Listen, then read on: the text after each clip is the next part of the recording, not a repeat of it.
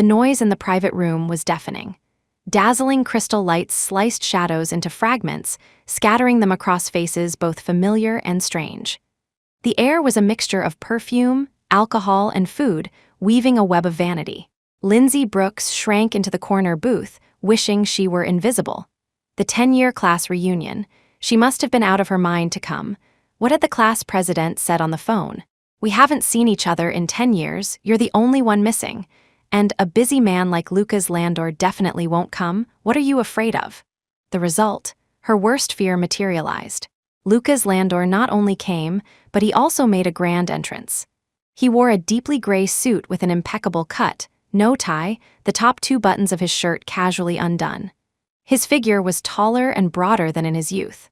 Surrounded by people, he sat in the main seat, a cigarette burning slowly between his fingertips. He listened to the flattery around him with an indifferent expression, occasionally nodding, distant yet in control of the entire room. A business upstart with the Midas touch. Lindsay had seen his interview in a financial magazine. In the photo, he looked exactly like this: noble, steady, and unfathomable. This image barely overlapped with the thin, proud, and aloof boy in her memories who would coldly say, "Lindsay, can you be quiet?" She lowered her head quickly, mechanically poking the shapeless, smashed cucumbers in front of her with a fork as if they were her only enemy. She just prayed for this damn gathering to end quickly so she could evacuate safely. However, luck was clearly not on her side today. Hey, speaking of back then, our Lindsay was remarkably brave. A slightly oily male voice raised its volume. It was the sports rep, David, who used to love cracking jokes. He was clearly drunk, his face flushed red. "On the night of the senior prom, didn't you block our top scholar Lucas at the stairwell corner and say you wanted to do something to him?" As his voice fell, an eerie silence spread rapidly from their table like a water stain. Even the noise from the neighboring tables seemed to quiet down. Countless gazes, curious, probing, teasing, pinned themselves onto Lindsay. Lindsay felt all the blood in her body rush to her face with a boom, burning the roots of her ears. She stared dead at the cucumber mash in her bowl, her fingernails digging deep into her palms, wishing she could evaporate on the spot. On the night of her 18th birthday, under the hazy moonlight, she had secretly drunk some fruit wine, giving her courage that could reach the sky. Seeing Lucas standing alone in the shadows of the stairwell, away from the noise, his profile clear and cold, so handsome it made her heart tremble, she rushed over almost on instinct, spreading her arms to block him in the corner. The scent of clean soap, mixed with a hint of cool tobacco on the boy, instantly enveloped her. She looked up, her heart about to jump out of her chest, her eyes shockingly bright, and asked word by word, "Lucas, Landor, do you like me?" The moment she asked, her courage and anticipation swelled to their peak. Then she saw Lucas lower his eyes. In those eyes that usually held no emotion, a trace of something extremely faint, almost mocking, flashed past. The corners of his mouth hooked up in an imperceptible arc, his voice cold. "Lindsay, have you gone crazy from doing homework?" In an instant, all the romance and courage were smashed to pieces. Shame poured down on her like ice water. Like a cat whose tail had been stepped on, she fled in panic. That was the biggest joke of her youth, and one of the main reasons she later went far away and didn't want to look back for 10 years. Now, this old scar was being bloodily ripped open by David in public. It was tantamount to a public execution. That's ancient history from so many years ago. Kids don't know better, it was a joke. Lindsay tried to squeeze out a relaxed smile, but her voice was as small as a mosquito's buzz, lacking any persuasiveness. "How could it be a joke?"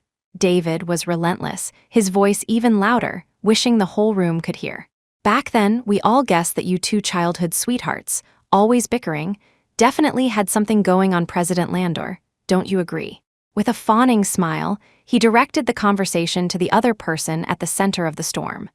The gaze of the entire room swished to focus on the man in the main seat who had been silent the whole time. Lindsay went stiff all over, her scalp tingling. She could almost predict Lucas's reaction. He would probably frown slightly and say, "boring," in that tone that could freeze people to death. Or, even more cruelly, completely ignore it and leave everyone with a cold back. What he had always been best at was embarrassing her. The private room was terrifyingly quiet, with only the lazy crooning of the background music remaining. Lucas methodically stubbed out the cigarette in his fingers in the expensive crystal ashtray, making a faint sizzling sound. Then he slowly lifted his eyelids. His gaze crossed half the table, penetrating the noise and silence, landing precisely on the black head that wished it could bury itself under the table. His look was deep, like the surface of a frozen lake in winter, showing no ripples. Just when Lindsay felt she was about to suffocate from the silence, he spoke. His voice wasn't loud, but it carried a peculiar magnetism, clearly reaching everyone's ears, calm enough to be startling. There is indeed something going on. He paused slightly, and in the dead silence of the stunned crowd, he dropped a bombshell heavy enough to blow up the entire venue.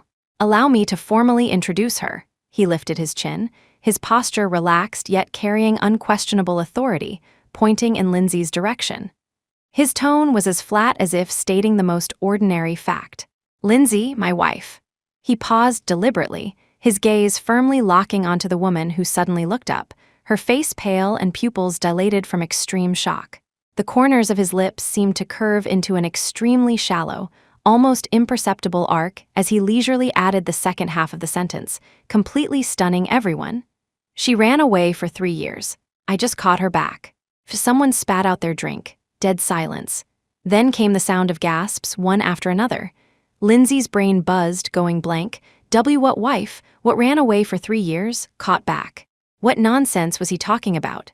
She watched helplessly as Lucas stood up, his tall figure casting an even more oppressive shadow under the lights. He walked with his long legs, unhurriedly rounding half the table, coming straight to her. He was too tall. When he got close, the scent of cool aftershave mixed with faint tobacco aggressively occupied her breath.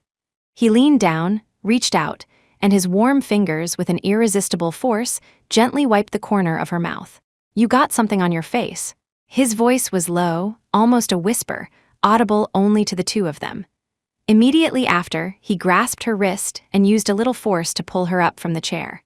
Lindsay was stiff all over, like a human puppet, completely losing the ability to think. "What are you dazing off for?" He looked at her, his eyes deep, and that title landed clearly once again. "Let's go home, Mrs. Landor." He enunciated Mrs. Landor particularly clearly, with a hint of playfulness, yet also like a declaration. After speaking, his arm forcefully encircled her shoulders. Half hugging, half holding, he led Lindsay, whose soul had left her body, out of the suffocating private room under the gaze of her petrified classmates. The door closed behind them, and the sudden eruption of suppressed, massive noise and discussion could be faintly heard from inside.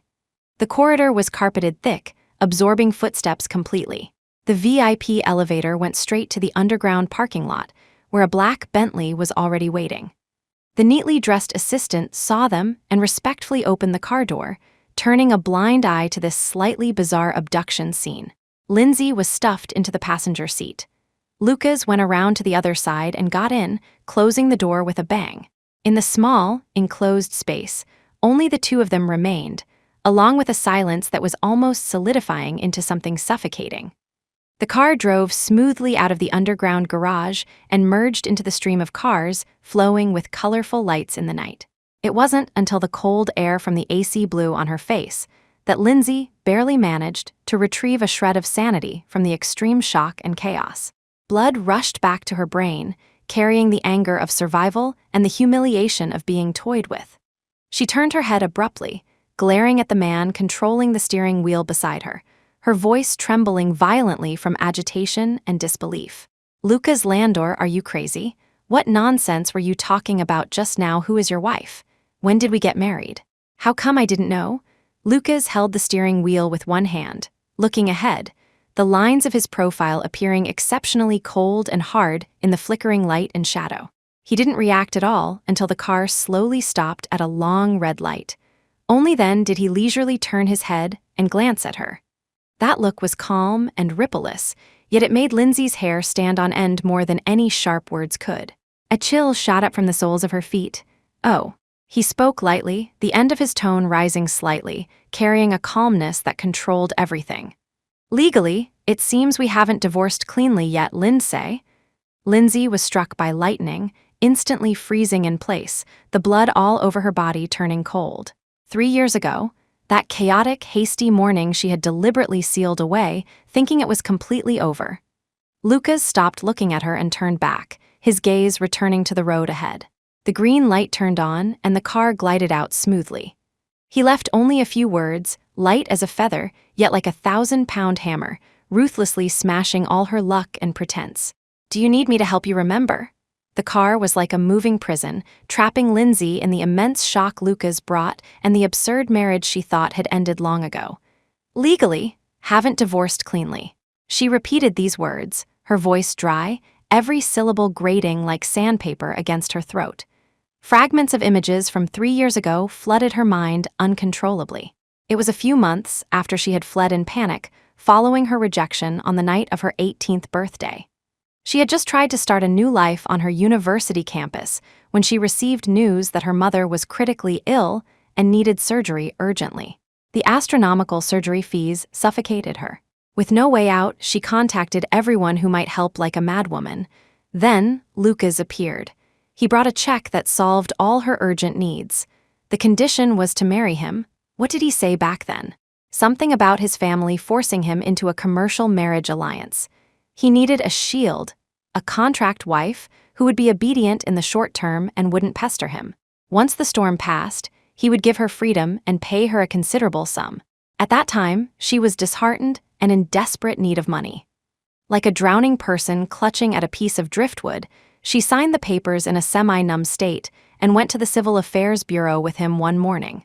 No blessings, no ceremony, just a cold red booklet.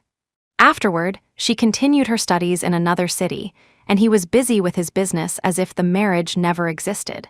Until a year later, she finally plucked up the courage to propose ending this absurd transaction. She remembered signing the divorce agreement and mailing it to him.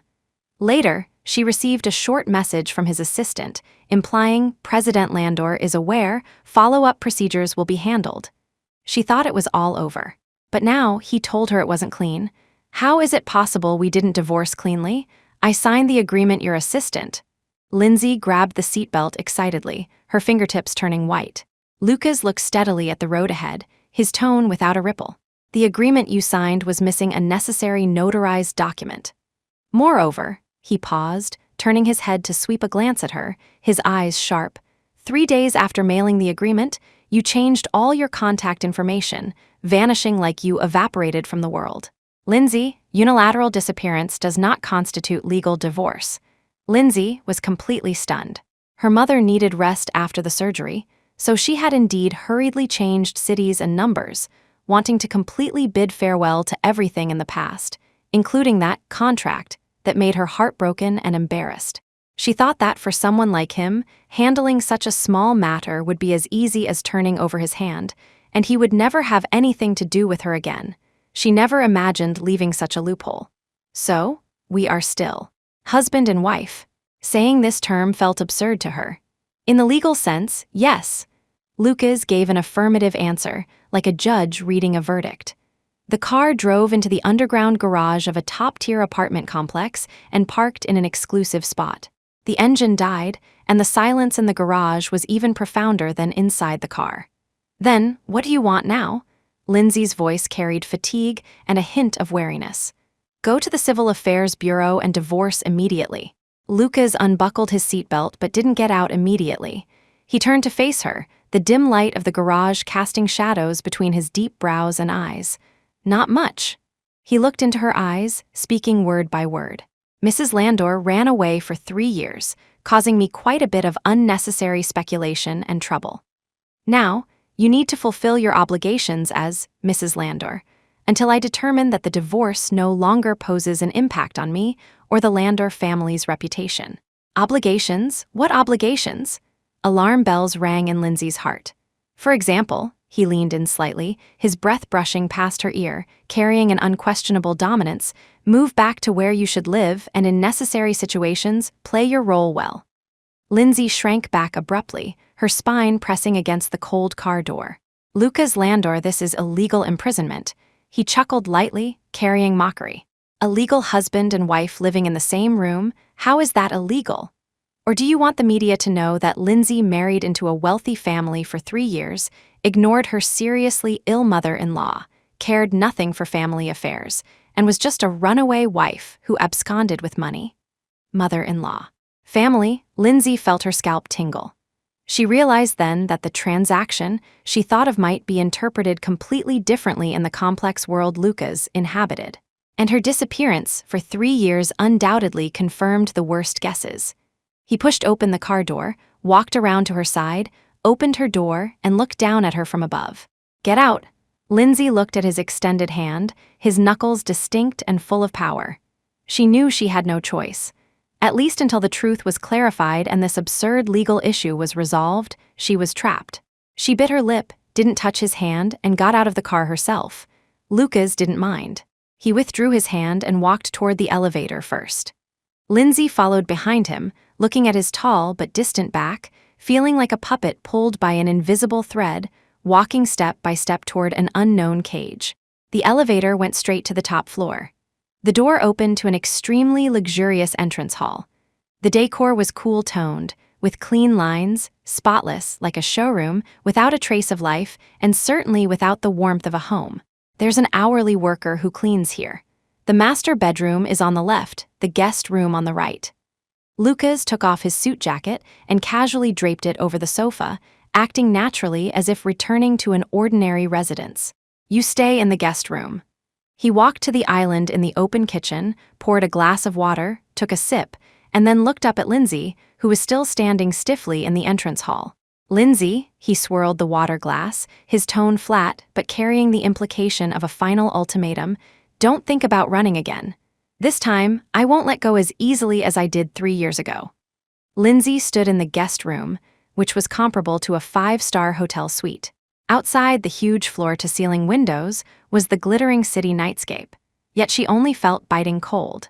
The walk-in closet was filled with the latest season's women's clothing, tags still attached, all in her size. The vanity table was covered with top-brand skincare and cosmetics. Everything was prepared so thoroughly, as if she weren't a runaway wife caught back, but a VIP guest about to check in. This made her feel even more terrified. How long had Lucas been planning this? She slumped onto the overly soft bed, her mind a mess. Legal documents, 3 years ago, mother-in-law, family reputation. These words pressed on her heart like stones. She took out her phone, instinctively wanting to call her best friend Sue Summers for help, but remembered Sue had been developing her career out of town for the past 2 years. Distant water couldn't quench a nearby fire. Besides, how should she explain? Say she was inexplicably still married and under house arrest by her husband. She opened the browser, her hands trembling as she typed "legal effect of losing contact after unilaterally proposing divorce." The various legal provisions and cases that popped up made her dizzy. It seemed the situation really wasn't as simple as she thought. Throwing her phone aside in frustration, she walked into the bathroom, wanting to use hot water to calm herself down. The mirror reflected a pale, panicked face. For 10 years, she had tried hard to forget the boy named Lucas Landor, tried hard to start a new life, and became a somewhat famous illustrator. But the moment he appeared, he used this brute force method to beat her back to her original form. That night, Lindsay tossed and turned on the soft bed. The city lights outside the window never went out all night, just like her chaotic thoughts. There was no movement from the room next door. Lucas seemed to be sleeping soundly. The next morning, Lindsay got up with dark circles under her eyes. Walking out of the guest room, she found Lucas already sitting at the dining table, a tablet in front of him, reading financial news. He had changed into light gray loungewear, missing some of the business sharpness and adding a bit of domestic casualness, but that sense of alienation remained. An exquisite Western breakfast was set on the table. "Sit down and eat." He didn't look up. Lindsay pursed her lips and sat opposite him. The atmosphere was suffocatingly silent. She picked up her knife and fork, poking tastelessly at the fried egg on her plate. "What are your plans for today?" Lucas asked suddenly. Lindsay paused for a moment. "Go back to my apartment to get some things." That was her last stronghold. "Send me the address. I'll have the driver go get them." He put down the tablet and looked at her. "For the next few days, you'd better stay here." "Lucas, I'm not your prisoner." Lindsay couldn't help raising her voice. "Are you?" He picked up a napkin and wiped the corner of his mouth. Then tell me, if you go out now and get photographed by some nosy reporter asking why you appeared in the neighborhood where I live, how will you answer? Old classmates catching up? Lindsay was speechless. She indeed hadn't thought of how to face potential scrutiny from the outside world. Next weekend, there's a family banquet. Lucas continued, his tone brooking no refusal. My mother wants to see you. Your mother? Lindsay recalled the mother-in-law he mentioned last night, and her heart contracted violently. During that hasty marriage 3 years ago, she had never met any of his family. Now she had to meet them as a daughter-in-law. I won't go. She resisted instinctively. Lucas's eyes went cold. Lindsay, this is your responsibility as Mrs. Landor. You hid for 3 years, causing so many misunderstandings. You need to clear them up. Those are your misunderstandings, not caused by me. Lindsay stood up excitedly. That marriage was a transaction to begin with. I took your money. You used me as a shield. We are even. Lucas slowly stood up, walked around the dining table, and came in front of her. His tall figure brought intense pressure. Even, he repeated the word, his eyes as deep as a cold pool. Lindsay, some things aren't even just because you say they are. He raised his hand. Lindsay thought he was going to do something and instinctively closed her eyes and turned her head. But that hand only gently brushed a strand of her loose hair, the movement carrying a terrifying intimacy. Stay put obediently and get familiar with the identity of Mrs. Landor. His voice was low, carrying a hint of warning. Don't force me to use more direct methods to make you remember. With that, he turned around, picked up his suit jacket and car keys, and left the apartment. The sound of the door closing was like a sentence. Lindsay sat back weakly in the chair, looking at the blue sky outside the window, feeling like a bird with broken wings trapped in this magnificent cage. She picked up her phone and looked at the greeting message sent yesterday by her ex-boyfriend Julian Zane. How was the reunion? You okay? She had only replied simply, I'm fine. Now, shaking, she typed a line, Julian, help me find a powerful divorce lawyer. This time, she had to completely get rid of Lucas Landor. After Lucas left, Lindsay was alone in the apartment. A deathly silence wrapped around her, but the invisible pressure did not vanish. She paced the spacious, cold living room like a trapped beast. Everything here proclaimed Lucas's taste expensive, concise, efficient, yet without a trace of emotional warmth. There were no leisure books on the shelves, only hardcover classics on economics and finance. No decorative paintings on the walls, only a huge piece of abstract line art, as cold and hard as the man himself. She walked to the floor-to-ceiling window, looking down at the tiny stream of cars and people beneath her feet. Once, she stood at a similar height, rejoicing that she had finally gained a foothold in the city. But now everything seemed like a joke. Mrs. Landor. She muttered to herself, the corners of her mouth pulling into a bitter arc. This title was like a key, inadvertently opening Pandora's box of memories. Memories surged like a tide, not the transaction 3 years ago, but earlier, during their youth. She remembered their first meeting. She was 7 or 8 years old when the Landor family moved into the military compound. The little boy in a white shirt and black suspenders stood under the plane tree, beautiful as a porcelain doll, but with a cold little face, ignoring all the children who came up to talk. She was like a wild monkey, climbing trees and raiding bird nests, capable of anything. The first time they met, she jumped down from a tree and landed right in front of him, splashing mud all over him. He frowned and said coldly, filthy. She refused to show weakness. Fake clean. Thus, the grudge was formed. Primary school, middle school, high school, they seemed bound by fate. He was the academic god who always sat firmly at first place in the grade, calm and disciplined. She was the activist, lively in art performances and on the sports field, energetic and noisy. They were neighbors, classmates, a strange combination in the eyes of teachers and students, clearly appearing incompatible like fire and water, yet always together. He would always complain that she was noisy, complain that she was clumsy. But when she fell in PE class, he would be the first to rush over and carry her to the infirmary, scolding her for carelessness all the way with a cold face. When she failed math and was kept after school, he would expressionlessly throw his organized notes to her, saying, "Don't drag down our class average."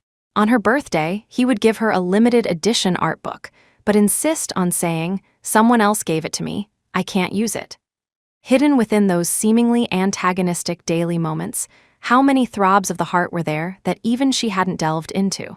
That was why, on the night of her 18th birthday, bewitched by fruit wine and the atmosphere, she summoned all her courage to ask the question that she regretted to this day. "Lucas Landor, do you like me?" And he, with a sentence, "Have you gone crazy from doing homework?" completely shattered all her fantasies and courage. The sweet moments of memory were instantly covered by the coldness of reality. So, when he appeared later with a check proposing that transactional marriage, although heartbroken, she also felt a sense of relief that it was as expected. See, how could he like her? He helped her only because she was a familiar, controllable object, suitable to be used as a shield. She took the money, saved her mother, and thoroughly buried the foolish delusions of her youth. She thought bridges were bridges and roads were roads. But now, why did he want to drag her back? Just because of that ridiculous legal loophole and family reputation? The doorbell suddenly rang, interrupting Lindsay's thoughts. She walked warily to the door and looked through the peephole. It was Lucas's assistant, holding several bags with high-end supermarket logos. "Mrs. Landor, President Landor ordered me to bring some fresh ingredients and daily necessities." The assistant's voice came through the door, respectful but distant. Lindsay opened the door. The assistant placed the items in the entrance hall, showing no intention of entering. "President Landor also said that if you need anything, you can tell me at any time." The assistant handed over a business card.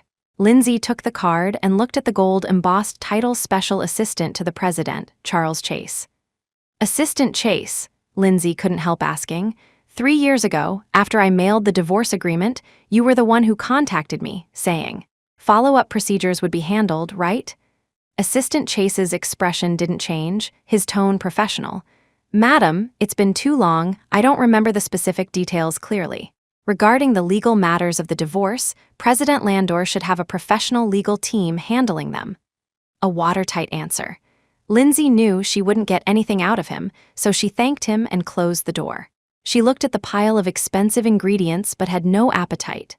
Lucas trapped her here, cut off her direct contact with the outside world, having the driver get things, the assistant doing the shopping, and brought up family pressure. What did he want to do next? She returned to the guest room, locked the door, and took out her laptop. She had to do something. She couldn't just sit and wait for death. She logged into her work email as the illustrator, Cloudy. Fortunately, work could still proceed normally. There were several emails from editors urging for drafts, and a new collaboration invitation to draw a cover for a best-selling novel, with generous pay. Work was her only driftwood and foundation now. She took a deep breath and began replying to emails, trying to focus her attention on the drawings, temporarily forgetting her absurd identity as Mrs. Landor. However, the peace was short-lived. In the evening, her phone rang. It was an unknown number. She hesitated for a moment and answered. "Is this Lindsay?" A gentle but slightly uncertain female voice came from the other end. "I'm Vivian Quinn." Vivian Quinn? Lindsay searched her memory for this name. It seemed to be a distant relative on Lucas's mother's side. She had seen her a few times in the compound before. A gentle, beautiful lady from a prominent family who seemed to always have feelings for Lucas. "Hello, is something the matter?" Lindsay remained vigilant. "I heard, you're back." Vivian's voice was still gentle. "Brother Lucas really is something, not saying a word about such a big matter. It's like this, I also received an invitation for Auntie Landor's family banquet next weekend. Thinking I haven't seen you for a long time, do you want to schedule a time in advance to have afternoon tea together? After all, your status is different now. You're Mrs. Landor. Maybe I can chat with you about the rules for some occasions." The words were gentle, but between the lines, there was a probing declaration of sovereignty and imperceptible hostility. Lindsay's heart sank. The trouble Lucas mentioned had already begun. Vivian's call was like a thorn, piercing into Lindsay's already chaotic thoughts. That tone, seemingly friendly but actually probing, made her clearly realize that once she wore the title of Mrs. Landor, she was no longer facing just Lucas alone, but the entire complex world behind him. Using the excuse of needing to adapt and organize, she politely declined Vivian's afternoon tea invitation. After hanging up, a thin layer of sweat had actually seeped into her palms. This invisible pressure was more suffocating than Lucas's direct coercion. In the evening, Lucas returned. He changed out of his suit into a simple white t-shirt and casual trousers, losing some of the business sharpness, but that innate aloof temperament remained. He saw Lindsay sitting on the sofa in the living room, her laptop open in front of her, an unfinished drawing on the screen. "Working?" he asked casually, walking to the island in the open kitchen to pour water. Lindsay gave a her fingers sliding unconsciously on the trackpad, avoiding looking at him. An awkward silence filled the air. Lucas drank some water, his gaze landing on the colorful illustration on her screen. "Drawing is not bad." A very plain compliment, devoid of much emotion. Lindsay paused slightly. This was the first recognition of her professional ability after their reunion, although it might just be polite. She recalled their youth. When she excitedly showed him her drawings, he would mostly just glance at them and nitpick. "Colors are too messy," or "proportions are wrong." She pursed her lips and didn't speak. Dinner was delivered from a hotel by Lucas's order, exquisite but cold. The two sat opposite each other wordlessly, only the slight sound of cutlery clinking. "Vivian Quinn called me today," Lindsay spoke suddenly, breaking the silence. She wanted to see his reaction. Lucas's movement of cutting the steak didn't pause at all, and he didn't look up. Did she tell you about the family banquet?" His reaction was so calm it surprised Lindsay a little. "She did. She was also very enthusiastic about wanting to guide me on the Lander family rules in advance." Lucas finally looked up at her, his eyes holding no warmth. "Ignore it, just be yourself." Be herself. Lindsay almost wanted to laugh. In this absurd script he set up, could she still be herself? "Lucas, what exactly do you want?" She put down her knife and fork, losing her appetite. "Trapping me here, going to that inexplicable family banquet, playing the loving Mrs. Lander? What benefit is there for you? Just to stop the gossip saying you were dumped by a runaway wife?" Lucas also put down his knife and fork, picked up a napkin to wipe his mouth, his movements elegant and unhurried. He looked at her, his gaze profound. "Lindsay, you only need to know that doing as I say is currently the best choice for both you and me." Again, with this ambiguous, controlling answer, "What if I don't?" Lindsay stubbornly met his gaze. Lucas leaned back slightly against the chair, his posture relaxed but carrying stronger oppression. "You can try, but don't forget your career as an illustrator." The name, Cloudy, it wasn't easy to build a reputation in the circle, was it? Lindsay's heart contracted violently, her blood seemingly cooling by half. What do you want to do?" "I don't want to do anything." Lucas's tone was flat. "I just want to remind you, maintain the status quo, and we'll be at peace. If you insist on breaking the balance, I don't mind using my methods to make you understand that the identity of Mrs. Landor can bring you convenience, but it can also make you lose some things." This was a naked threat. Lindsay trembled with anger. "Lucas Landor, you are shameless." "Shameless?" He chuckled lightly, stood up, walked to her side, leaned down, and braced his hands on the edge of the dining table, trapping her between the chair and his body. "Lindsay, compared to your heartlessness 3 years ago taking the money and running, what are these little tricks of mine?" His breath hit her face, carrying a faint scent of mint and strong male hormones. Lindsay was forced to look up at his face inches away, unseen undercurrents churning in those deep eyes. Anger, grievance, and an indescribable sorrow instantly drowned her. "I took the money and ran?" Her voice trembled, her eyes uncontrollably turning red. "Wasn't that what you wanted? A transaction where goods and money were cleared. I followed the contract and disappeared. So what right do you have to accuse me now? What right do you have to disturb my life?" Seeing her reddened eyes, Lucas's hands braced on the table tightened slightly, veins faintly showing on the back of his hands. The undercurrents in his eyes churned more violently, as if some emotion was about to break through that cold disguise. But in the end, he just straightened up, returning to that indifferent look. "Rest early. Tomorrow, I'll take you to choose clothes for the banquet." With that, he turned and left the dining room, leaving Lindsay alone facing a table full of cold dishes and a heart full of distress and desolation. This silent war, from the beginning, put her at an absolute disadvantage. The next day, Lucas indeed canceled his morning meetings to take Lindsay out. In the car, the atmosphere remained at freezing point. Lindsay watched the streetscape retreat rapidly outside the window, feeling like a prisoner being escorted. The destination was the city's top luxury department store. Lucas clearly had arrangements made, taking her directly into a brand store famous for haute couture gowns. The store manager welcomed them personally, her smile enthusiastic yet cautious. "Mr. Landor, Mrs. Landor, welcome. According to your requirements, we have prepared some of the latest season styles." The title Mrs. Landor made Lindsay extremely uncomfortable. She kept a straight face and said nothing. Lucas was quite natural, sitting on the sofa in the VIP lounge area, saying to the manager, "Let her try them." The manager understood and immediately signaled the staff to push racks of beautiful gowns in front of Lindsay. Tulle, satin, embroidery, each one was expensive, shining with the light of money piled up.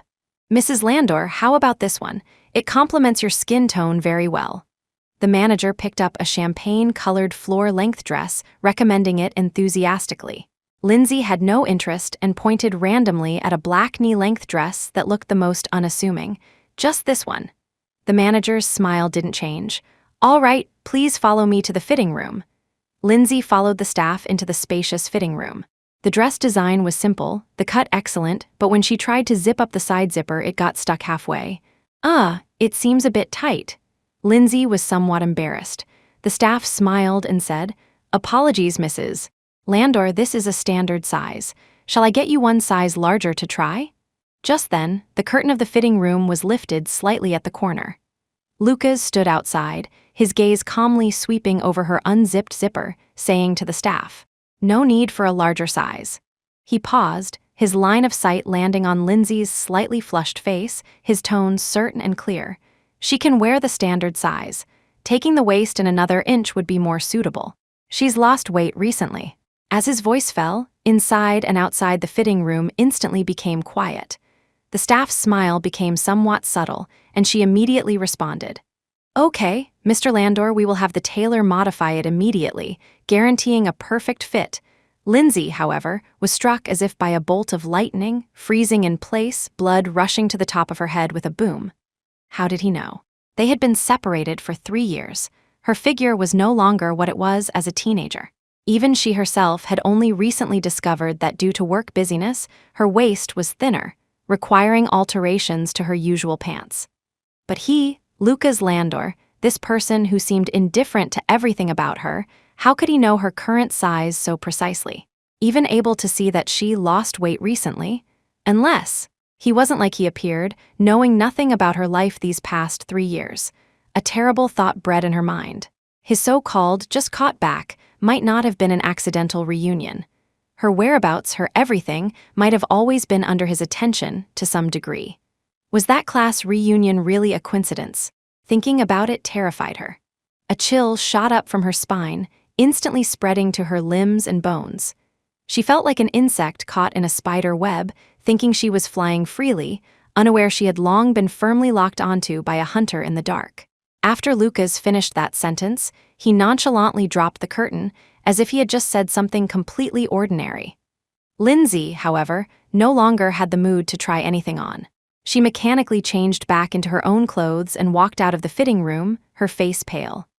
Lucas watched her come out, his face showing no expression, only saying to the manager, "Modify it as discussed just now. Also, wrap up anything else she looked at and send it to this address." "Yes, Mr. Landor." Leaving the department store and sitting back in the car, Lindsay finally couldn't hold back, turning to him, her voice carrying an imperceptible tremor. "Lucas, how did you know my size?" Lucas was buckling his seatbelt, his movements without pause, the lines of his profile cold and hard. He fastened the belt before slowly turning his head to look at her. His eyes were deep, like a bottomless cold pool, hiding all emotions beneath the calm surface. He looked at her for a few seconds before speaking lightly, his tone betraying neither joy nor anger. "Lindsay, did you think I really knew nothing about you for the past 3 years? Did you think I really knew nothing about you for the past 3 years?" Lucas's words were like a block of ice smashing into Lindsay's heart, instantly freezing her blood and thoughts. What did he know? Did he know where she lived, who she associated with, what kind of work she did? Did he know about her efforts to forget him and start over? Did he know about the weakness that occasionally rose in the dead of night due to memories? Dense fear wound around her like vines, making it hard to breathe. She had always thought that after the transaction 3 years ago ended, she had completely disappeared from his world like an erased mistake. But it turned out she had never truly escaped his sight. "You monitored me." Lindsay's voice trembled with disbelief. Lucas had already started the car, smoothly merging into traffic. His profile appeared unfathomable in the flowing light and shadow. "Does it matter?" he asked back faintly, no emotion audible in his tone. "What matters is, you are here now." This answer, bordering on admission, made Lindsay feel like she had fallen into an ice cave. She suddenly remembered that her career seemed exceptionally smooth these past 3 years. Some important cooperation opportunities always seemed to appear out of thin air, just right. She had always attributed it to her own hard work and luck. Thinking about it now was his hand behind it all. A sense of humiliation at being completely controlled, with zero privacy, welled up in her heart. She was no longer the childhood sweetheart who could bicker with him, nor the contract wife he found on a whim, but more like a collectible he was determined to win and would not allow to be lost. "Stop the car." Lindsay's voice went cold. Lucas ignored her. "I said stop the car." She raised her volume, reaching to pull the door lock. With a click, the central lock engaged. Lucas's voice carried an unquestionable warning. "Lindsay, don't do anything stupid." The speed was fast, the scenery outside the window blurring into a patch. Lindsay's hand froze in midair, finally dropping weakly. She knew she couldn't fight him head-on. The car fell into a dead silence, more suffocating than any silence before. Lindsay leaned back against the seat, closed her eyes, feeling unprecedented exhaustion and powerlessness. This reunion was a carefully planned hunt from the very beginning, and she was the prey, ignorant and walking step by step into the trap. The car didn't drive back to the apartment, but drove to a high-end private styling studio Lindsay had never been to. Clearly, for that family banquet, Lucas was going to transform her from the inside out. The stylist was a fashionable man. Seeing Lucas, his attitude was respectful yet familiar. "President Landor, this must be Mrs. Landor, truly extraordinary temperament." Lucas nodded slightly.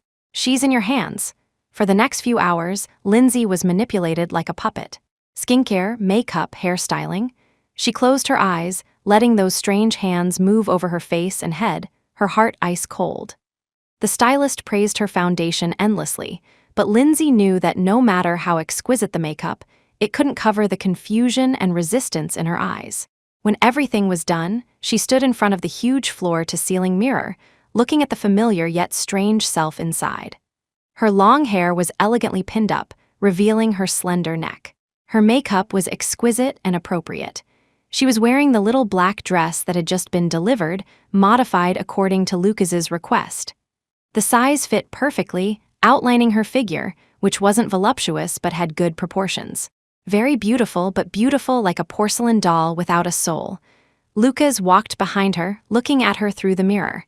His gaze lingered on her for a few seconds, deep and indiscernible. "Very good." He uttered 2 words, unclear whether it was praise or merely satisfaction. Lindsay pulled the corner of her mouth, revealing a mocking smile. "As long as President Landor is satisfied. After all, I am just the image of Mrs. Landor you need." Lucas's gaze darkened slightly, but he didn't speak. On the way back, Lindsay kept looking out the window, refusing to communicate. She needed time to digest the information obtained today, needed to think of countermeasures. Finding a lawyer had to be sped up, but before that, she had to endure. After arriving home, Lucas received a phone call. It seemed there was an urgent matter at the company. He changed his clothes and left in a hurry. In the empty apartment, Lindsay was left alone again. She walked to the floor-to-ceiling window of the guest room, looking at the city where lights were just coming on. This time, she no longer felt this was a beautiful nightscape, but a huge maze causing one to lose their way. And she was trapped in the most magnificent cage in the center of the maze. She took out her phone, clicking on the chat interface with Julian. Julian had replied to her, recommending a contact for a lawyer said to be very good at handling complex divorce cases. Lindsay looked at that string of numbers, hesitating for a long time, ultimately not dialing immediately. She walked to the desk and opened her laptop. she needed to verify some things first. She logged into several industry websites and forums commonly used by illustrators, attempting to search for several key projects she had received in recent years to see if she could find any clues related to Lucas or his company. At the same time, she also typed Lucas Lander recent 3 years and other keywords into the search engine. What popped up on the webpage were mostly financial news reports about how he led the company to list, completed acquisitions, and his net worth skyrocketed.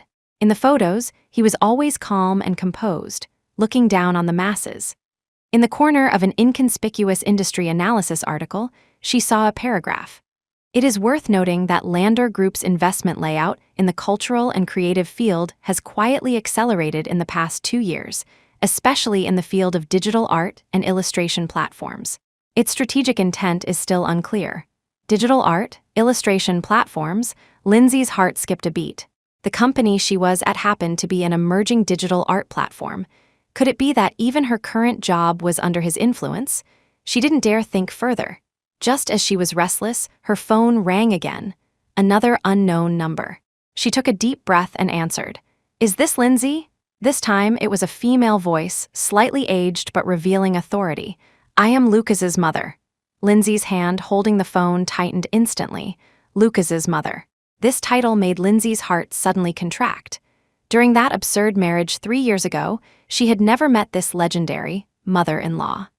She only knew the Lander family was a prominent local clan, and Lucas's mother came from a prestigious background with extremely strict rules. Now this mother-in-law she had never met had come knocking directly. "Hey, Auntie, hello," Lindsay tried to make her voice sound calm. "I heard you're back." Lucas's mother's tone held neither joy nor anger, carrying a sense of condescending scrutiny. "That child Lucas is always so rash in doing things. You've been wronged all these years." Wronged. Lindsay couldn't figure out for a moment if this was sincerity or sarcasm. She could only vaguely respond, "No, I haven't." "You'll come to the family banquet next weekend, right?" Lucas's mother cut to the chase. "Just as well, some elders and relatives in the family also want to meet you. After all, you are already the Lander family's daughter-in-law. There are some scenes you'll have to adapt to eventually." "I'll go." Lindsay bit the bullet and agreed. Lucas's mother paused, seemingly casually mentioning, "Vivian, that child, was just on the phone with me, saying she wanted to ask you out for a walk to get familiar with the environment." "Why did you refuse?" Lindsay's heart sank. Vivian indeed went to tattle. I just came back, was a bit tired, wanted to rest first." She found an excuse. "Young people, what's there to be tired about?" Lucas's mother's tone lightened a bit. "Vivian meant well too. She grew up with Lucas and is familiar with our family situation. Interacting with her more will be good for you. In the future, within the family, you'll need a few sisters you can talk to." These words, seemingly advice, were actually a warning.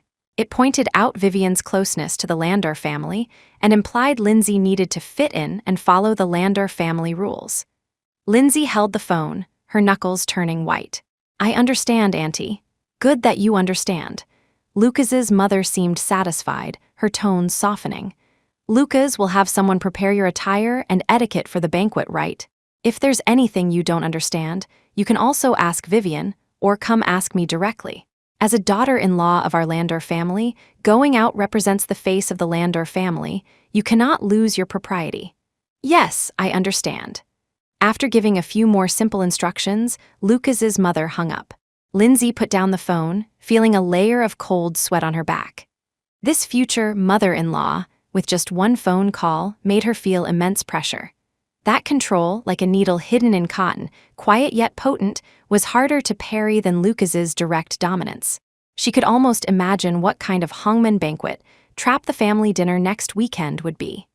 Vivian eyeing her like a tiger, Lucas's mother scrutinizing from high above, plus those elders and relatives she had never met. And she was like a clumsy actor suddenly pushed onto the stage, having to face a critical audience without even seeing the script. Feelings of powerlessness and resistance surged again. Why did she have to get involved in all this? Just for a ridiculous legal loophole. When Lucas came back in the evening, Lindsay was sitting on the sofa hugging her knees, staring out the window in a daze. "My mother called you?" Lucas took off his coat, his tone affirmative rather than questioning. Clearly, he already knew. Lindsay didn't turn back, her voice somewhat hoarse. Invited me to the family banquet and reminded me to mind the Landor family's face. Lucas walked over and sat opposite her, looking at her bloodless face. Don't worry, I'm here for everything. You're here? Lindsay finally turned her head to look at him, mockery in her eyes. Because you're here, I have to be arranged like a puppet by you all. Even what clothes to wear and who to associate with must be dictated. Lucas frowned slightly. She just cares about you. Care? Lindsay laughed, a smile uglier than crying. Lucas, is there a need for these hypocritical pleasantries between us? Your mother doesn't like me, probably doesn't even look kindly on someone from my background. You caught me back and forced me to face all this. Ultimately for what? Just for your damn family reputation? Lucas looked at her quietly. After several seconds, he slowly spoke. Lindsay, for some things, it's too early to tell you now. This sentence again, he was always like this, using vague reasons to put her off while demanding her unconditional obedience. Then when will it not be too early? Lindsay pressed. Wait until I've finished acting out this play according to your requirements and lost my utility value. Lucas's jawline tightened, showing he wasn't without emotion. He stood up, walked to the liquor cabinet, and poured himself a glass of whiskey. The amber liquid swirled in the glass, reflecting his deep eyes. You only need to know, he stood with his back to her, his voice low, I won't let you get hurt. Won't let her get hurt. Lindsay found it absurd. Everything he was doing now was pushing her into the center of a vortex filled with unknown dangers. She looked at his straight but lonely back, suddenly feeling a deep exhaustion. Arguing and questioning seemed meaningless. He was like an airtight fortress. She couldn't pry into him at all. She stopped talking, got up, and silently walked back to the guest room, closing the door. She shut out his space, but couldn't shut out the ubiquitous oppression. She took out her phone, looked at the lawyer's number sent by Julian, and finally made up her mind. She walked to the bathroom, turned on the faucet to let the sound of water cover her voice, and then dialed that number. Hello, is this Lawyer Chen? I'd like to consult about a divorce. She lowered her voice, explaining her situation as concisely as possible, hiding Lucas's true identity, only saying a husband with a complex family background, legal disputes over marital status, and possible surveillance and controlling behavior. Lawyer Chen on the other end listened, and his tone became serious. Miss Lindsay, if the situation you described is true, it might be quite complex, especially if the other party has strong financial power and complex social connections. The litigation process might be very difficult, and there might even be certain risks to personal safety. Are you sure you want to initiate legal proceedings? Risks to personal safety? Lindsay's heart sank. Even the lawyer said so. I need to think about it. She hung up the phone, leaning weakly against the cold, tiled wall. The road ahead was boundless.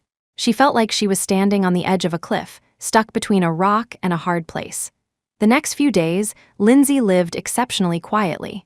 She stopped arguing with Lucas and stopped trying to run away. She ate on time, occasionally walked around the apartment, and spent most of her time in the guest room drawing on her computer or reading, like a guest truly beginning to adapt to life. Lucas seemed very busy, leaving early and returning late. The time the two met wasn't much, and communication was limited to a few absolutely necessary sentences. He seemed pleased with her obedience, but in those deep eyes, an imperceptible scrutiny would occasionally pass. Lindsay knew he might have seen through her pretense, but she didn't care. She was waiting for the family banquet to arrive, and also waiting for a suitable opportunity. She secretly used a newly registered anonymous email to maintain intermittent contact with Lawyer Chen, providing as much information as possible without involving core privacy to consult on legal possibilities. At the same time, she began secretly organizing some things to prepare for a possible departure. The day of the family banquet finally arrived. In the evening, Lucas came back early to pick her up. Seeing her wearing that modified, well-fitting little black dress, makeup appropriate, standing there quietly, a glint seemed to flash in his eyes, too fast to catch. Ready? He asked. Lindsay nodded, saying nothing. The Landor family's old mansion was located in a low-key but luxurious villa area in the west of the city. The car drove into the carved iron gates, crossed a wide lawn, and stopped in front of a magnificent building, combining Chinese and Western styles. Servants in uniform stood under the porch. The atmosphere was so solemn it made it hard to breathe. Lucas got out of the car and naturally extended his arm. Lindsay hesitated for a moment, then took it. His arm was firm and strong, his body temperature transmitting through the thin fabric, giving her an inexplicable sense of illusory reliance, but immediately replaced by greater vigilance. Tonight, she had to be fully alert. Walking into the brightly lit hall, many people were already present. Most men were in suits and leather shoes, talking in low voices, while women were adorned with jewelry, chatting, and laughing. When Lucas appeared with Lindsay, almost all eyes focused instantly. Curiosity, inquiry, scrutiny, disdain. Various complex gazes hit Lindsay like searchlights. Lindsay could feel her hand holding Lucas's arm stiffen slightly, but she forced herself to straighten her back, maintaining a decent but slightly distant smile on her face. This was a skill she honed when facing clients as an illustrator, coming in handy right now. Lucas seemed to sense her nervousness. His arm tightened slightly, giving her silent support. His expression remained normal as he led her toward the main seat. Lucas's mother was wearing a dark purple cheongsam today, graceful and luxurious, sitting dignifiedly on the sofa in the main seat. Sitting beside her was Vivian, smiling like a flower. Lucas is back. Lucas's mother looked up, her gaze lingering on her son for a moment before landing on Lindsay, carrying undisguised appraisal. "Mom!" Lucas nodded slightly, then said to Lindsay, "Call her Mom." Lindsay's throat tightened, but she still softly called out as told. "Mom!" Lucas's mother gave a faint meh as a response, then said to Vivian, "Vivian, look, this is Lucas's wife, Lindsay." Vivian immediately stood up, affectionately holding Lindsay's hand, her sweet smile impeccable. "Sister Lindsay, you're finally back. We all missed you so much all these years. Brother Lucas has." She deliberately paused her words, leaving room for imagination, then cleverly turned to Lucas's mother. "Auntie, look at Sister Lindsay's outfit. It complements her temperament so well. Brother Lucas has such good taste."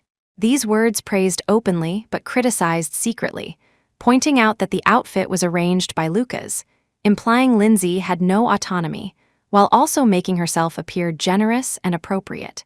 Lindsay withdrew her hand without batting an eyelid, smiling, "You flatter me, Miss Quinn." Lucas's mother took everything in, showing no expression on her face, only saying to Lucas, "Take your wife to say hello to your uncles. Everyone is waiting to meet her." "Okay." Lucas agreed, taking Lindsay toward another group of elders who looked more authoritative. For the next while, Lindsay was led by Lucas through various relatives like an exhibit. She tried to speak less and smile more, responding cautiously. Lucas didn't say much either, but every time someone tried to embarrass her with overly tricky or probing questions, he would always timely and untraceably divert the topic, or make the other party retreat with a cold look. His defense, seemingly inconspicuous, effectively blocked many open and hidden attacks for her. Lindsay's mood was complicated. On one hand, he placed her in such an awkward position. On the other hand, he was protecting her. What exactly did he want to do? The banquet began, and the long dining table was full of people. Lindsay was arranged beside Lucas, directly opposite Vivian. The dishes were exquisite like artworks, but Lindsay had no appetite. The topics at the table mostly revolved around family business, current politics, and finance. Lindsay couldn't get a word in and was happy to be quiet. However, Vivian clearly didn't intend to give her peace. "Sister Lindsay," Vivian spoke with a smile, her voice not loud but enough for half the table to hear, "I heard you are an illustrator. That's truly a creative job. But is that kind of work not very stable? Later, when you become the real Mrs. Landor, I'm afraid you won't have that much time for creation, right? After all, just adapting to various family rules and social engagements takes a lot of energy." These words seemingly showed care, but actually belittled her profession, implying she was out of place in the Landor family, and emphasized rules again. The table instantly quieted down a bit, many gazes casting toward Lindsay again. Lindsay's hand holding the chopsticks tightened. Just as she was about to speak, Lucas beside her put down his spoon first. He picked up a napkin and wiped the corner of his mouth, movements elegant, then looked up at Vivian, his gaze calm but carrying invisible pressure. "Vivian, you worry too much. Lindsay's career is doing very well, and I support it very much. The Landor family's wife doesn't need to be bound by rules, she just needs to do what she likes. His tone was flat, yet it resonated powerfully. These words not only affirmed Lindsay's value, but also clearly stated his attitude in front of everyone. Lindsay's status in the Landor family was decided by him, not for others to dictate. The smile on Vivian's face froze instantly, her face turning red then white. Lucas's mother also frowned slightly, but ultimately said nothing. Others at the table were silent as cicadas in winter. Lindsay turned her head in surprise to look at Lucas. He remained calm and unruffled, as if he had just said something extremely ordinary. At this moment, Lindsay's heart felt like a stone had been thrown into a lake, rippling layer upon layer. Was he backing her up? Lucas's words acted like an invisible barrier, temporarily shutting out the prying and provocative gazes. The dining table returned to a surface harmony, but undercurrents continued to surge. Vivian quieted down a lot, only occasionally looking at Lindsay with eyes full of unconcealable jealousy. Lucas's mother's face was also somewhat dark, clearly displeased with her son publicly defending Lindsay like this. Lindsay lowered her head, eating silently, but her heart was far less calm than on the surface. Lucas's actions just now completely exceeded her expectations. Didn't he catch her back to make her play an obedient Mrs. Landor, who met the Landor family's expectations? Why publicly refute the rules hinted at by his mother and support her career, which the Landor family likely considered unpresentable? What exactly was he thinking? Was it another form of control? Or was there another reason she didn't know? She found that she understood this man less and less. After the meal, everyone moved to the side hall for tea and refreshments, and the atmosphere relaxed slightly. Some of the younger generation gathered to chat. Lindsay tried to lower her presence, standing in a corner near the terrace, looking at the garden and the night outside the window. "Why are you hiding here alone?" Lucas's voice sounded from behind. Lindsay turned around. He had already walked to her side, holding 2 glasses of champagne, handing one to her. "Getting some air." Lindsay took the glass, not looking at him. The wind from the terrace blew in, carrying the coolness of the early summer night and the fragrance of plants. The noise in the distance was separated by the glass door. This place seemed to become a briefly isolated small world. The two stood side by side, silent for a moment. The atmosphere was subtly awkward, yet strangely eased the previously tight strings. "Just now, thank you." Lindsay hesitated but still whispered thanks. Regardless of his purpose, he did get her out of a predicament just now. Lucas swirled the liquid in his glass, his gaze landing on the hazy night in the distance. "No need to thank me, I spoke the truth." He paused, turned his head to look at her, moonlight casting a clear glow in the bottom of his deep eyes. "Your drawings are very good." This was the second time he affirmed her profession since their reunion. The first time in the apartment might have just been polite, but this time, saying it in such a setting, with such a tone, the weight seemed completely different. Lindsay's heart skipped a beat inexplicably, a strange emotion quietly breeding. She forced herself to look away, took a sip of champagne, the cold liquid sliding down her throat but failing to suppress the temperature, faintly rising on her cheeks. "I thought you caught me back, just to make me fit the Landor family's image." She couldn't help but voice the doubt in her heart. Lucas was silent for a moment before speaking slowly, his voice low. "Lindsay, the Landor family's image is important, but you are more important. You are more important." These few words scratched lightly across the tip of her heart like a feather, carrying an unreal seductive power. Lindsay looked up at him abruptly, wanting to distinguish how much sincerity was in these words from his eyes. His eyes remained deep, but under the moonlight's reflection, they seemed to lack some of the usual coldness and hold a trace of complex sentiment she couldn't understand. Was it because the night was too beautiful, or the champagne intoxicating? At that moment, she seemed to see the Lucas from their youth again, who, although awkward, would care for her in the dark. Just then, the terrace door was pushed open gently. Vivian walked in holding a wine glass, her face wearing just the right amount of surprise. "Oh my, Brother Lucas, Sister Lindsay, are you hiding here whispering sweet nothings? Auntie is looking for you." Her words interrupted the subtle atmosphere between the two. Lucas frowned imperceptibly. Lindsay also instantly sobered up, a trace of self-mockery flashing across her heart. She had almost been bewildered by him just now. How could he think she was more important? In his heart, she was always just an object that could be used for transactions and to maintain reputation. "We're going in." Lucas returned to his usual coldness, speaking to Vivian. Vivian smiled and walked closer, pretending to twist her ankle in her high heels, exclaiming as she fell toward Lucas, the wine glass in her hand flying out, splashing liquid. Lucas instinctively reached out to support her. In that lightning-fast moment, to avoid the splashing wine, Lindsay stumbled back a step, but her waist hit the cold terrace railing, and she cried out softly. Lucas immediately let go of Vivian, turned to support Lindsay, his tone carrying an imperceptible nervousness. "Did you get hit?" His closeness, the clear scent on him, and the real concern in his eyes made Lindsay's heartbeat suddenly lose control. Watching this scene, the smile on Vivian's face could hardly hold. The light on the terrace was dim, the atmosphere ambiguous.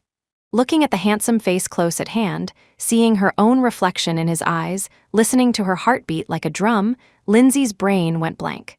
Moved by some strange force, she raised her head and made a move that shocked even herself. She stood on tiptoe, quickly and lightly, pressing her lips against the corner of Lucas's mouth. A short kiss carrying tipsiness, panic, and countless complex emotions. Time seemed to stand still at this moment. Lucas's body went rigid, and a storm instantly rose in his eyes. The second after touching his slightly cool lips, Lindsay suddenly realized what she had done. She retreated quickly as if scalded, her cheeks flushing red, her heart about to jump out of her chest. She was incoherent, ashamed to show her face, turning to flee. However, her wrist was violently grabbed by a large hand. Lucas's strength was astonishing. He pulled her back, his other hand cupping the back of her head, refusing rejection, and kissed her back deeply. This kiss was no longer the dragonfly skimming touch from just now, but carried a long-suppressed, scorching, even somewhat rough aggression, instantly taking away all of Lindsay's breath and ability to think. Between lips and teeth was his hot breath, mixed with the sweetness of champagne. Her brain was blank, only able to passively endure this sudden, out-of-control kiss. Vivian, standing aside, had a face already pale green, gritting her teeth as she quietly retreated, leaving the space to this, accidentally, kissing husband and wife. Unknown how long passed, until Lindsay felt she was about to suffocate, Lucas slowly let go of her. His forehead rested against hers, breathing heavily, the ink-black color in his deep eyes so thick it wouldn't dissolve, tightly locking onto her misty eyes. His voice was terribly hoarse, carrying a meaning bordering on dangerous. "Lindsay, you were the one who provoked me first this time." The lingering warmth of that kiss burned on Lindsay's lips like a brand, scrambling all her rationality. On the way back to the apartment, the car was filled with an ambiguity and tension that was almost stagnant. Lucas drove silently, the lines of his profile taut, his jawline tight, as if he were trying hard to suppress something. Lindsay pressed herself tightly against the car window, wishing she could curl into a ball, not daring to look at him at all, the out-of-control scene on the terrace replaying repeatedly in her mind. She was the one who initiated it. Although it was a subconscious act, she was indeed the one who crossed that blurred line first. Then he responded. That kiss, domineering, fervent, allowing no refusal, carried an intense emotion she had never felt from Lucas, almost swallowing her whole. What was that? Desire? Revenge? Or something else? She dared not think, nor did she have the strength to distinguish. She only felt her heart in chaos. The car stopped steady. Lucas unbuckled his seatbelt but didn't get out immediately. He turned his head, looking at her with a heavy gaze, the darkness in his eyes not yet fully faded. Lindsay trembled at his look, instinctively wanting to open the door and flee. "Lindsay," he called her, his voice still carrying a trace of huskiness. Lindsay froze, back to him, heart racing. "Tonight," he paused, seeming to choose his words, "rest well." With that, he pushed the door open and got out first. Lindsay was stunned on the spot. No further action. No questioning, no ridicule, just telling her to rest well. This completely didn't fit his usual controlling style. With a belly full of confusion and a trace of loss she didn't want to admit even to herself, she silently followed him upstairs. This night was destined to be sleepless. Lindsay lay in bed, tossing and turning, his temperature and scent seeming to remain on her lips. She forced herself not to think about that kiss, turning instead to think about everything that happened at the family banquet. Lucas's defense of her, saying, "You are more important," Vivian's undisguised hostility, Lucas's mother's veiled pressure. All this was like a tangled mess, making it impossible for her to sort out the threads. And that kiss tied this mess into a dead knot. The next day, the atmosphere between the two became even stranger. Lucas seemed to return to his usual indifference, but the look he occasionally gave her was deeper and harder to understand than before. Lindsay tried to avoid being alone with him, acting like a frightened rabbit. This awkward situation was broken by a sudden anonymous package. The package was delivered directly to the apartment, addressed to Lindsay. Lucas wasn't home. Lindsay opened it suspiciously. Inside, there wasn't a single word, only a stack of photos. When she saw the content of the photos, her face instantly turned pale as paper. The subjects of the photos were her and Julian. There were photos of her meeting Julian at a coffee shop a few days ago, sitting opposite each other, seemingly talking. There was a scene of Julian dropping her off downstairs at her apartment, the one she rented before, and her smiling goodbye to him. There was even one with a tricky angle, looking like Julian was wiping tears for her, actually just sand in her eye. The time and location of the shots perfectly covered her recent contacts with Julian. The photos were taken skillfully. The selected angles and moments could easily create ambiguous associations. Who took them? Vivian? Or Lucas? If it was Lucas, then what was his kiss on the terrace yesterday? Another form of humiliation and warning. Just when she had wavered slightly because of that kiss, these photos were like a basin of ice water, chilling her to the bone. Anger, humiliation, and an indescribable sorrow instantly drowned her. When Lucas came back in the evening, Lindsay threw the stack of photos directly onto the coffee table in front of him. "Lucas Landor, that's enough," her voice trembled with agitation. "You monitor me, control me, and now use such despicable means to slander me. What exactly do you want?" Lucas picked up the photos, flipping through them one by one, his brow gradually furrowing, his face darkening. But he didn't fly into a rage as Lindsay expected. Instead, he appeared unusually calm. "These photos, where did they come from?" He looked up, gazing sharply at Lindsay. His reaction stunned Lindsay for a moment. You don't know?" "Should I know?" Lucas asked back, his tone icy. "It seems that while I was away, you and your old friend got along very happily." His words were like a needle, piercing Lindsay's last defense. He really still suspected her and Julian. "Yes, we got along very happily," Lindsay retorted indiscriminately, tears swirling in her eyes.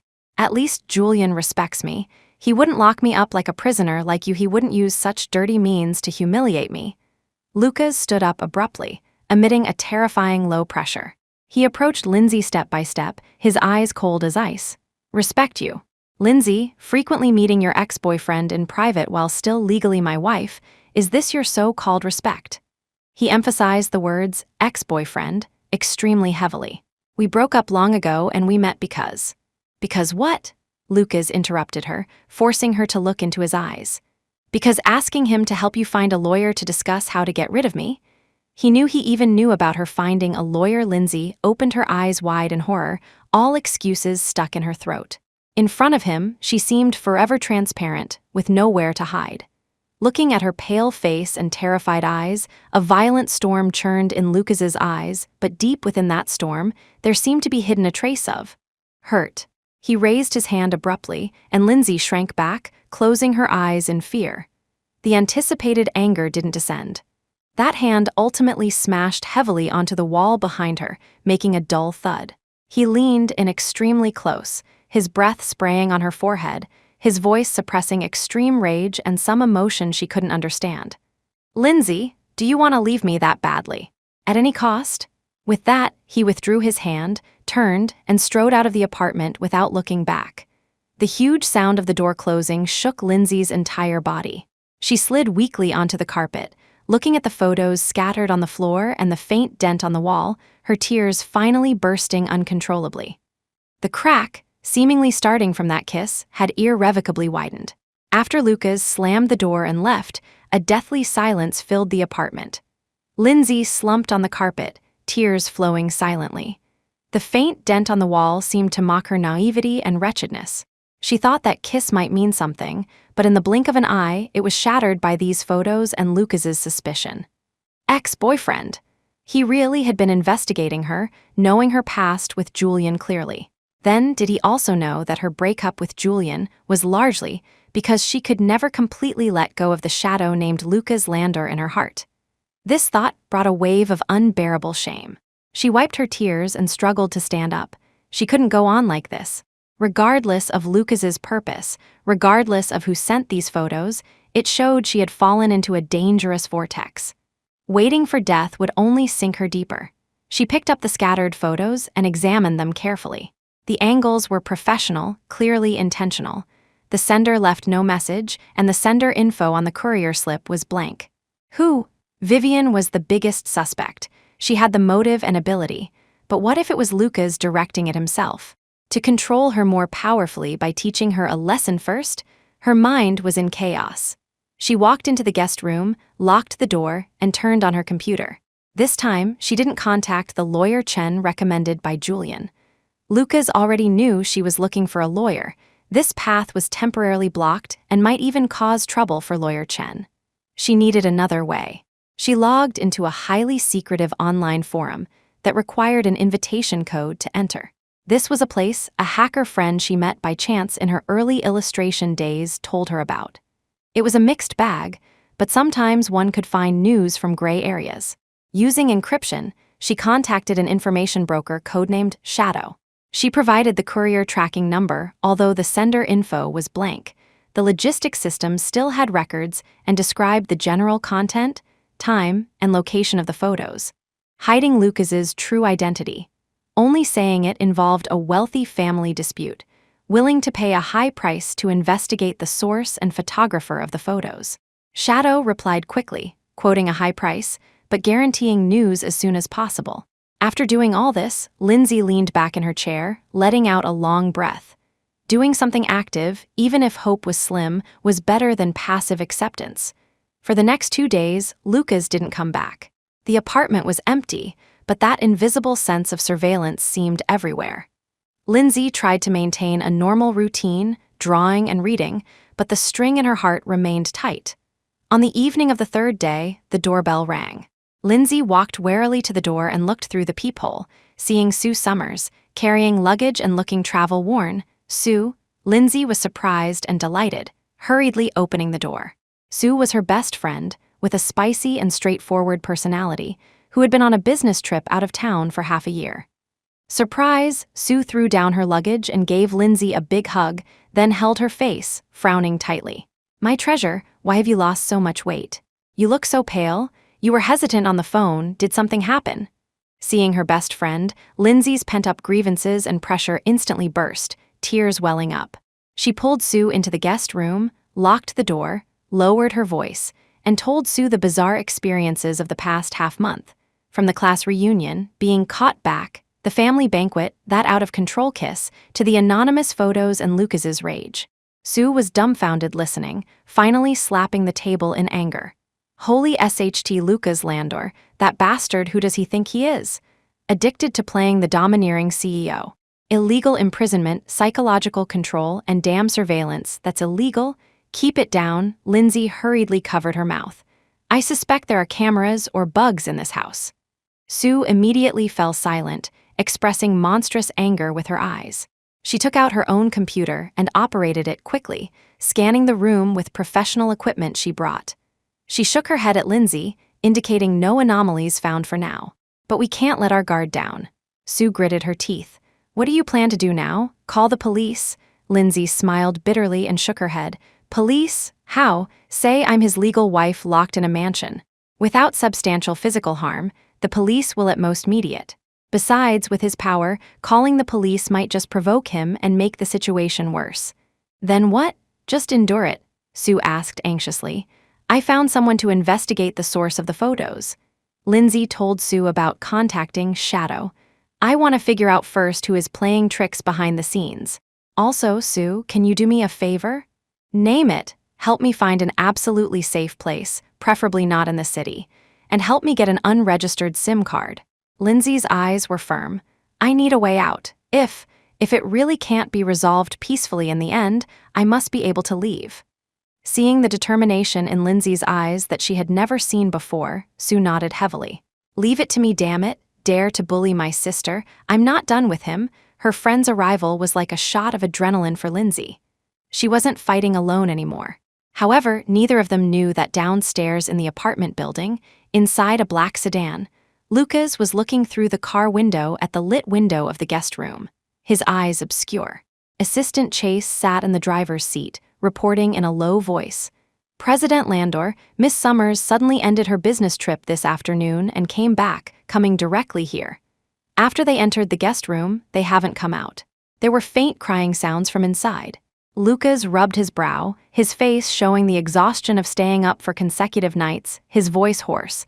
"Letting her keep her company is good too. Any news from that side?"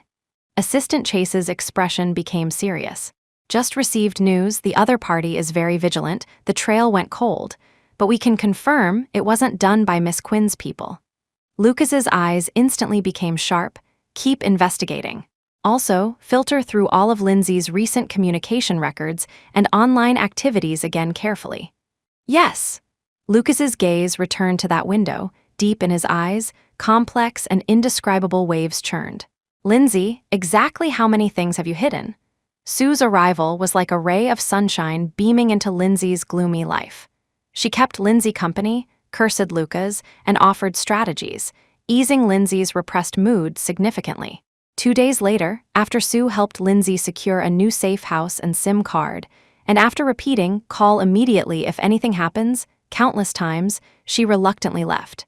That very evening after Sue left, Lucas returned. He looked much calmer, the hostility around him dissipated quite a bit, but there was a trace of unconcealable fatigue between his brows. He didn't mention the photos, nor did he question Sue's visit, as if the intense conflict before had never happened.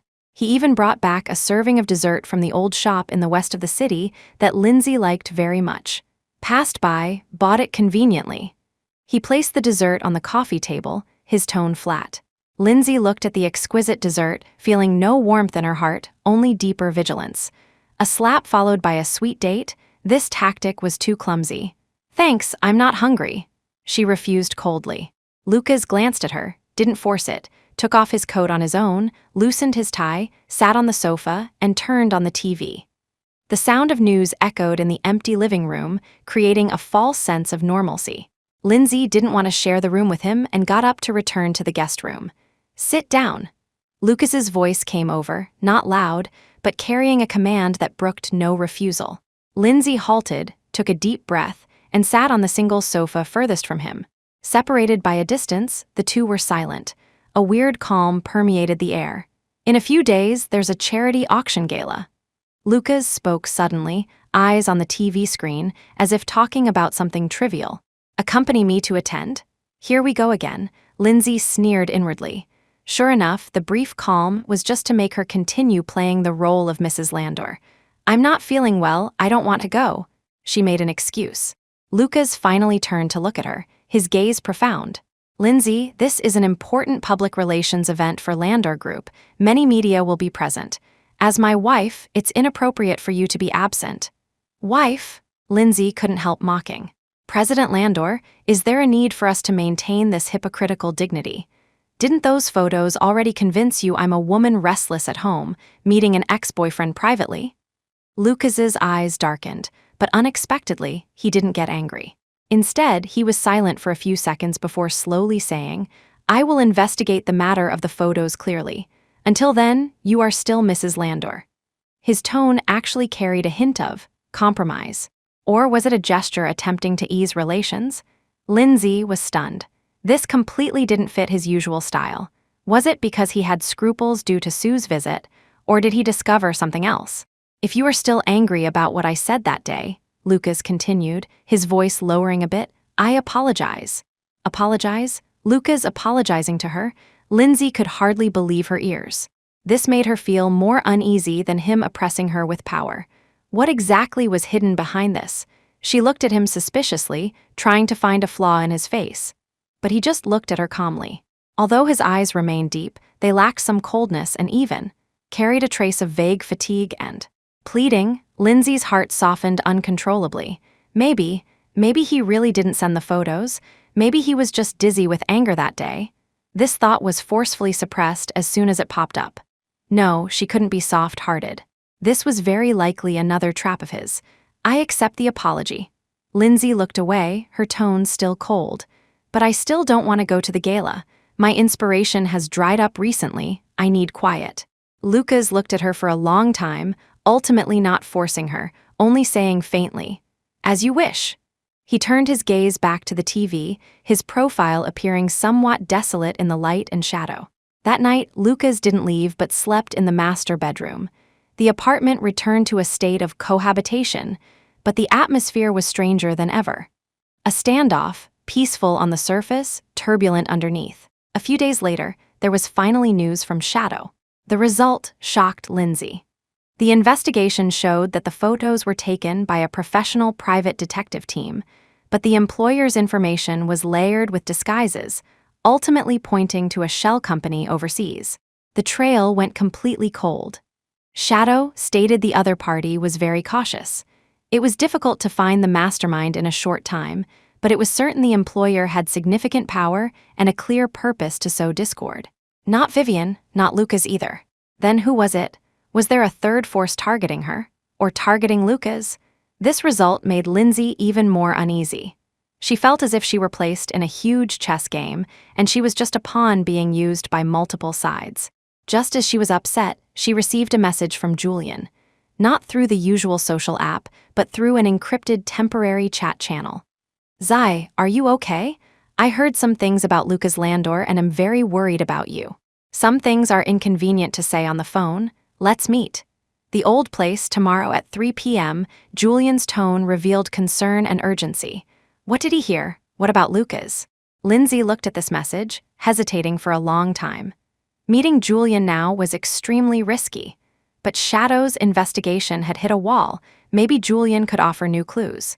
After all, he was somewhat of an insider, and might have heard some wealthy family secrets. The desire for truth, and that trace of residual care for Lucas deep in her heart she didn't want to admit, finally overcame her vigilance. She replied with one word. Okay. She wanted to know exactly how many secrets Lucas Landor was still hiding. What she didn't know was that this encrypted message was intercepted and reported to another person almost the instant she sent it. The next afternoon, Lindsay dressed up carefully, trying to look natural and ordinary. She told Lucas she had an appointment with an editor to discuss drawings. Lucas was in a video conference in the study and just gave a faint hem without asking much. Lindsay's heart was in her throat. She wasn't sure if he believed her, nor if anyone would follow her. She took a taxi and circled a few times, confirming there was no tail, before arriving at the hidden coffee shop in the old district she and Julian used to frequent. Julian was already there, sitting in a corner by the window, looking somewhat grave. Seeing Lindsay, he immediately stood up and pulled out a chair for her. "Zai, you're here." He looked her up and down, his eyes full of worry. "You've lost a lot of weight." "I'm fine." Lindsay managed a smile and sat down. "You said there was something important?" Julian nodded, lowering his voice. "Through some channels, I heard some rumors about Lucas Landor, possibly related to you." Lindsay's heart tightened. "What rumors?" "I heard that inside the Landor group, things haven't been peaceful recently. Several veteran shareholders are very dissatisfied with Lucas's aggressive expansion in the past 2 years, especially his huge investment in the cultural and creative field, considered too high risk." Julian paused, looking at Lindsay. "And your identity as an illustrator, and the platform you are on, happen to be one of Landor's key investment focuses." Lindsay was stunned. This was completely different from what she expected. She thought she would hear secrets about Lucas's private life or past, not business matters. "What? Does this have to do with me?" "A lot." Julian looked serious. "Rumor has it that Lucas suddenly finding you back might not just be for emotional or legal issues, but more likely to use your identity as Mrs. Landor to stabilize his position within the group, especially to win the support of those old-school shareholders who value family concepts. Simultaneously, your professional background can add persuasiveness to his cultural investment strategy." Lindsay's brain buzzed. exploitation, strategic bargaining chip, so his so-called defense, affirming her career in front of the family and possibly even that out-of-control kiss, were all likely part of a careful calculation to create an image of a loving couple with shared aspirations to consolidate his power. This guess made her feel colder and more disgusted than simple revenge or control. Also, Julian hesitated but said it anyway. I heard that 3 years ago, before Lucas married you, he almost got engaged to another lady from a prominent family, but it fell through because her family suddenly had an accident, and he chose to marry you in. That way, the timing was very subtle, so some guess he might have also been looking for you as a shield to deal with family pressure back then. 3 years ago, shield. Lindsay remembered the reason Lucas gave back then was also a shield. So, from beginning to end, was she just a pawn in his life script, ready to be used and discarded at any time? Anger and humiliation made her cold all over. Is this news reliable? She asked in a dry voice. Julian shook his head. It's all grapevine news in the circle, hard to distinguish true from false. But I'm worried about you, Zai. Luca's landor is too deep. Being with him is too dangerous. If possible, leave him as soon as possible. Leave. Didn't she want to, but I understand, thank you, Julian. Lindsay took a deep breath, trying to calm her emotions. I will be careful. After parting with Julian, Lindsay walked on the street in a daze. Julian's words circled in her mind like a curse. Exploitation. Bargaining chip. Shield. So the so-called deep affection, the so-called possessiveness, might all just be part of a power game? She walked to a crossroads, looking at the endless stream of traffic in front of her, suddenly feeling unprecedented confusion and despair. If even those fleeting moments that moved her were fake, what meaning was there in her holding on here? Just then, her phone rang. It was an urgent, encrypted message from Shadow. New discovery, about 3 years ago. Call back ASAP. 3 years ago, Lindsay's heart skipped a beat. Lindsay immediately found a secluded corner and called back using the new SIM card Sue gave her. Shadow's voice sounded somewhat hurried. Miss Lindsay, while digging down the line of the photos you asked me to check, although I didn't find the direct employer, I accidentally intercepted fragments of another encrypted communication, possibly related to the 3 years ago you mentioned. What is it? Lindsay asked nervously. The communication is very fragmented. Keywords include Luca's landor, fire, evidence, hush money, Lindsay, Shadow paused. The timing is roughly around when you and he went through the marriage procedures. Fire, evidence, hush money. Lindsay's breathing almost stopped. 3 years ago, besides her mother's illness, what big event happened? She tried hard to recall. There seemed to be a small fire in the apartment building next to where she rented, but the fire was quickly controlled and didn't cause much damage, so she didn't take it to heart. Could it be that fire wasn't an accident, and it involved her? Did Lucas's so-called contract marriage mean not just a shield, but was also related to this fire? Was it too? Silence her. Countless terrible guesses flooded her mind, making her shudder. Can you find more specific content? Lindsay asked urgently. Very hard, Shadow replied. The other party's encryption level is very high, and they seem to have sensed something. Communication has completely cut off. I can only tell you, the water is very deep, involving figures possibly beyond your imagination. I suggest you proceed with caution and pay attention to safety. Hanging up the phone, Lindsay stood on the noisy street, but felt cold all over. Everything 3 years ago seemed more complex and darker than she imagined. Luca's landor, what exactly are you carrying? Why did you pull me back to your side? Protection? Exploitation? Or silencing? She dared not think further. Returning to the apartment in a trance, it was already late. Lucas was actually home and had made dinner. Simple 3 dishes and a soup were on the table, steaming. This abnormal cozy scene looked more like a carefully arranged hangmen banquet to Lindsay at this moment. Back. Lucas walked out of the kitchen, still wearing an apron around his waist, totally out of place with his usual cool image. He looked at her, his eyes calm. Let's eat. Lindsay stood in the entryway, not moving. She stared fixedly at him, wanting to find even a single flaw in his face. Lucas, she spoke, her voice trembling slightly from tension. 3 years ago, the fire next to my apartment building, what was that about? Lucas's movement preparing to serve rice halted abruptly. He slowly turned around to look at Lindsay. In an instant, his eyes became extremely sharp and complex. Shock, vigilance, and a trace of panic seemed to flash through them. Although just for an instant before he returned to calm, Lindsay caught it. Her heart sank to the bottom. Sure enough, there was a problem. Why ask this suddenly? Lucas's voice held no emotion, but his fingers holding the rice spoon tightened slightly. Just suddenly remembered. Lindsay forced herself to be calm, walking closer to him step by step, looking straight into his eyes. That fire, was it really just an accident? Lucas looked at her silently. The atmosphere at the dining table dropped to freezing point. Invisible strings seemed to tighten in the air. After a long time, he spoke slowly, his voice terribly low. "Who told you what?" His reaction was almost an admission that the fire had hidden details. Lindsay's heart raced wildly, both terrified and angry. "So it's true, that fire wasn't an accident, related to you. So you found me, used money and my mom's illness to force me to marry, to silence me? Lucas Landor, who exactly are you?" She almost shouted the last sentence. Lucas's face instantly became extremely ugly. He slammed down the rice spoon, strode to Lindsay, and grabbed her wrist, the force making her cry out in pain.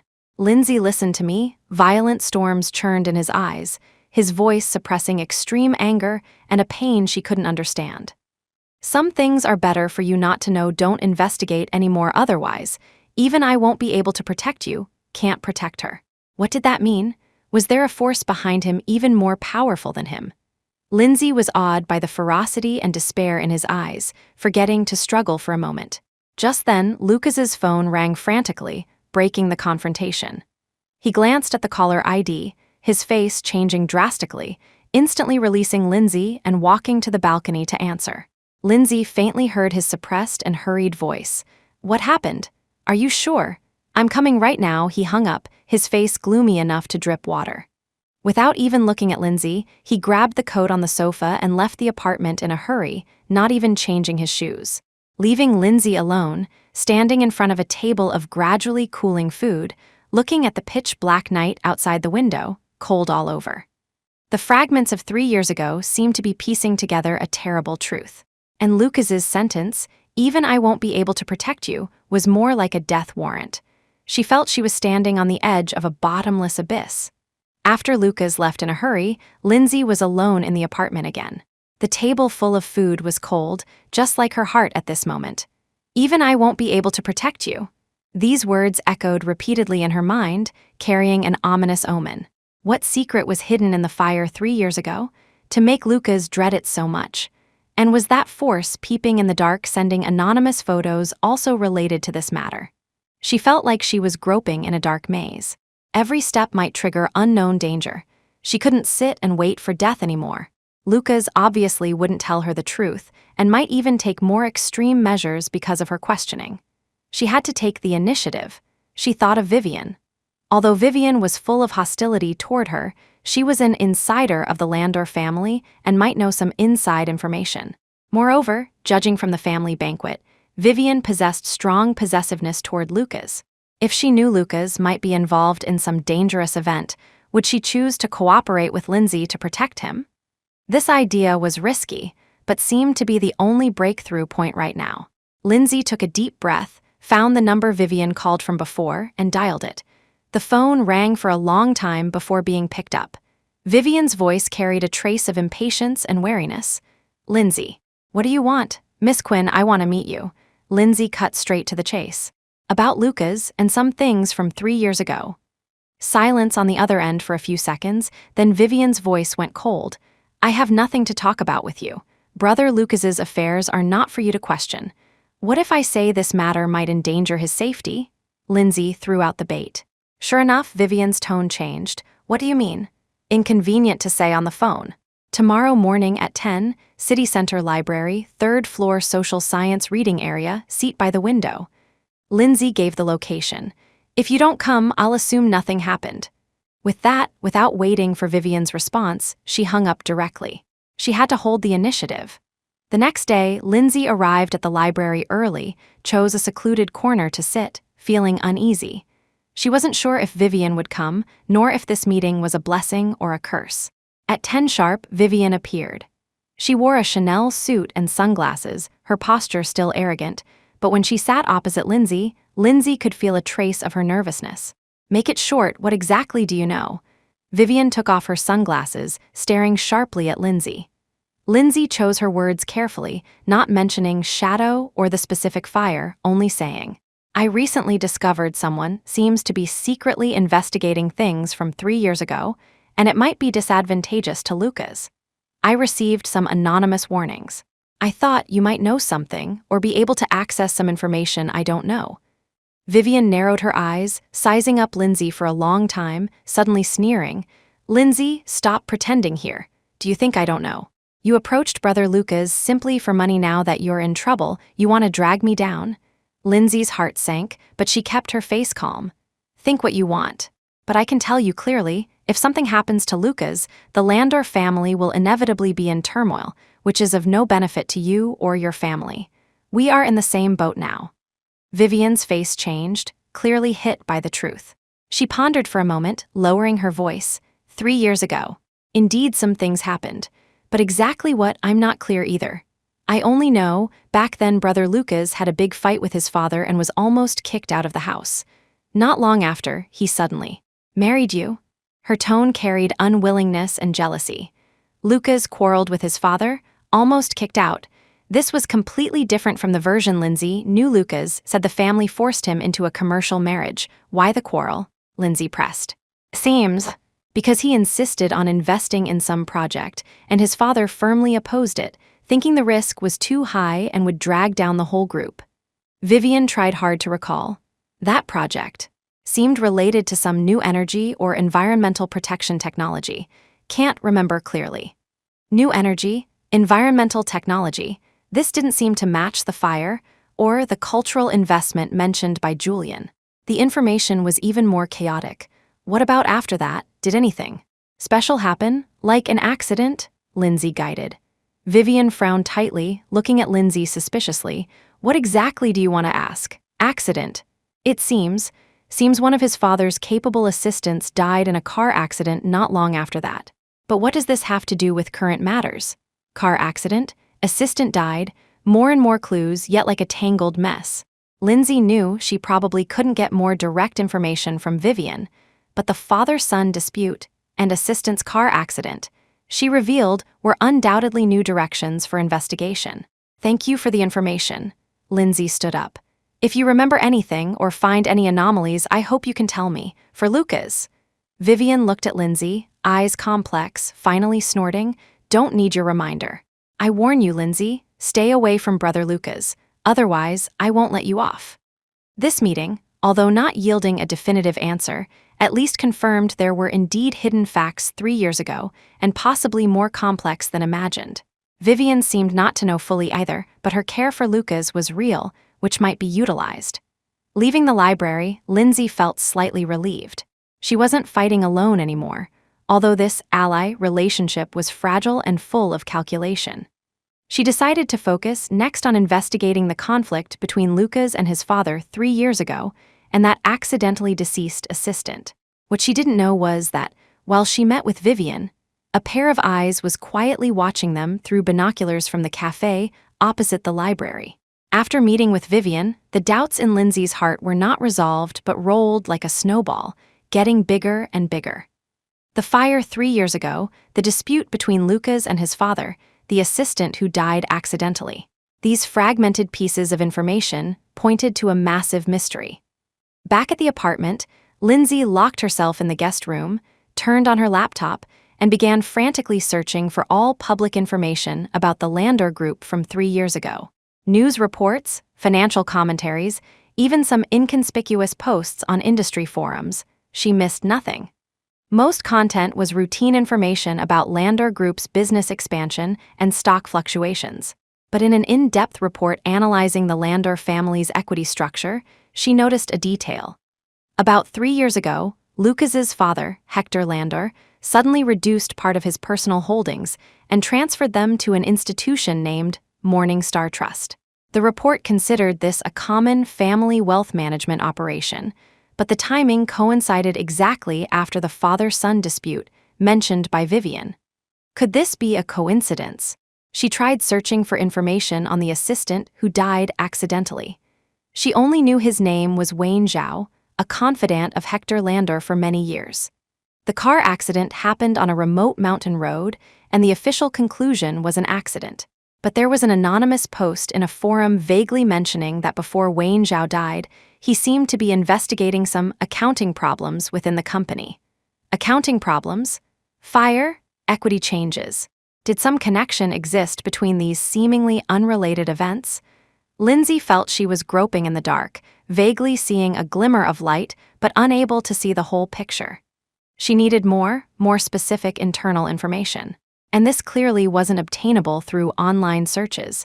She thought of Lucas's study. That place she had never been allowed to enter. Would the answer she wanted be there? This thought made her heart race. Breaking into Lucas's private domain was extremely risky. But if she could find key evidence… Just as she hesitated, a gale suddenly blew outside the window, and torrential rain poured down. Bean-sized raindrops beat densely against the glass window, making a crackling sound. The sky darkened rapidly, like her mood at this moment. Suddenly, her phone vibrated. It was an encrypted message from Shadow, just a short sentence. "Be careful, someone is checking you, very high level." Lindsay's heart sank heavily. High level who? Lucas, or the mastermind sending photos, or Hector Landor? Fear wound around her spine like a cold snake. She felt as if she were being stared at by countless eyes in the dark, with nowhere to hide. Amidst the sound of rain, she seemed to hear the apartment door opening.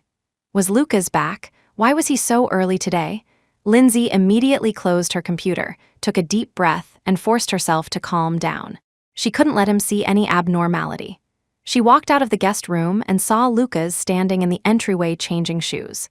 He was soaked through, water dripping from his hair and suit, his face showing unprecedented gravity and exhaustion, even carrying a trace of haste.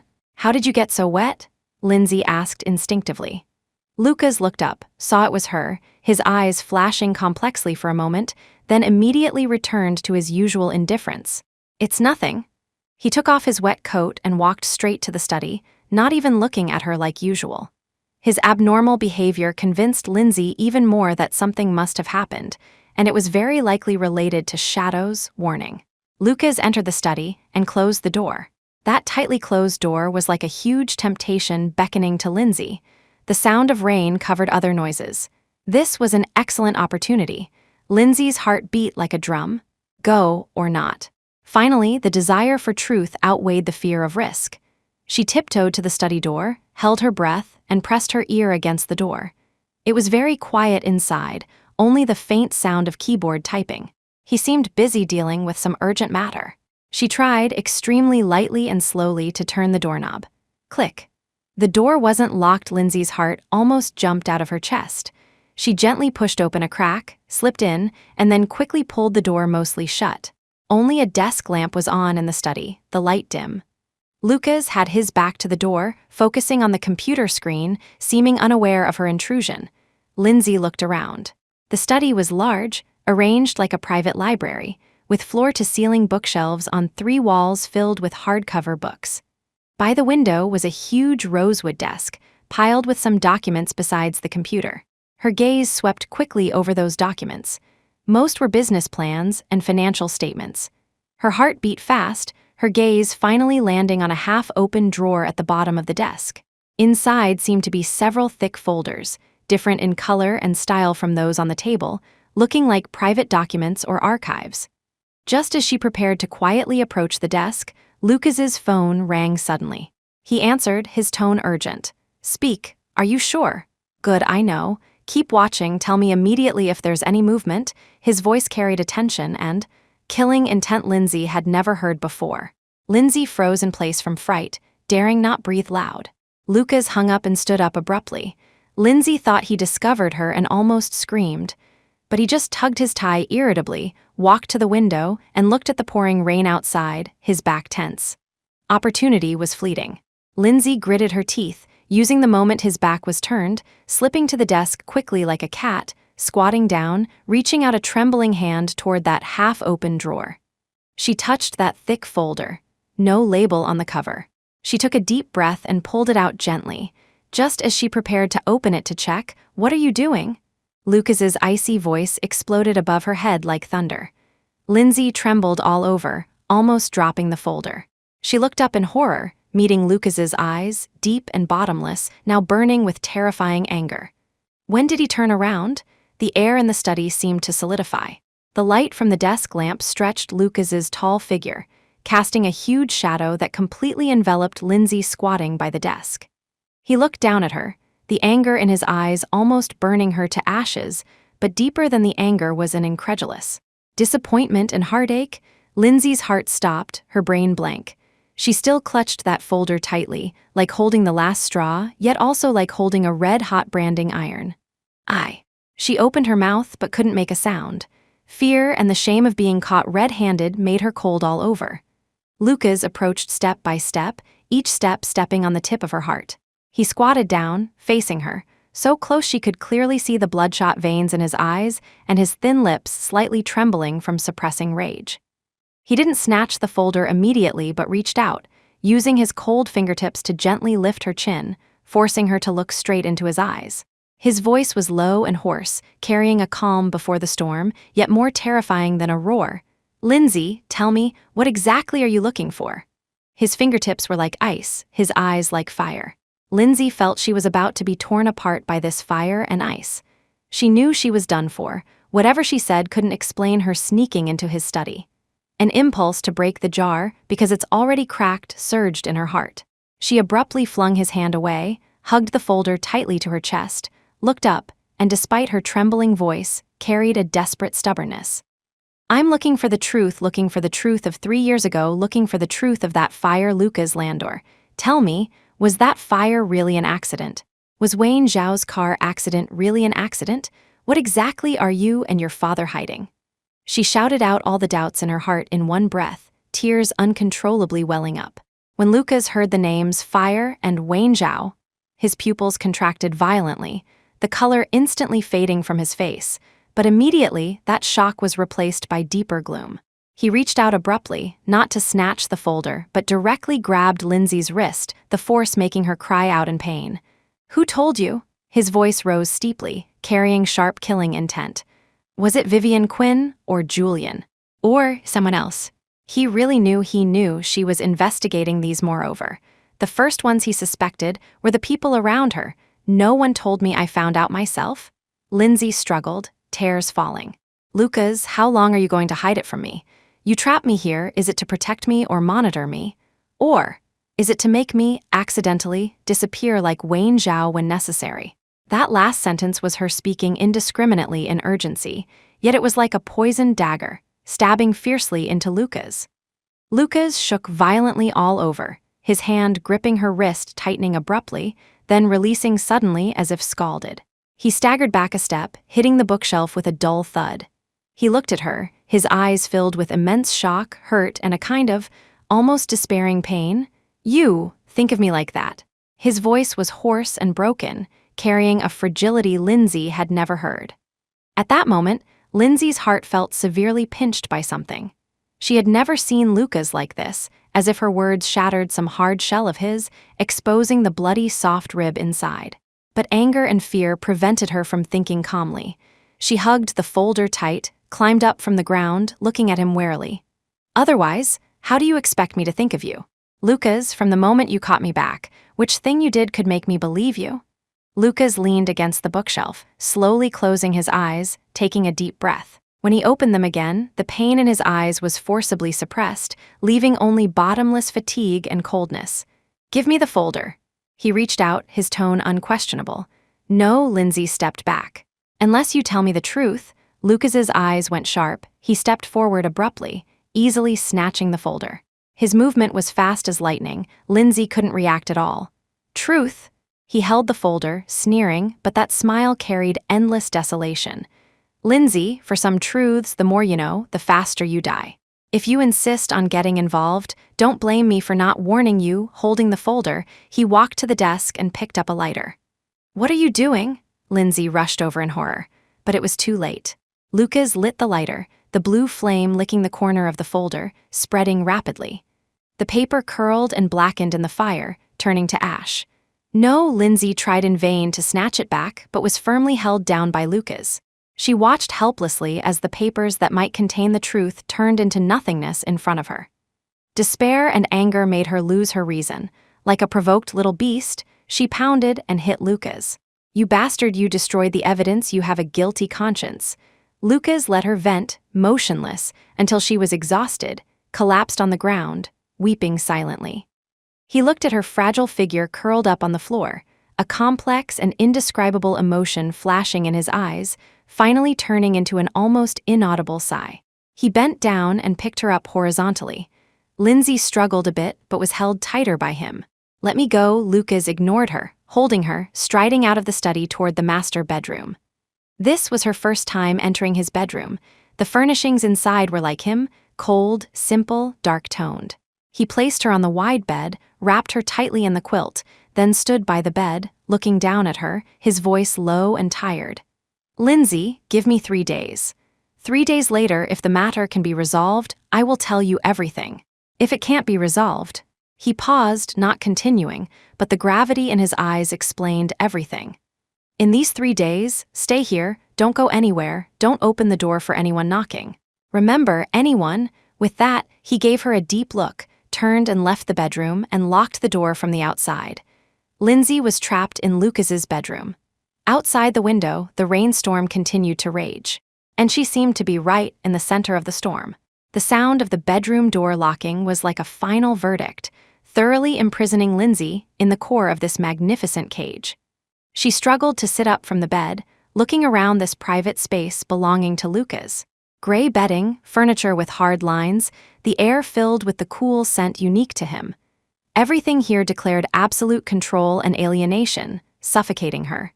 She rushed to the door, twisting the handle hard, but it didn't budge. She ran to the window again. This was the top floor, below was the vast rainy night and the distant ground. Jumping out the window to escape was tantamount to suicide. Despair drowned her again. She slid to sit on the carpet, back against the cold floor-to-ceiling window, watching the city lights blurred by rain outside. What did Lucas's last sentence mean? 3 days? Resolve what? If it couldn't be resolved, what would happen to him? What would happen to her? What exactly was hidden in that folder he burned? Was it really as she guessed, involving the conspiracy and crimes of 3 years ago? And his reaction to her breaking into the study, that hurt and pain, was because of what? Because of her distrust, or because she touched a soft rib he didn't want anyone to know?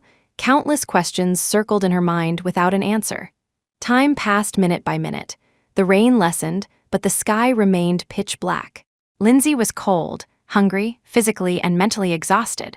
She didn't know how long she stayed here, nor what was happening outside. Suddenly, she heard a slight noise from outside, not the main door seemingly. From the direction of the study, her heart lifted instantly. Was Lucas back, or someone else? She held her breath, pressing close to the bedroom door, listening carefully. There seemed to be extremely faint footsteps and the weak beeping sound of some electronic device operating. Did someone break in, coming for her? Or for the things in Lucas's study? Fear made all the hair on her body stand up.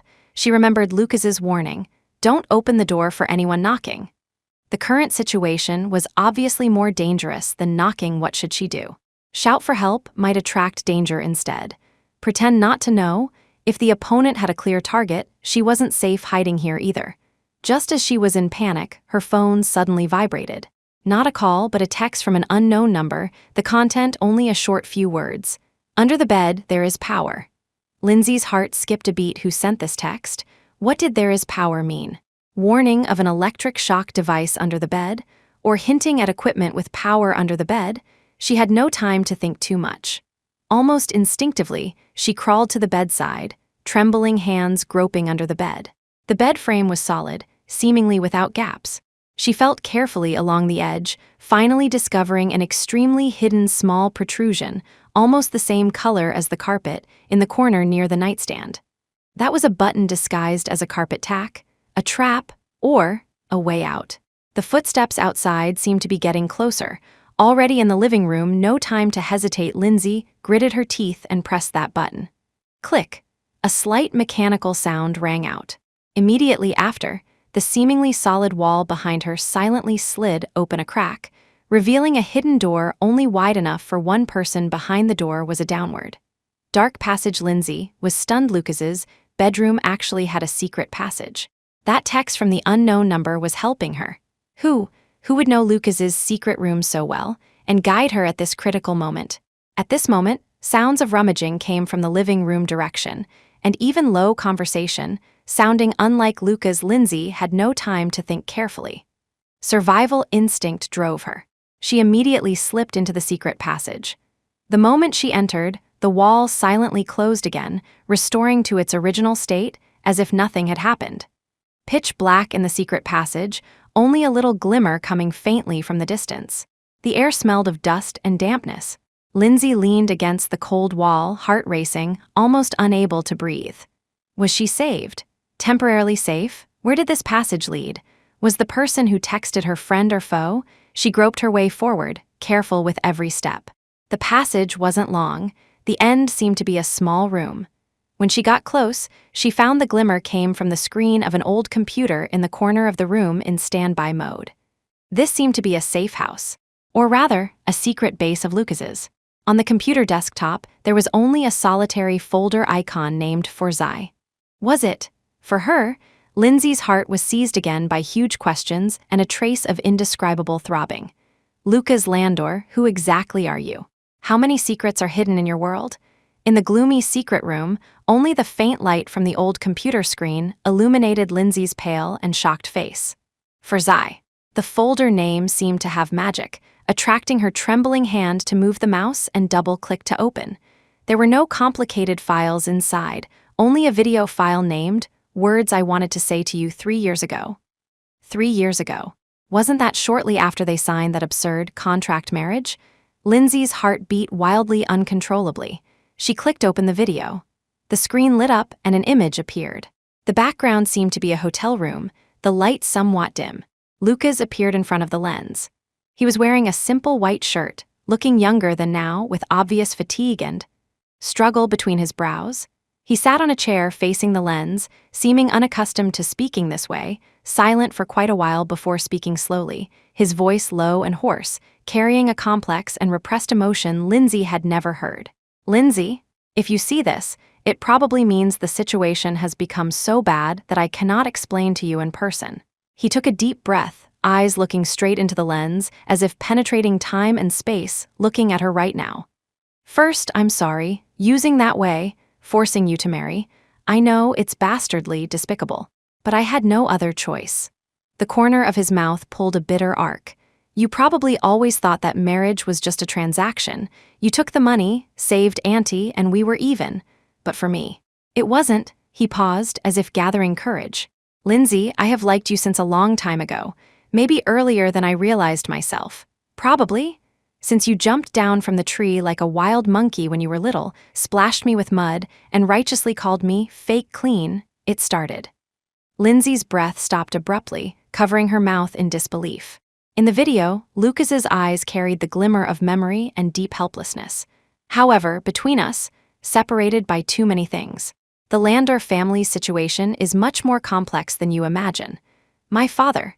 What he needs is not a woman I like, but a tool for marriage alliance that can bring maximum benefit. And I wasn't strong enough back then, couldn't resist him. So, I could only use that clumsy way to tie you to my side, even if only in name legally, even if you would hate me.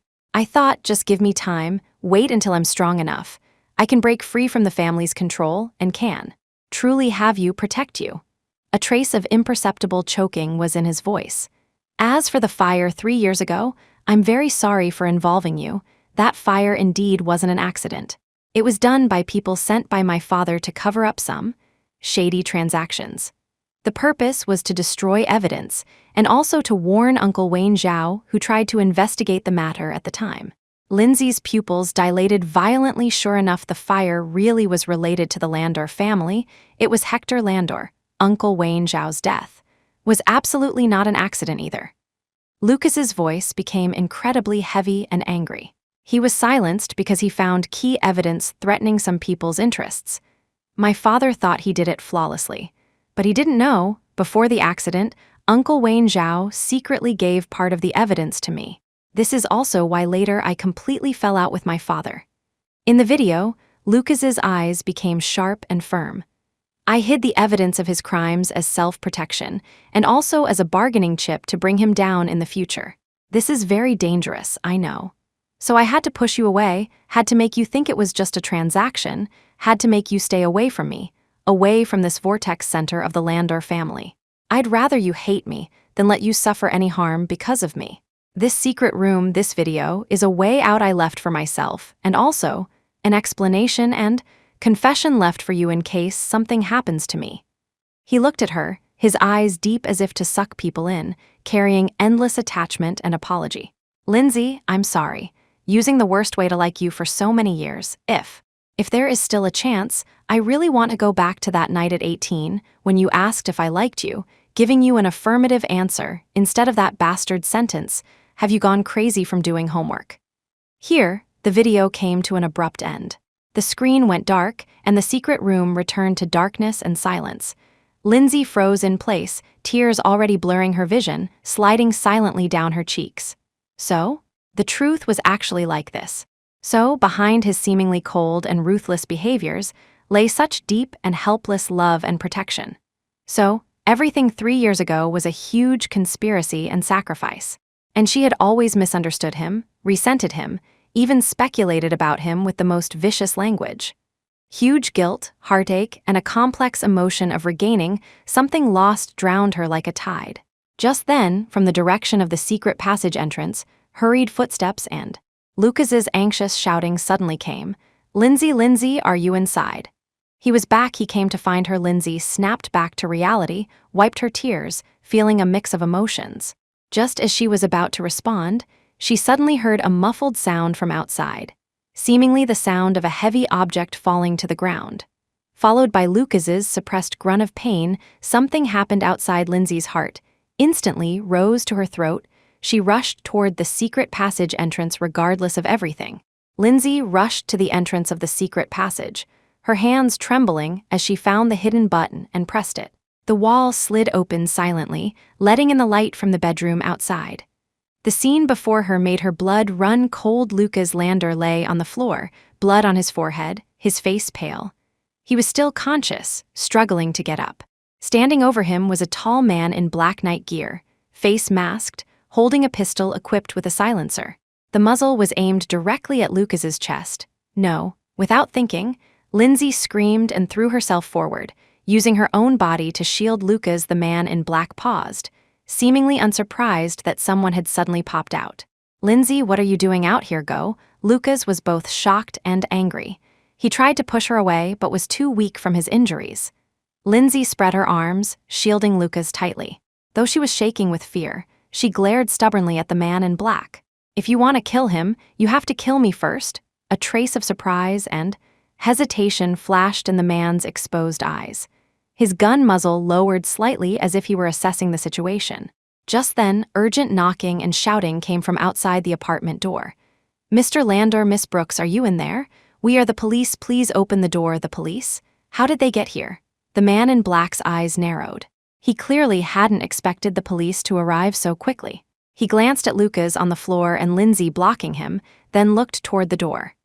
Making a split-second decision, he holstered his gun, rushed to the balcony like a phantom, leaped over, and vanished into the night. The danger was temporarily averted. Lindsay's legs gave out and she collapsed beside Lucas. Looking at the blood on his forehead, tears welled up again. How are you? Where are you hurt? Lucas didn't answer her question. Instead, he used his uninjured hand to pull her violently into a tight embrace, holding her so close it felt like he wanted to merge her into his own flesh and blood. His body was still trembling slightly, his voice incredibly hoarse. Are you stupid? Why did you rush out? Do you know how dangerous that was? His reproach was filled with lingering fear and indescribable heartache. I couldn't watch you die. Lindsay buried her face in his chest, sobbing. Outside, the knocking became more urgent. Lucas let go of her, struggled to stand up, wiped the blood from his forehead, and his eyes returned to a calm, sharp state. He pulled Lindsay up and whispered, Remember, no matter what the police ask, say you don't know. Wait for my lawyer to handle everything. He walked to the door, checked through the peephole to confirm it was indeed the police, and then opened it. Several officers rushed in. Seeing the mess in the room and the wound on Lucas's forehead, they immediately became tense. "Mr. Landor, we received a report of unusual activity and gunshots here. You're injured. Do you need an ambulance?" "I'm fine, just a flesh wound." Lucas remained composed. "Someone did break in with malicious intent just now, but I fought him off. I apologize for causing trouble." His attitude was calm, as if he hadn't just faced a life or death situation. The police began to survey the scene and ask for details. Lucas's answers were watertight, stating only that it might be retaliation from a business competitor and that he knew nothing else. Lindsay stood to the side, watching Lucas handle the police with ease. However, her mind kept replaying his pale face when he fell and his trembling arms when he held her. And the hesitant look in the killer's eyes at the end. Why didn't he shoot immediately? Was it because she suddenly appeared? Or did his orders not include killing her? The thought made her shudder. After the police finished taking statements and left, only the two of them remained in the apartment. Lucas's forehead wound had been simply bandaged, but he still looked pale. He walked up to Lindsay, looking deeply at her with a complex expression. "You saw that video?" Lindsay nodded. Her nose stung and tears fell again. "I'm sorry, I misunderstood you." Lucas reached out and gently wiped away her tears, his movements gentler than ever before. "I'm the one who should say sorry." His voice was low. "I failed to protect you and let you get dragged into these dangers." He looked at her, his gaze burning with the relief of surviving a disaster and a firm determination. "Lindsay, things are spiraling out of control faster than I imagined. My father, he has already noticed. That killer just now was very likely sent by him." He paused, holding her hand tightly. "It's no longer safe here. You must leave immediately and go to a place he can't find."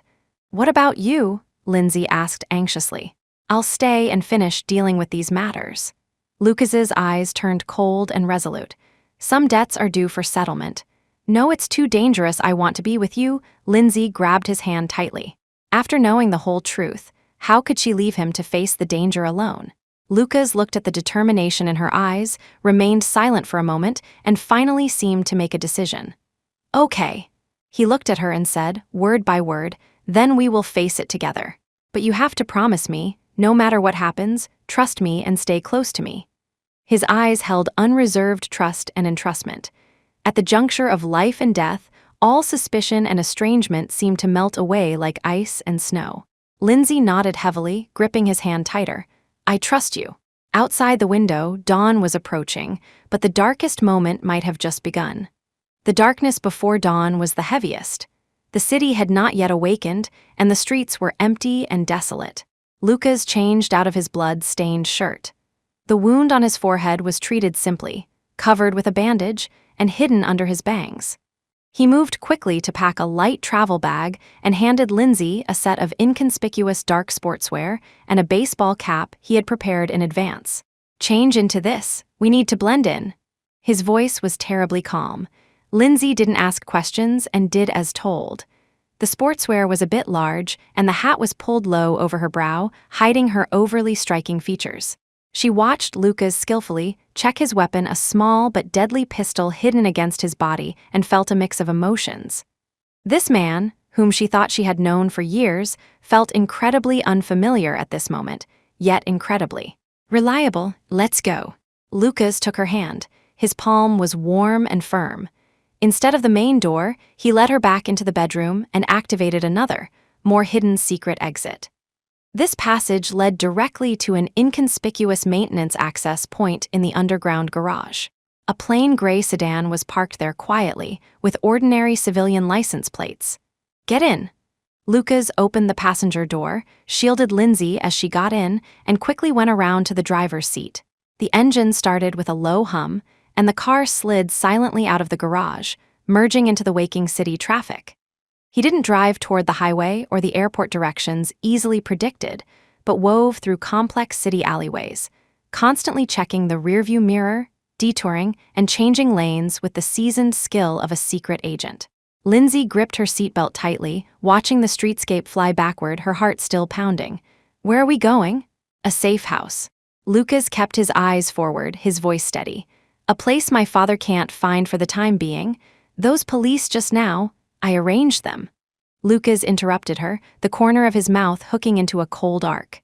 The timing was calculated. It was enough to scare off the killer, but also leave an official record proving we were attacked, paving the way for our subsequent disappearance. Lindsay was stunned. Even the police arrival was within his calculations. Just how meticulous was this man's mind? That video, Lindsay hesitated. You said it was an exit strategy you left for yourself. So your original plan was? Lucas tightened his grip on the steering wheel slightly.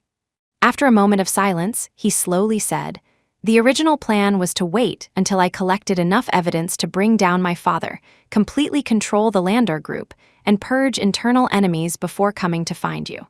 To explain everything clearly and then beg for your forgiveness. There was a trace of imperceptible bitterness in his voice. Unfortunately, he was faster and more ruthless than I imagined. He turned to look at Lindsay, his eyes complex. And I overestimated my patience. The moment I saw you at the reunion, I knew I couldn't wait that long. So, that explained his forceful actions of capturing her back later. It wasn't control, but his uncontrolled possessiveness and urgent desire to protect. Lindsay's heart felt like it had been hit hard by something, sour and burning. The car eventually drove into an old neighborhood and stopped downstairs at a residential building that looked quite aged. It was a mixed bag of people here, with elderly people walking dogs and tenants rushing to work everywhere, indeed an excellent place to hide. Lucas led Lindsay to the third floor and opened a rusty iron gate with a key. Inside was a small one-bedroom apartment, simple but clean and tidy, fully stocked with daily necessities, as if someone cleaned it regularly. This place is absolutely safe. Lucas closed the door, locked it, and carefully checked the windows. Rest for a bit, I need to handle some things. He walked to the corner of the living room, turned on a seemingly ordinary desktop computer, and began typing rapidly on the keyboard. Lindsay sat on the simple sofa, watching his back. Sunlight shone through the blinds, casting mottled shadows on him. At this moment, she was no longer a caged canary, but an ally fighting alongside him. Fleeing to the ends of the earth with an uncertain future, but strangely, her heart felt much more settled than it had in the luxury apartment. She stood up, went to the kitchen, boiled a pot of water, and made 2 cups of simple, instant coffee. Then, holding the coffee, she walked to Lucas and placed 1 cup gently on the table. Lucas paused his typing, looked up, and regarded her with some surprise. Lindsay met his gaze. Although her face was still pale, her eyes were unusually firm. Is there anything I can do? Although I might not be able to help much, one more person is one more strength. Something flickered in the depths of Lucas's deep eyes. He took the coffee, his fingertips inadvertently brushing against hers, creating a tiny electric current. Okay. He looked at her, his voice low and solemn. We do it together? 4 simple words, yet they felt like a solemn promise. Outside the window, the sky was fully bright. Their battle had just begun. Although the safe house was simple, the network was specially encrypted. Lucas sat in front of the computer, focused. On the screen were complex interfaces Lindsay couldn't understand and rapidly scrolling code. I'm contacting a few people, he explained briefly. Some things we can't do alone. Lindsay didn't disturb him. She sat quietly to the side, sipping her coffee, her mind racing. Lucas clearly had an unknown force behind him. Could this force stand against his father?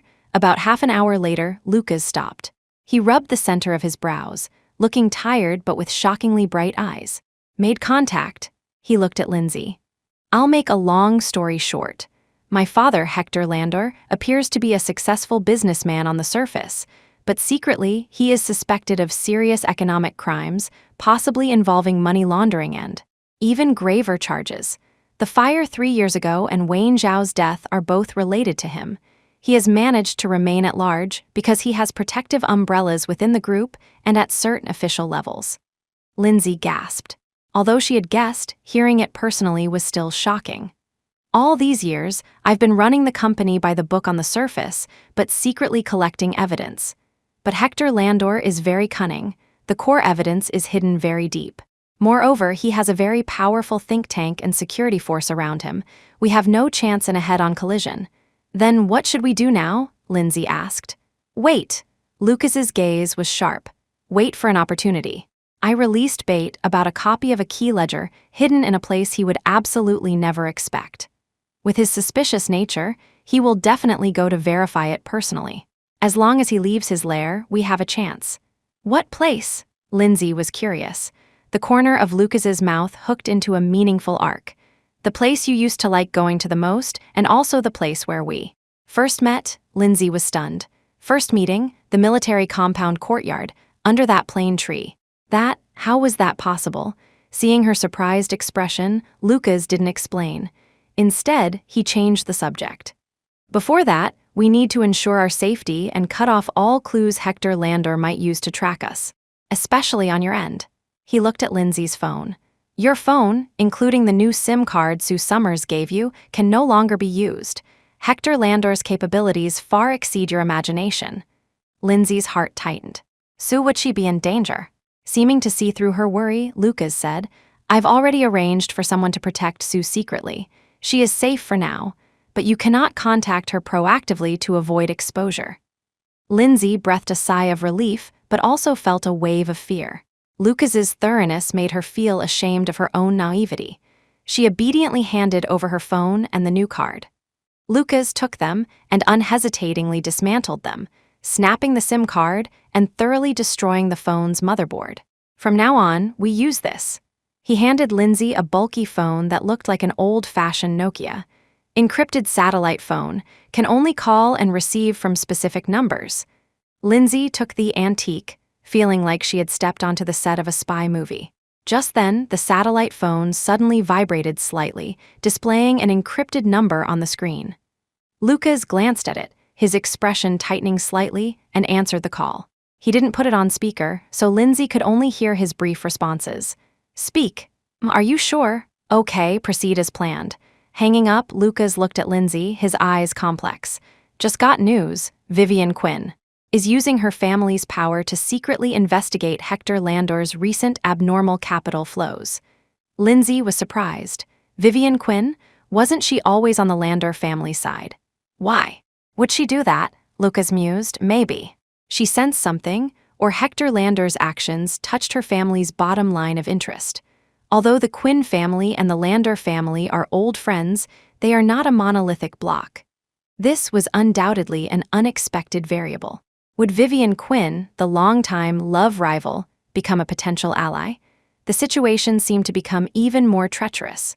For the next 2 days, life in the safe house was eerily calm. Lucas spent most of his time at the computer, handling matters Lindsay couldn't understand, occasionally taking encrypted calls for brief conversations. Lindsay handled simple logistics, trying not to disturb him. She used this time to carefully sort through the known clues. The bait, Lucas, mentioned the copy of the key ledger hidden in the place we first met. This hint baffled her. Their first meeting was under the plane tree in the military compound. But things had changed there long ago. The compound was redeveloped and the plane tree had been cut down. Was the ledger buried underground? That was too unrealistic. Unless the place Lucas referred to wasn't a physical location, but a symbol. She remembered the folder Lucas burned, his confession in the video, his mention of the regret on the night of her 18th birthday. A bold guess gradually formed in her mind. In the evening, Lucas ended a long communication session, a trace of relieved fatigue on his face. He walked to the window, watching the lights of thousands of homes lighting up downstairs, his back looking somewhat lonely. Lindsay walked over and handed him a cup of warm water. Thanks. Lucas took the cup, his fingertips cold. The place you mentioned, Lindsay began carefully, her gaze fixed on him. Is it related to me? Lucas paused in drinking the water and looked at her with some surprise. Lindsay continued, Is it? There is actually no physical copy of the ledger. The bait is actually me? A flash of appreciation passed through Lucas's deep eyes. He didn't deny it but sighed softly. You are smarter than I thought. He put down the water cup, walked in front of her, and looked at her seriously. That's right. The so-called ledger copy is a metaphor. The news I released is that before Wayne Zhao died 3 years ago, he hid the most critical evidence in a gift given to you, in a code only I could crack. And this gift is where that plane tree symbolizes. What is that gift? Lindsay's heart raced. "The limited edition art book I gave you on your 18th birthday." Lucas's eyes held the glimmer of memory. "At the time, I said someone else sent it, but actually, I went to great lengths to buy it from abroad. That art book contains a replica of the Starry Night we looked at together when we were kids." Lindsay was completely stunned. That art book, she had always cherished it, and even brought it to her current rented apartment. She never thought that seemingly ordinary art book would become the center of a huge storm. "Is there a code in the art book?" she asked urgently. "No," Lucas shook his head. "The art book itself is just a cover. The real code, or rather the key, is you." "Me?" "Yes," Lucas nodded. "My father is naturally suspicious, but he has a weakness: he trusts his own judgment too much. He knows my feelings for you and knows the special significance of that art book to me. So, when he hears the news that evidence is hidden in the gift given to you, he will definitely believe it, and he will think that by controlling you, he can force me to hand over the key or find the method to crack the code directly from you. So, you deliberately let me escape back to my own apartment. It was under your surveillance all along, and was also the clue you deliberately leaked to my father?" Lindsay suddenly understood. So, from the moment she left the apartment, everything was within Lucas's calculations. He anticipated that Hector Landor would go to search her apartment, or even verify it personally. Yes and no. Lucas's eyes were complex. "I did want him to look for that art book, but letting you go back was mostly to protect you. I deployed more manpower and surveillance at the apartment. It's safer than here.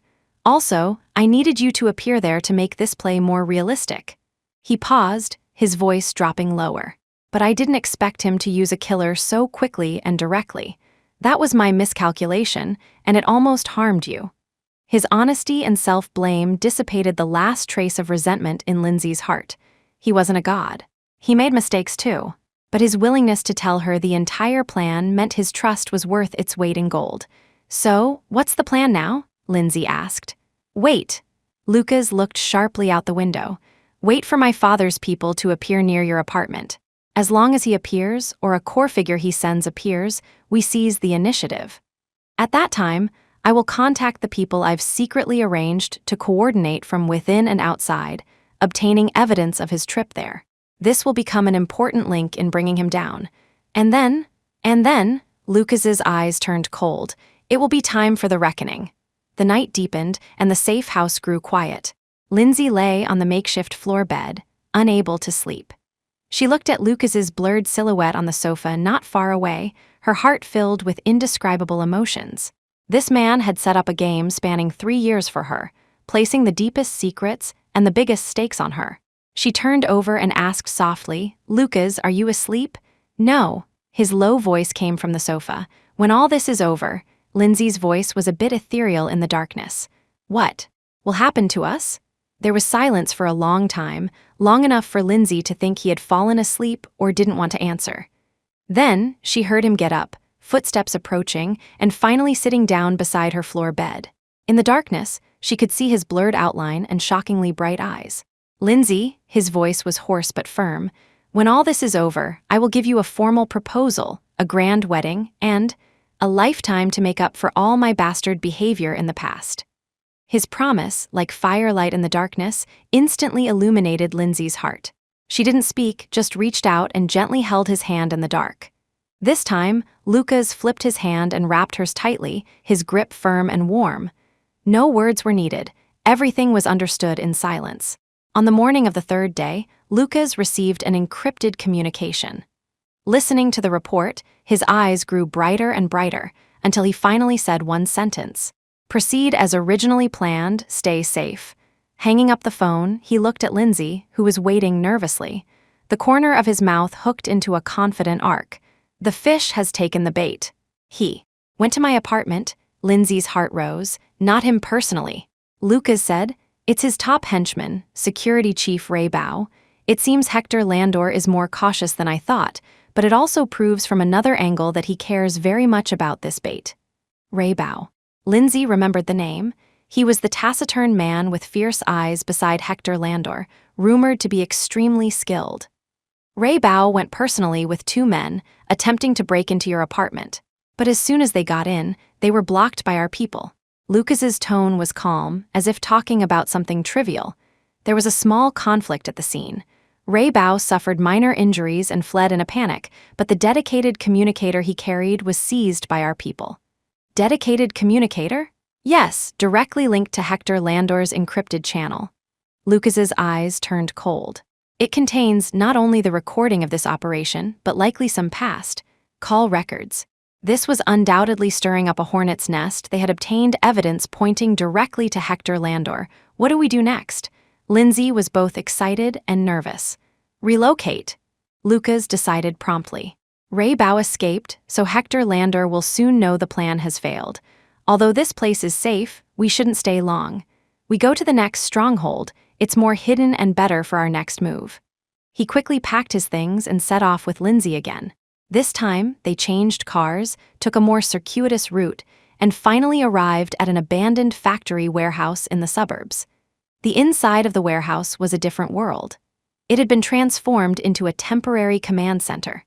Several computer screens were lit, and a few people in plain clothes with sharp eyes were busy.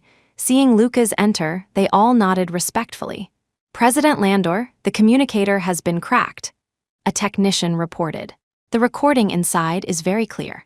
Ray Bao reported the failure of the operation to Hector Landor, and Hector Landor personally admitted in the call to instructing Ray Bao to find the ledger, and hinted that extreme measures could be taken if necessary. Extreme measures, this was tantamount to admitting criminal intent, back up the recording, and keep the original safe. Lucas ordered, then looked at another person responsible for intelligence analysis. What's the reaction from Hector Landor's side? After Ray Bao fled back, Hector Landor seemed furious. Security has been strengthened at several properties and companies under his name. In addition, we detected that he is trying to contact several overseas accounts, possibly transferring funds and preparing to run. Want to run? Lucas sneered. He can't run. Notify our people to watch all entry and exit channels closely. Also, send a copy of this recording anonymously to one person. Who? Lindsay couldn't help asking. Lucas looked at her, his eyes deep. Vivian Quinn's father, Mr. Quinn. Lindsay instantly understood his intention. The Quinn family was an important business partner of the Landor family and influential in both political and business circles. Sending this recording to Mr. Quinn was equivalent to exposing Hector Landor's crimes directly to the Quinn family to protect themselves and their interests. The Quinn family would likely choose to cut ties with Hector Landor, or even turn against him. This was a risky move, but also a brilliant one to quickly break the balance. But will the Quinn family believe this recording? Will they help Hector Landor cover it up instead? Lindsay was a little worried. Mr. Quinn is an old fox. He won't declare his stance easily.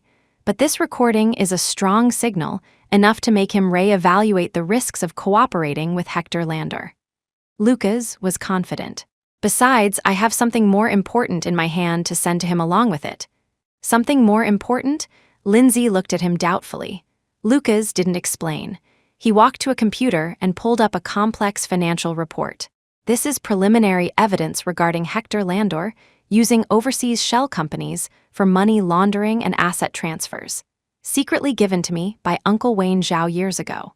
Although incomplete, combined with this recording, it's enough for Mr. Quinn to see the situation clearly. He skillfully encrypted and packaged the recording file and financial report, sending them out through an anonymous channel.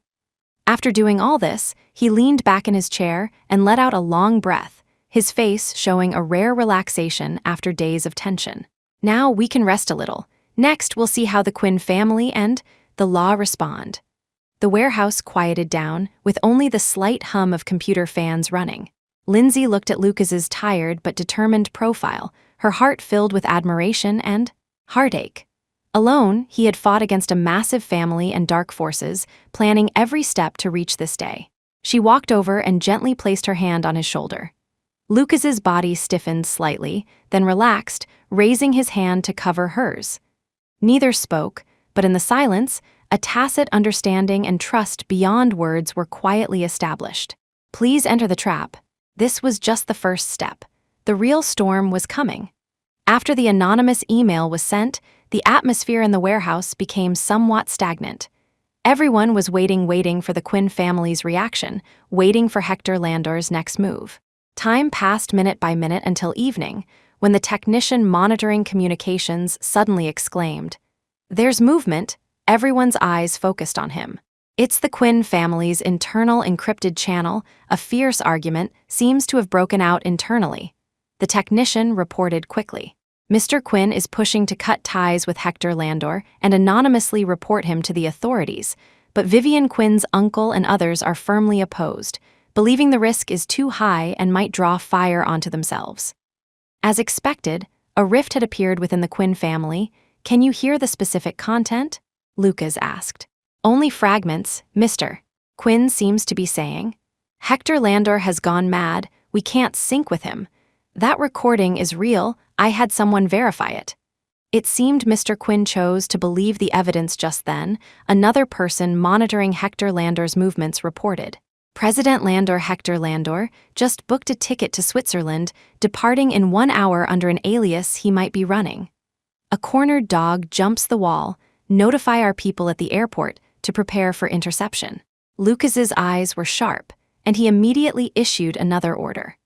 "Organize all the evidence we have regarding Hector Landor's economic crimes, including money laundering paths, lists of shell companies, and the recording of him instructing Ray Bao.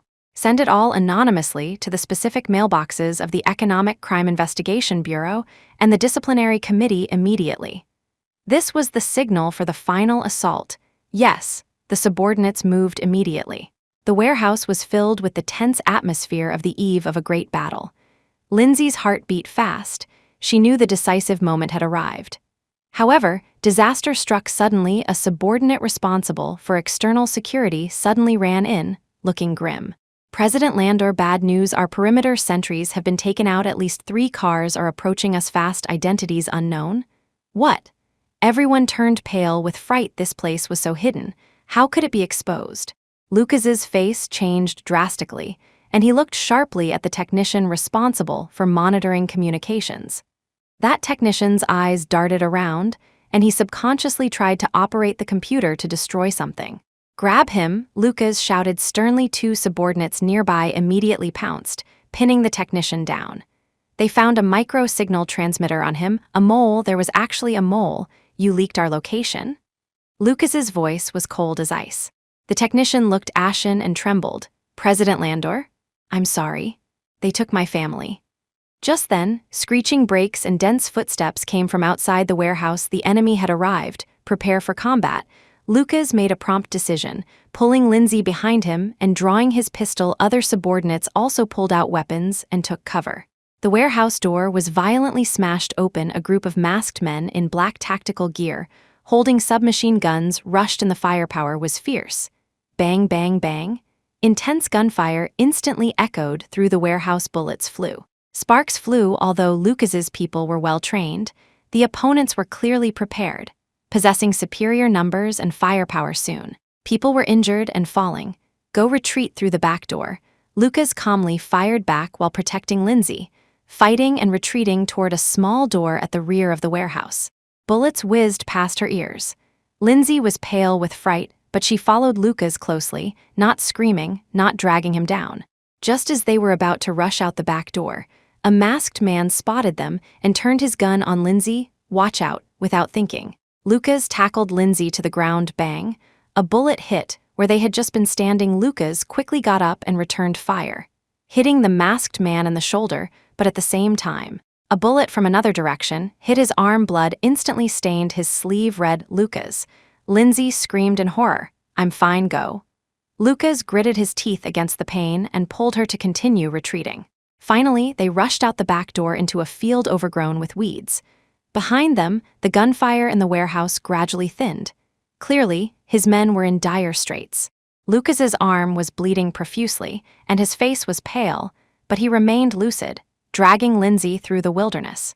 They had to leave quickly. The enemy definitely had a backup plan, however. Just as they managed to run to the edge of the wasteland and were about to reach a remote road, 2 black SUVs appeared like ghosts, blocking their path. Doors opened, and several armed burly men got out. The leader was actually Ray Bao, the the scar on his forehead visible, and what shocked Lindsay even more was the person standing beside Ray Bao. Vivian Quinn. She was wearing an exquisite suit, a complex and indiscernible expression on her face as she looked at the disheveled Lucas and Lindsay.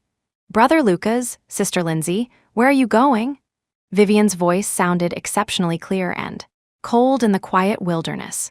The wind in the wilderness blew past, carrying the scent of earth and blood. Two SUVs blocked the way like steel beasts, their headlights blinding, enveloping the wretched figures of Lucas and Lindsay. Ray Bao wore a hideous grin, the scar on his forehead looking even more savage under the lights. Beside him stood Vivian Quinn, dressed in an exquisite suit that clashed with the surroundings. Her expression, a mix of pleasure, jealousy, and an imperceptible struggle, sent a bone-chilling coldness through Lindsay. "Vivian, it's you!" Lucas clutched his bleeding arm, his voice hoarse from blood loss and shock. He stared at Vivian Quinn, his eyes filled with disbelief and pain. Why? He clearly never suspected that Vivian Quinn would stand with Ray Bao and his father. Vivian Quinn took 2 steps forward, her high heels clicking crisply on the gravel. Ignoring Ray Bao's warning glance, her gaze fell straight onto Lucas's hand holding Lindsay's, and the flames of jealousy almost erupted. "Why?" Vivian chuckled, but the sound carried a sob. "Brother Lucas, you ask me why. Since childhood, I only had eyes for you. I worked hard to be excellent, learned etiquette, and catered to Aunt Landor, just to be worthy of you, but you? Your eyes were only ever on this Lindsay, who knows nothing and only brings you trouble." Her voice grew more agitated as she pointed at Lindsay. "What's so good about her? Family background, upbringing, ability. In what way is she better than me? She even left you for money 3 years ago. Why does such a woman make you unforgettable? Why does she get to be the rightful Mrs. Landor?" So, it was hate born of love. Long suppressed emotions, catalyzed by jealousy and unwillingness, had brewed into a deadly poison. "So you sided with my father?" Lucas's voice was cold as ice. "Helping him against me, even betraying our location and letting your Uncle Ray bring people to kill me."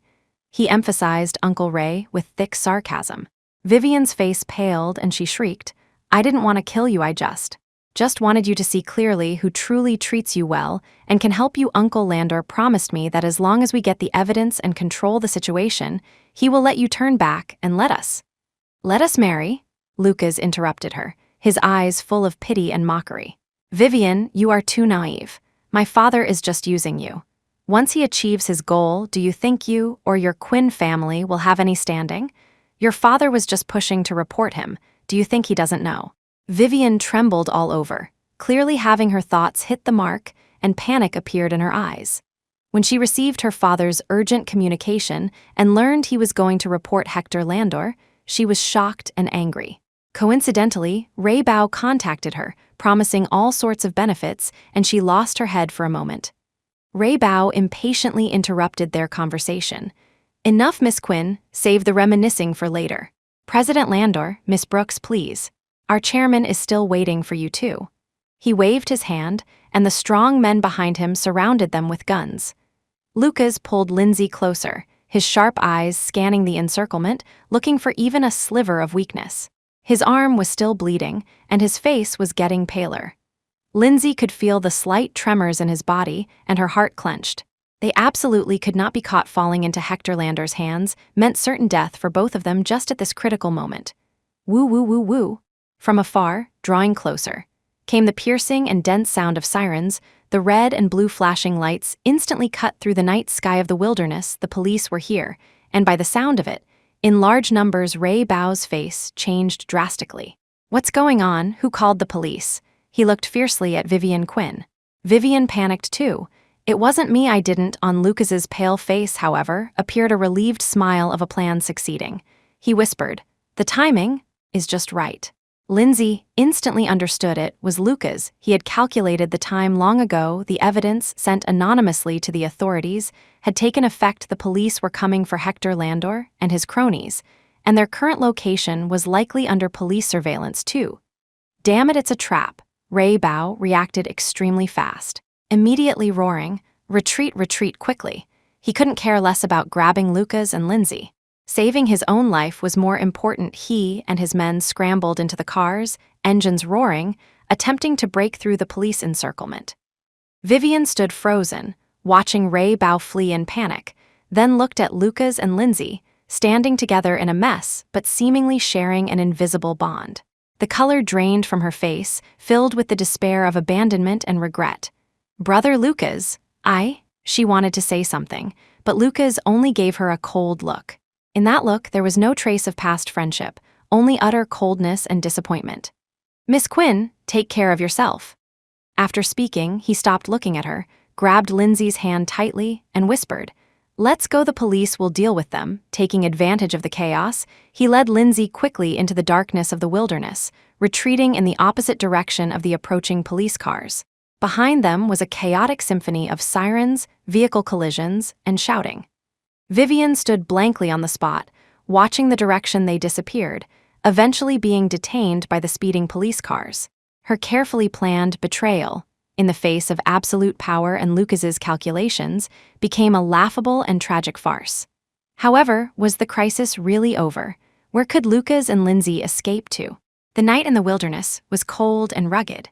Lucas dragged Lindsay along, running wildly through the uneven terrain. The wound on his arm was constantly torn by the strenuous exercise.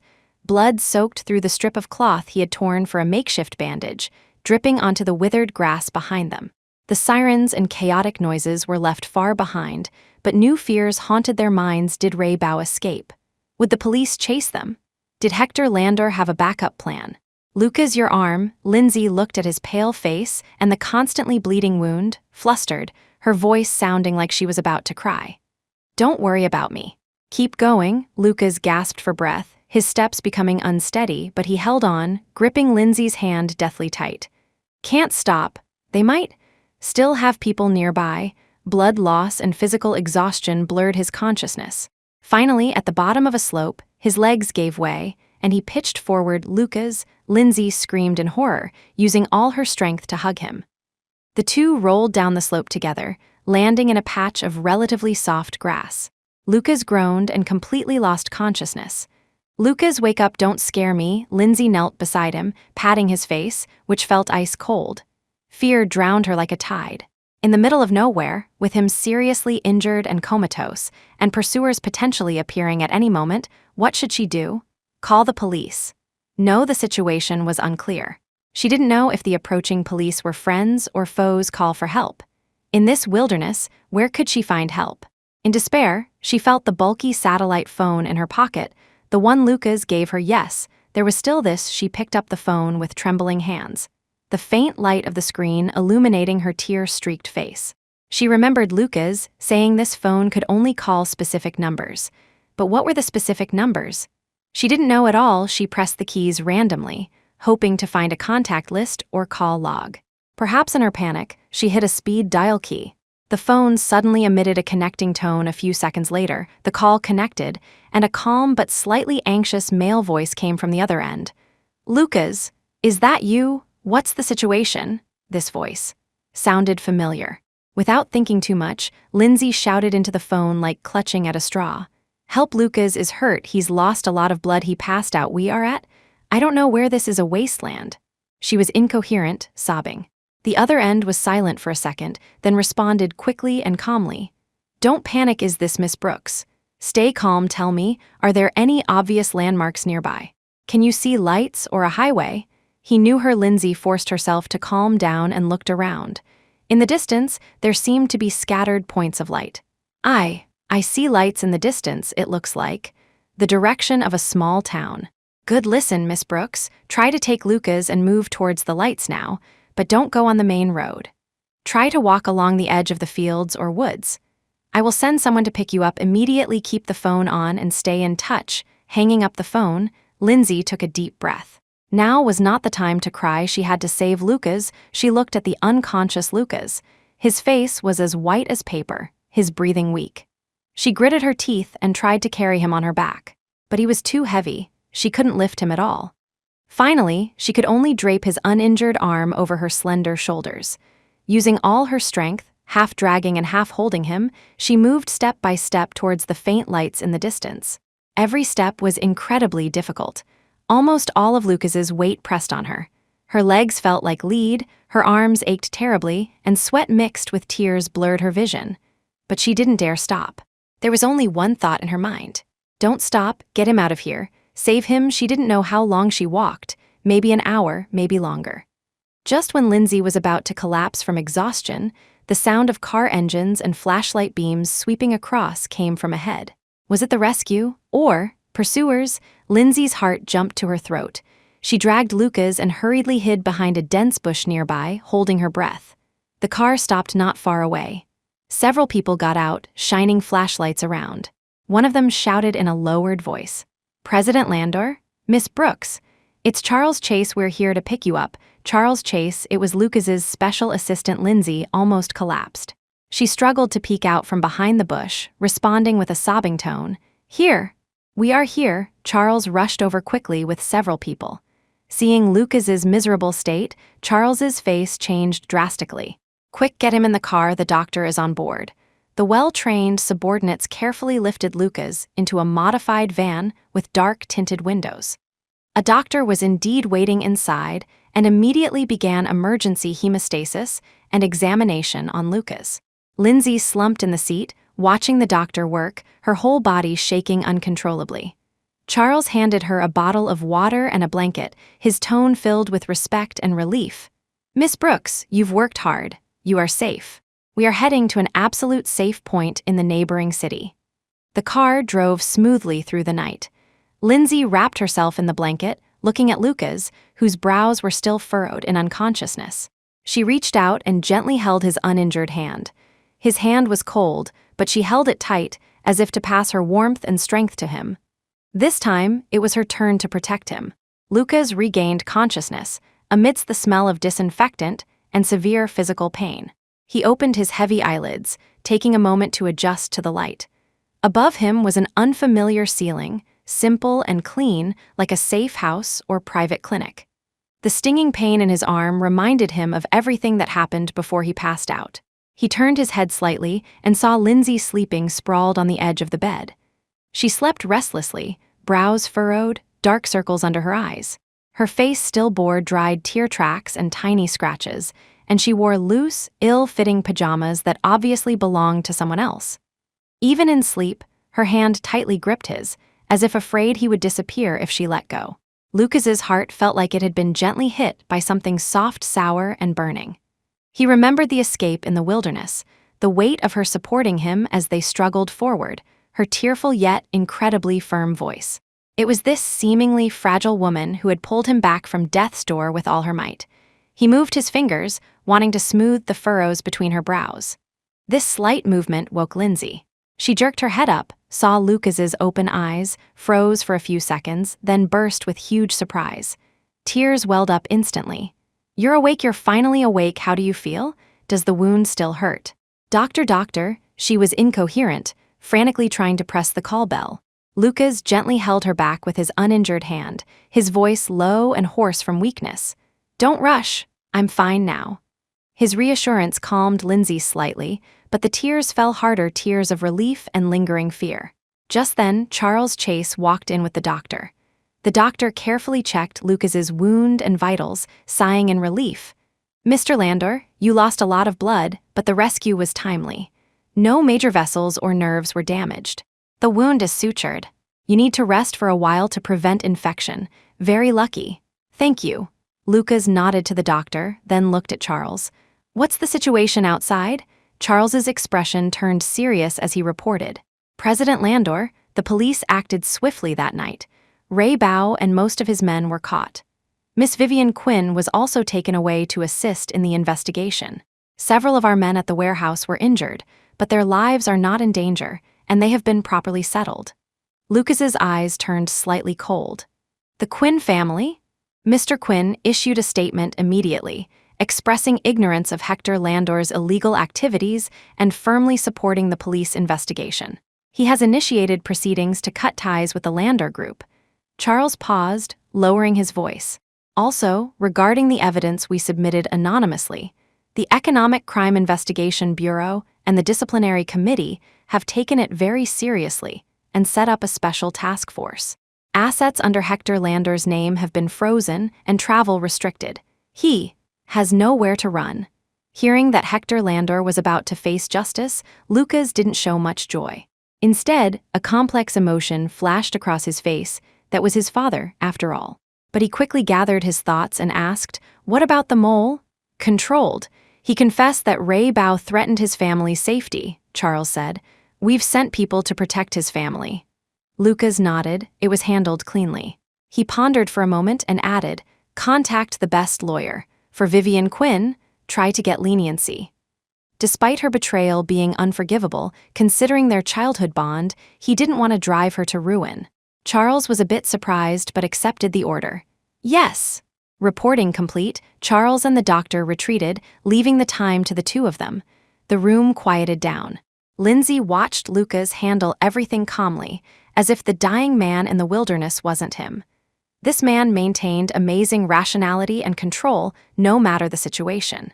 "You planned it all along, even calculated the time the police would arrive?" Lindsay asked softly. Lucas looked at her, his gaze softening. When the evidence was sent, their reaction time was estimated. "I just didn't calculate the mole and Vivian Quinn's intervention, which frightened you." He raised his uninjured hand and gently wiped the tear tracks from her face, his movements cherishing. "You saved me," he looked into her eyes and said seriously. Lindsay shook her head, held his hand, and pressed it against her cheek. "You saved me first. If not for you, I might have." She couldn't continue, just held his hand tighter. Surviving a disaster, all estrangement, suspicion, and resentment seemed trivial in the face of the life and death test. What remained was the gladness of relying on each other and increasingly clear emotions. "Lindsay," Lucas looked at her, his voice low and solemn, "when this is thoroughly settled, we start over." Lindsay finished his sentence, her eyes firm and warm. No grand proposal needed, no flowery vows. At this moment, the reflection in each other's eyes and the tightly held hands were the best promise. Sunlight shone through the window, falling on them, warm and bright. The storm seemed to be passing, but true peace still awaited the final reckoning. For the next few days, Lucas recuperated in the safe house. Lindsay stayed by his side constantly. Their relationship warmed rapidly through their shared adversity, a tacit understanding and warmth flowing quietly after the hardships. Outside, however, the wind and clouds were surging. News that Hector Landor was suspected of major economic crimes and attempted murder broke out across authoritative media, shocking the internet. The Landor Group's stock price plummeted, and panic spread internally. The joint investigation team from the Disciplinary Committee and Economic Crime Bureau dug deep, arresting more of Hector Landor's core cronies and exposing more shocking criminal facts. Although Lucas was in the safe house, he remotely stabilized the Landor Group through Charles Chase. He demonstrated amazing business acumen and leadership, quickly cutting ties with Hector Landor, appeasing employees, stabilizing clients, and actively cooperating with the investigation, minimizing the group's losses. His calmness and responsibility won the approval of many veterans and employees. A week later, bombshell news arrived. Hector Landor was successfully captured by waiting police at the airport while attempting to flee the country through secret channels. When the news came, Lucas was leaning against the headboard, being fed porridge by Lindsay. Hearing Charles's report, the hand holding the porridge bowl paused almost imperceptibly. A very faint ripple passed deep in his eyes, then returned to calm. "Understood," he said lightly, continuing to eat as if it were trivial news. But Lindsay could feel that his nerves, tight for days, relaxed slightly at that moment. Although there was no pain of betrayal, that was his biological father after all. Blood ties and complex past grievances couldn't be wiped away simply by saying he deserved it. She asked nothing, just silently scooped another spoonful of porridge, blew on it gently, and offered it to his lips. Lucas looked at her quiet and gentle profile, and the last gloom in his heart seemed to disperse. He reached out and held her free hand. Some comfort needed no words. A few days later, Lucas's injury stabilized, and he could move around slightly. Police news also came. Given that Lucas provided key evidence, cooperated actively, and was himself a victim, investigations confirmed he was unrelated to Hector Landor's crimes. His protection could be lifted, and he was free to move. Simultaneously, the police informed Lindsay that her apartment had been cleared, and she could return. Her involvement in the case was recorded as a victim as well. This meant the thrilling escape that lasted nearly a month could finally end. On the day they left the safe house, the weather was fine. Charles drove to pick them up. Sitting in the car again, watching the bright sunshine and bustling crowds outside, Lindsay felt like a lifetime had passed. The car didn't drive back to the penthouse filled with unpleasant memories, but headed in another direction, a strictly secured high-end apartment complex in a quiet downtown area. This was an unknown property under Lucas's name. The apartment was a penthouse duplex with a wide view. The decoration was modern and simple, but the details revealed understated luxury and a lived-in feel. Unlike the previous cold apartment, this one even had a balcony with plants and bookshelves full of books. "This will be our home from now on." Lucas held Lindsay's hand, walking into the living room, his voice gentle. "Home?" Lindsay repeated the word, warmth surging in her heart. After experiencing so much, they finally could have a truly peaceful harbor belonging to them. The following days were calm and fulfilling. Lucas was busy handling the aftermath of the Landor Group, officially taking over as chairman, running off his feet. Lindsay returned to her interrupted illustration work, taking commissions again, life gradually getting back on track. They lived like an ordinary couple, eating together, watching the night view on the balcony. Occasionally, when Lucas wasn't busy, he would cook a simple dinner, though the taste had room for improvement. Lindsay would laugh and roast him, then chase him out of the kitchen. Those dark pasts seemed to have truly become the past. However, Lindsay knew clearly there was one thing not thoroughly settled. About her, about Lucas, about that absurd, unresolved marital relationship between them. That evening, while the two were curled up on the sofa watching a movie, Lindsay finally couldn't help it and pretended to bring it up casually. Lucas, our marriage certificate, should we go deal with it?" By deal with, she naturally meant divorce. Although their feelings were good now, that beginning was unpleasant after all. She hoped to start over with him with a brand new, pure identity. Lucas's hand holding the remote paused. He turned his head, his deep gaze falling on her face, watching her for several seconds until Lindsay felt a bit guilty. Then, he put down the remote, stood up, and walked in front of her.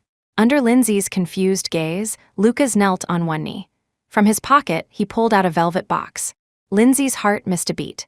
Only a few ambient lights were on in the living room, casting soft shadows. The movie playing on TV became irrelevant background noise. Lindsay stared at Lucas kneeling before her on one knee, looking at the open velvet box in his hand. Inside lay a simply designed yet dazzling diamond ring. Her mind went blank and her breathing stalled. He was proposing. Lucas looked up at her, his expression more serious, nervous, and even reverent than ever before. He cleared his throat, his voice lower and hoarser than usual due to nerves. "Lindsay," he began, enunciating every word clearly, "I know our beginning was a mistake, an absurd transaction I caused single-handedly. That marriage certificate was a shackle I used to bind you to me in the worst possible way." He paused, his gaze locking tightly onto her eyes, as if looking deep into her soul. "For the past 3 years, I have regretted hurting you in that way every single day, and regretted even more letting you go.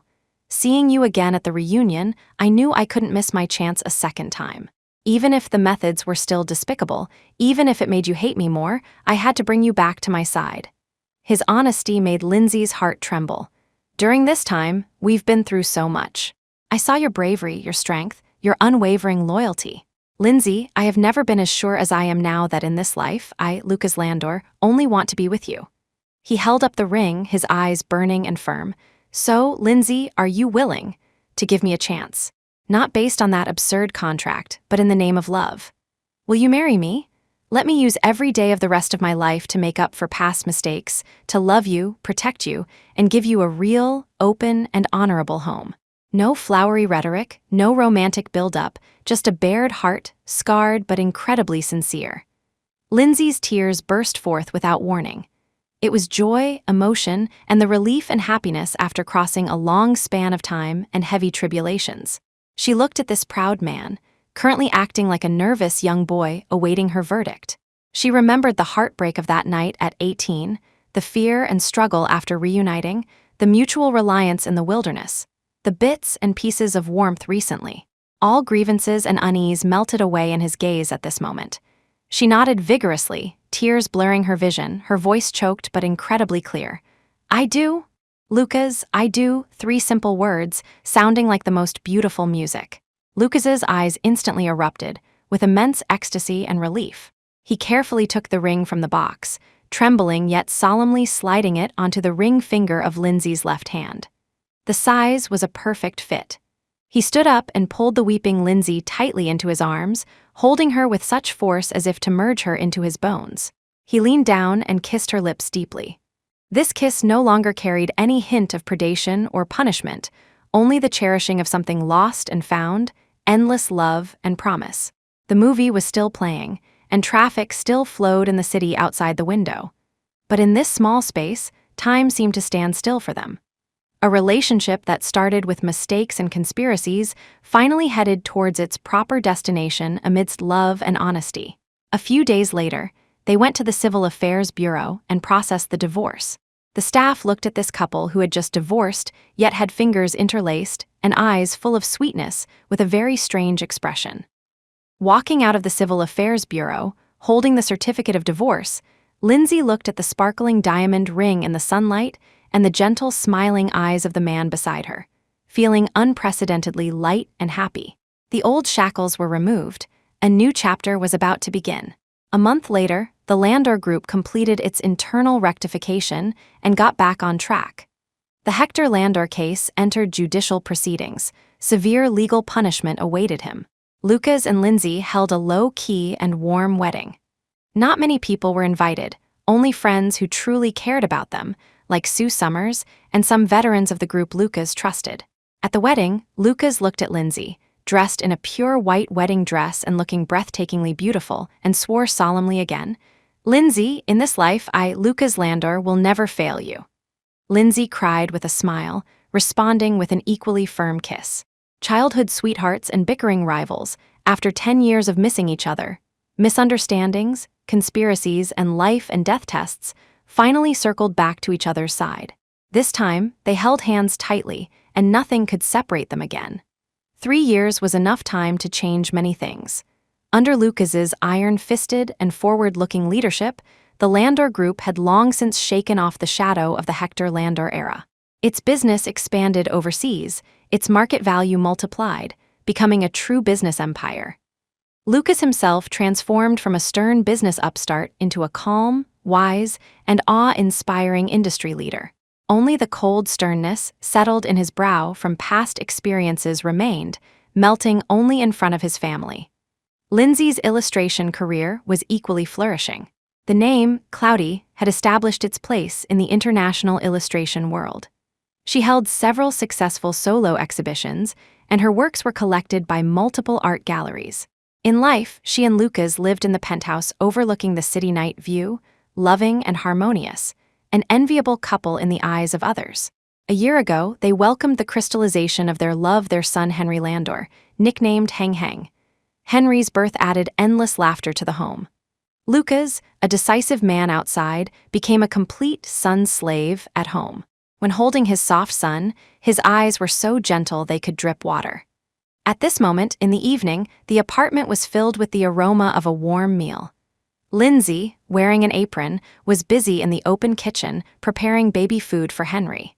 Lucas, rarely getting off work on time, had his shirt sleeves rolled up to his elbows and was sitting on the carpet, patiently playing blocks with his son, who had just learned to crawl. The little guy babbled, pushed down the castle Daddy had just built with chubby little hands, and then giggled. Lucas didn't get annoyed. He watched his son destroying things with doting eyes, occasionally reaching out to protect him from bumping into anything. Dinner's ready, Lindsay walked over with a small bowl of baby food. Seeing this scene, her face beamed with a happy smile. She bent down to pick up her son, but Lucas beat her to it. "I'll feed him. You rest a bit." Lucas naturally took the bowl and spoon. His movements, though slightly clumsy, were extremely serious. Lindsay smiled and sat aside, watching the father and son, her heart filled to the brim. This was the life she had dreamed of, peaceful, warm, and full of love. However, this warm picture was interrupted by urgent doorbell ringing. At this time, who could it be? Moreover, anyone who could come directly up to their apartment floor was definitely not an ordinary person. Lucas frowned slightly, handed his son to Lindsay, and walked to the video intercom. The screen showed a figure he hadn't expected: Vivian Quinn. Not seen for 3 years, Vivian had lost a lot of weight. Her once flamboyant brightness was replaced by a gloominess, but deep in her eyes was an indescribable stubbornness. In her hand, she held a little boy who looked about 4 or 5 years old, keeping his head down. Lucas's face darkened instantly.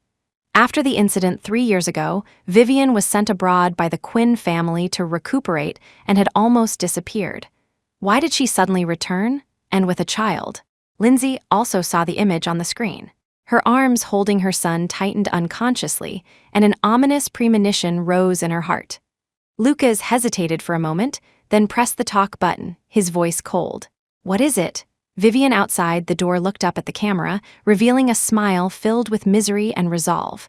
"Brother Lucas, open the door. I am here to return something to you." Her gaze fell on the little boy beside her. Alarm bells rang in Lucas's mind, but he opened the door. He wanted to see what Vivian was up to.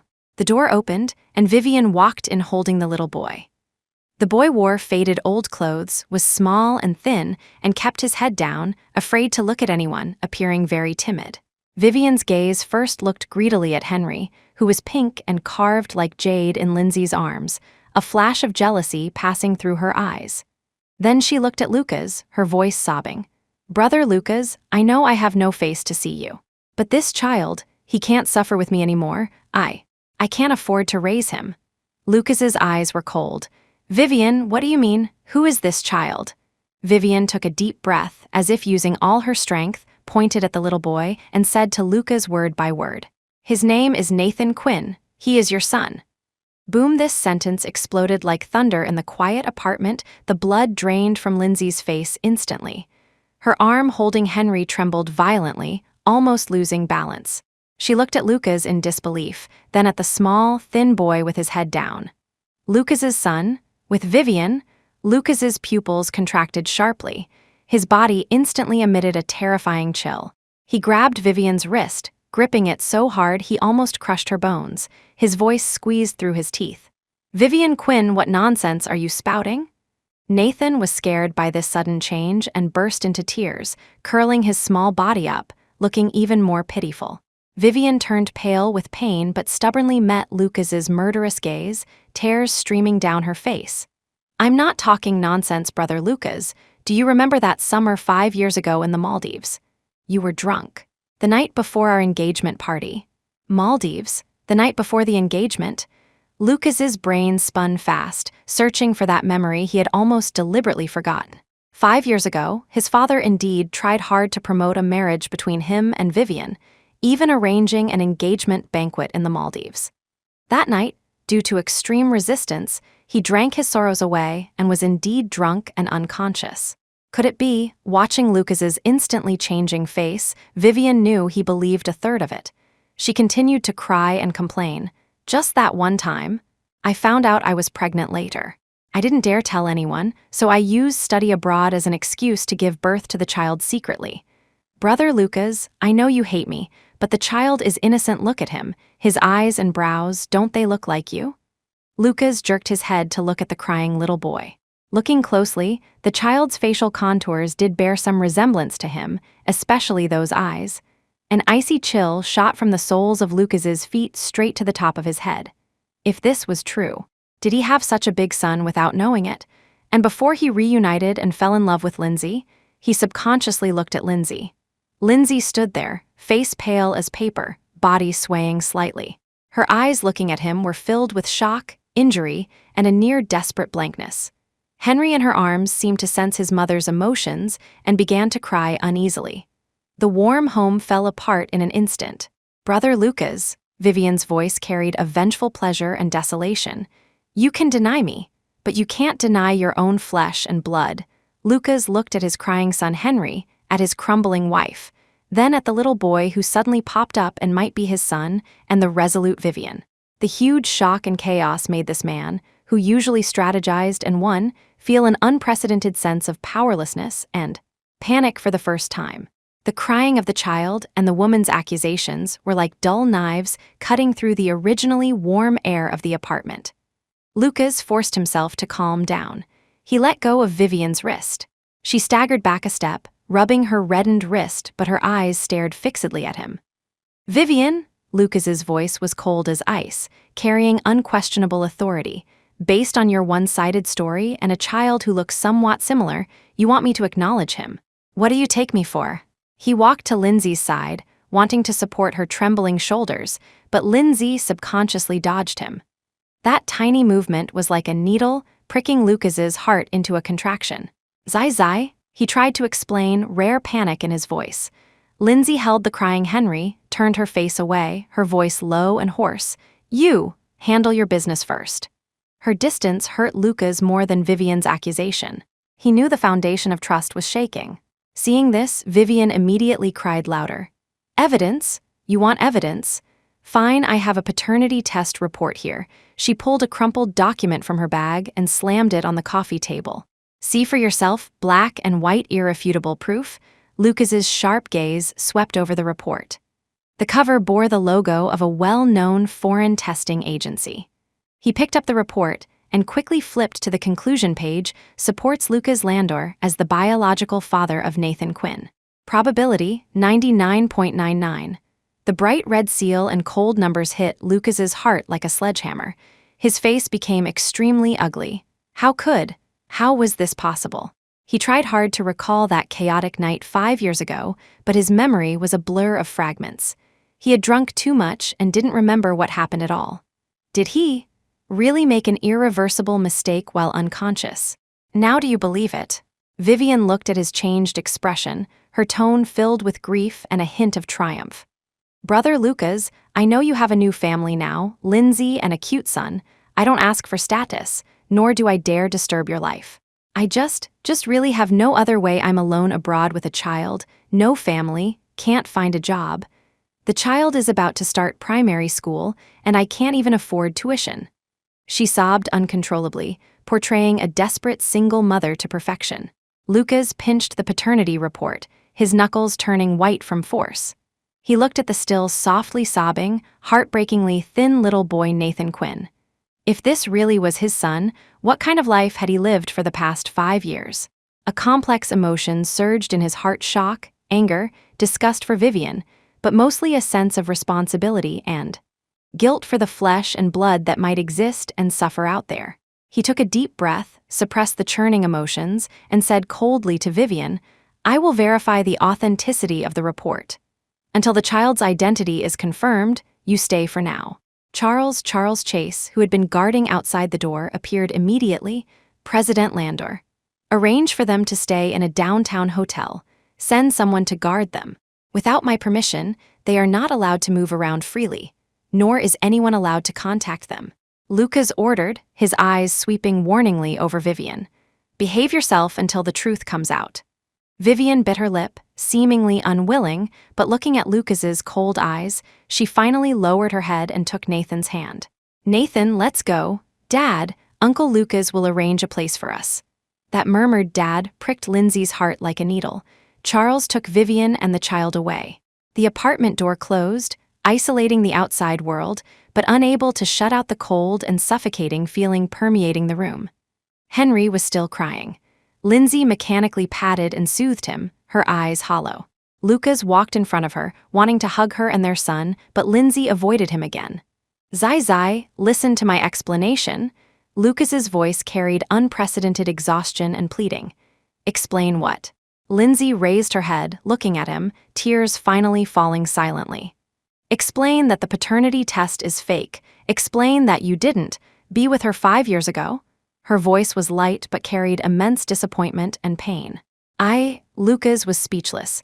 How could he explain? He couldn't even be sure what happened that night. The memory loss left him defenseless. "I need time to find out clearly," he could only promise pallidly. Lindsay looked at him. At this man she loved deeply and had gone through life and death for, her heart aching as if torn apart. She believed his love for her was real, but this sudden son was like a giant thorn stuck between them.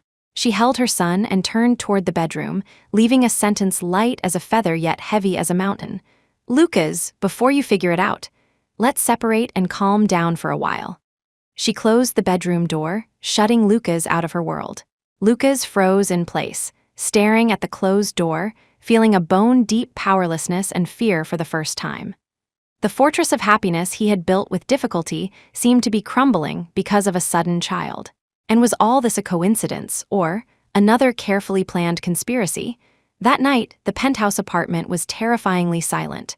The master bedroom door remained shut. From inside came the fading whimpers of Henry being soothed and Lindsay's suppressed, barely audible sobs. Lucas didn't try to knock. He knew that at this moment, any explanation was pale in the face of concrete evidence, at least on the surface.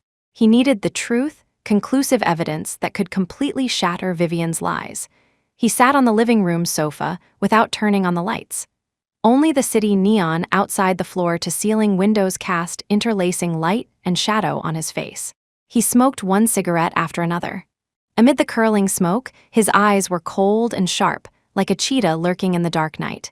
Vivian's appearance was too fishy. The timing and method were too deliberate. Choosing to return with a child to claim kinship right when his relationship with Lindsay was stable and the family happy. There had to be someone directing this behind the scenes, or a bigger plot. He picked up his phone and dialed Charles Chase, his voice devoid of warmth. 2 things. First, send someone immediately to the foreign testing agency Vivian mentioned to verify the authenticity of that paternity report. I want the most detailed process report, including sample sources and sender information. Second, investigate everything about Vivian's whereabouts, contacts, and income sources abroad for the past 5 years. The more detailed, the better. Yes, President Landor. Charles accepted the order immediately. Hanging up, Lucas dialed another encrypted number, calling the person in charge of his covert affairs overseas. Old K, investigate someone for me. 5 years ago, Maldives, Paradise Island Hotel, summer. Surveillance records during my stay, especially the night I was drunk. Also, check the hotel staff at that time, especially those who might have accessed my room. At all costs, I want to know exactly what happened that night. After arranging everything, Lucas put down the phone and rubbed his aching brows. Reason told him this was likely a setup against him.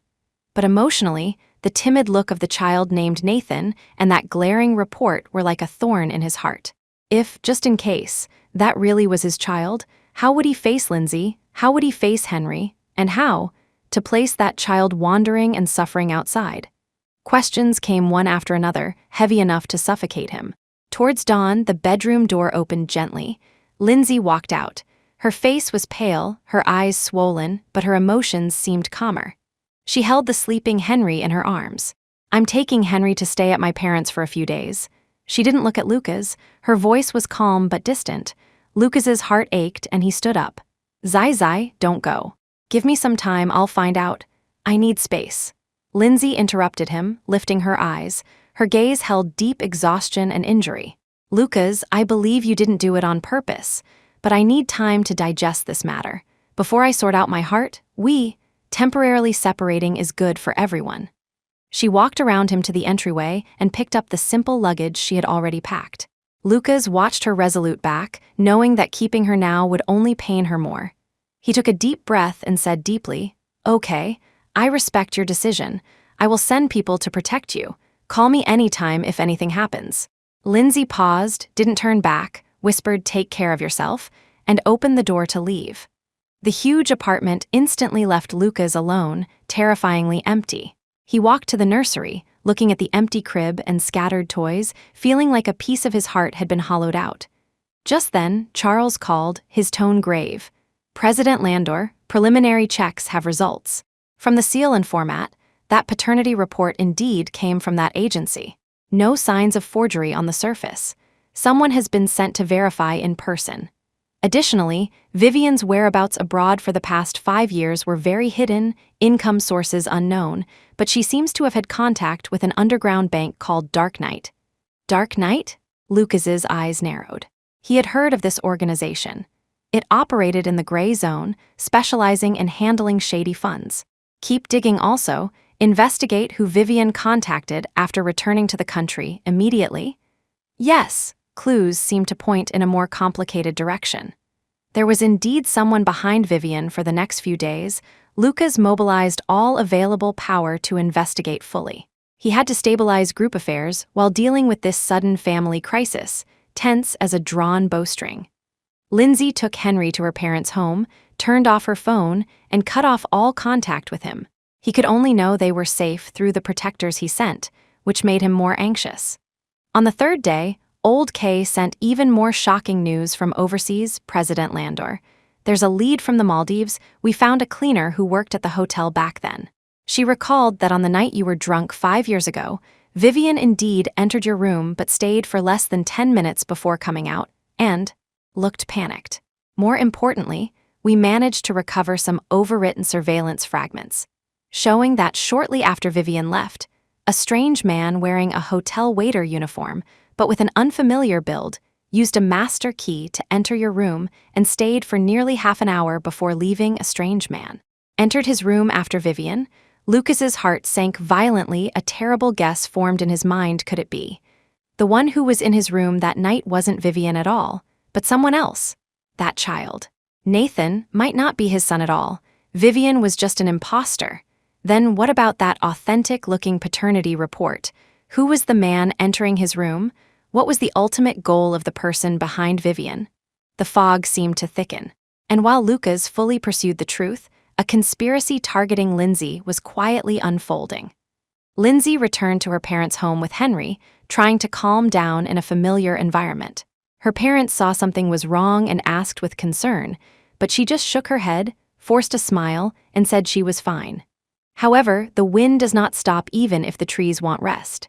That afternoon, Lindsay pushed the stroller, taking Henry for a walk in the park near the community to get some sun. Henry babbled and pointed at fluttering butterflies, temporarily dispelling the haze in Lindsay's heart. Suddenly, a man in a courier uniform, wearing a hat and mask, walked quickly up to her and handed her a thin document envelope. "Miss Lindsay Brooks, your package, please sign." The man's voice was low. Lindsay was confused. She hadn't shopped online recently. She took the envelope and found no sender information. Just as she looked down to check, the courier suddenly lowered his voice and said quickly, "Mrs. Landor, be careful of the people around you. Someone doesn't want you to have a good life." After speaking, without waiting for Lindsay's reaction, the man turned quickly and vanished into the crowd. Lindsay's heart chilled. She looked around vigilantly but found nothing unusual. Looking at the envelope in her hand, she hesitated but opened it. There was no letter inside, only a few photos. When Lindsay saw the content of the photos, her face instantly turned pale, and her blood felt frozen. The photos showed Lucas and Vivian. The background seemed to be a private room in a high-end restaurant. Lucas had his back to the camera, while Vivian leaned very close, almost sticking to him, with a charming smile on her face. Another one showed Lucas's hand, seeming to rest on the back of Vivian's hand. The angle was extremely tricky, making it look incredibly intimate. The timestamp watermark on the photos was blatantly yesterday. Wasn't Lucas busy investigating the truth? Why was he with Vivian? And so intimate. Could it be he said he was investigating but actually already believed Vivian? Or even rekindled old feelings? Huge shock and a sense of betrayal made Lindsay dizzy, almost unable to stand. She held the stroller, gasping for air, her heart hurting as if it were splitting open. Why treat her like this? Was the deep affection of the past all fake? Just then, her phone rang. A text message from a strange number. "Miss Brooks, saw the photos? Brother Lucas has made his choice. If you know what's good for you, withdraw yourself and you can still keep a little dignity. Otherwise, next time it won't be as simple as photos." It was Vivian she dared to text, and provoke Lindsay trembled with rage, tears flowing uncontrollably. She immediately dialed Lucas's number. She wanted to ask him what exactly he meant. However, the phone rang for a long time, but no one answered. Why not answer? Guilty conscience. Lindsay didn't give up and called several times in a row, still no answer. Despair and anger burned in her heart like wildfire. She looked at her son in the stroller, ignorant and smiling at her, and her heart ached beyond measure. She couldn't stay here anymore. She had to find Lucas and ask clearly, even if it was the worst outcome. She wanted a clear ending. She pushed the stroller and walked home distractedly, preparing to pack and go to the company to find Lucas. She completely failed to notice that not far behind her, an inconspicuous black sedan started slowly, following her at a measured distance. Inside the car, a pair of sinister eyes locked firmly onto her figure through the window. Vivian's provocation was just the first step. Real danger was approaching her. And at this moment, Lucas was in a conference room having a crucial video meeting with overseas branches, his phone on silent mode. He didn't know that a carefully woven net was being cast over him and Lindsay simultaneously. The gears of fate turned toward an unpredictable direction again. Lindsay returned to her parents' house, her mind in chaos. Her parents noticed her strange expression and asked with concern, but she just shook her head, forced a smile, and said she was fine. She locked herself in the room, looking at her sleeping son on the bed, tears flowing silently. Those ambiguous photos, Vivian's provocative text, Lucas's unanswered calls, played in her mind like movie scenes on repeat. No, she couldn't sit and wait for death. She had to find Lucas and ask him face to face, even if it was the worst result. She had to hear it with her own ears. She wiped her tears and quickly began packing, preparing to take Henry to the Landor group. However, when she carried her son and simple luggage to the community gate, preparing to call a taxi, the black sedan that had been trailing her stopped silently in front of her. The doors opened, and two burly men in sunglasses quickly got out, sandwiching her from left and right. "What are you doing?" Lindsay stepped back in horror, hugging her son tightly. "Miss Brooks, our boss would like to invite you for a chat," one man said expressionlessly, reaching out to snatch the child from her arms. "Let go, help." Lindsay protected Henry desperately, screaming for help. Passers-by were occasionally passing the gate, but seeing this scene, they were scared away. The other man impatiently covered Lindsay's mouth and roughly shoved her and the child into the car, the luggage scattered on the ground. "Drive," the man ordered coldly. The sedan engine roared, quickly leaving the community and merging into traffic. Lindsay was sandwiched in the back seat, her mouth taped shut, her hands tied behind her back. Henry was frightened and cried loudly in her arms. "Shut up, you little brat," the man next to her threatened fiercely, raising his hand to hit the child. MMPH. Lindsay blocked her son with her body, her eyes full of despair and anger. Who was kidnapping them? Vivian. Or the person behind her? The car twisted and turned through the city, finally entering a remote, abandoned logistics warehouse area. The warehouse was dimly lit, the air smelling of dust and rust. Lindsay and her son were roughly pushed out of the car and taken into an empty warehouse. In the center of the warehouse stood a chair.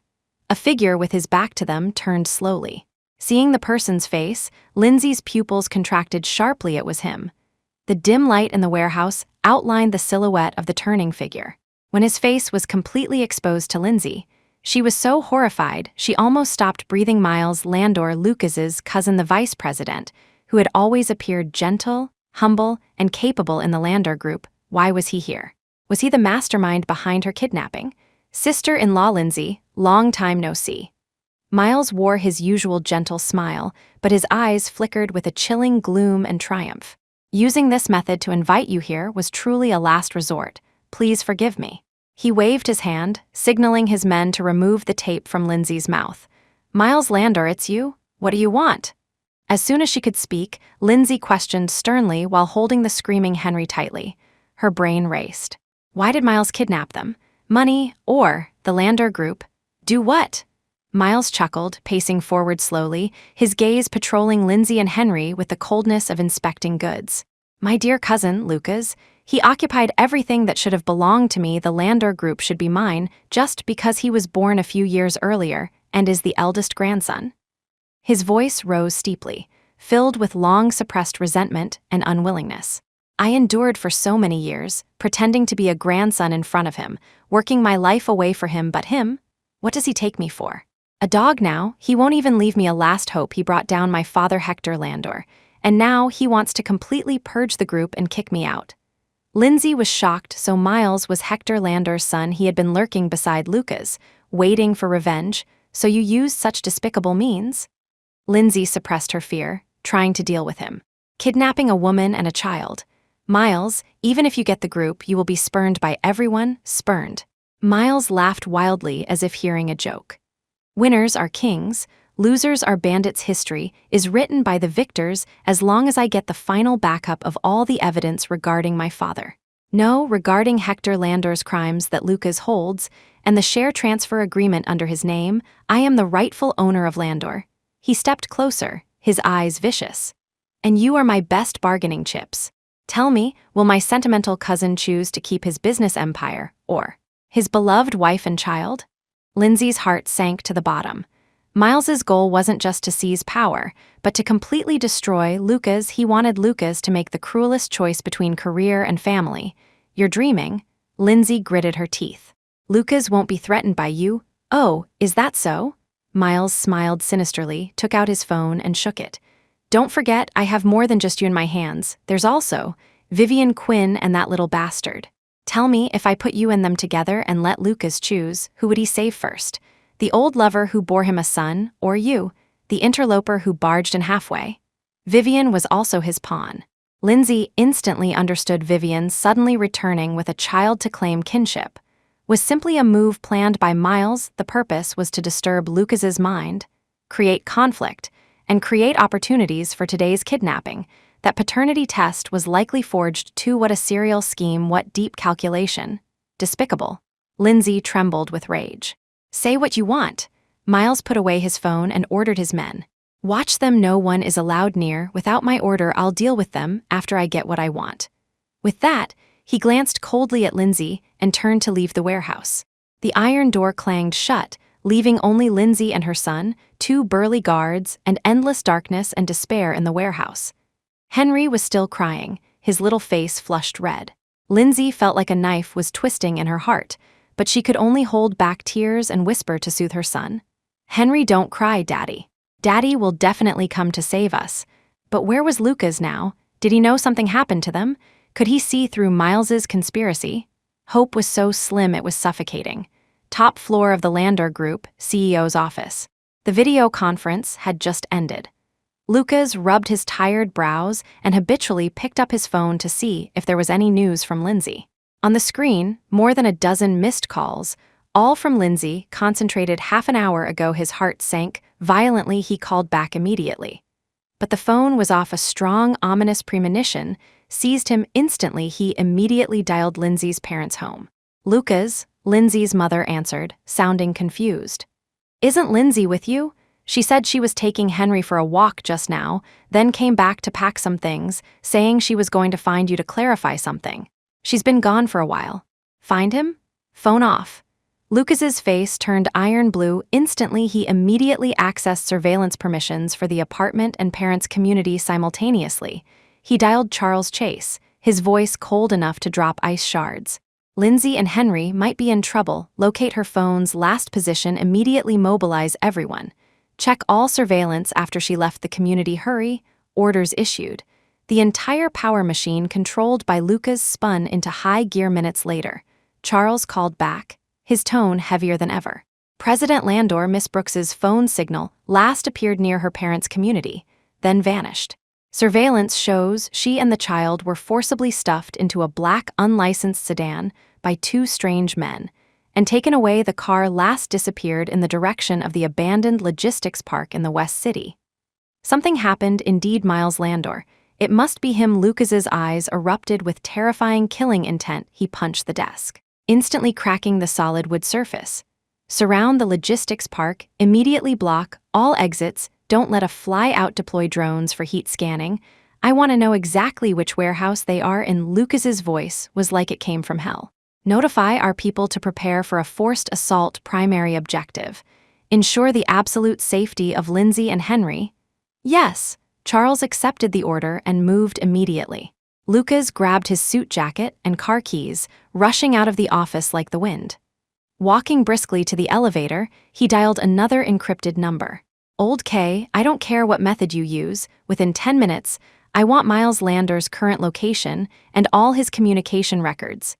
Understood. Sitting in the car, Lucas floored the gas pedal, the sports car rushing toward the West City like an arrow leaving the string. His brain was spinning fast. Miles kidnapped Lindsay and Henry to force him to hand over evidence and equity. He wouldn't easily harm the hostages, at least not before achieving his goal. but a cornered dog jumps the wall. He had to rescue them as soon as possible. At the same time, he thought of Vivian. Miles mentioned Vivian, meaning she might also be controlled or an accomplice.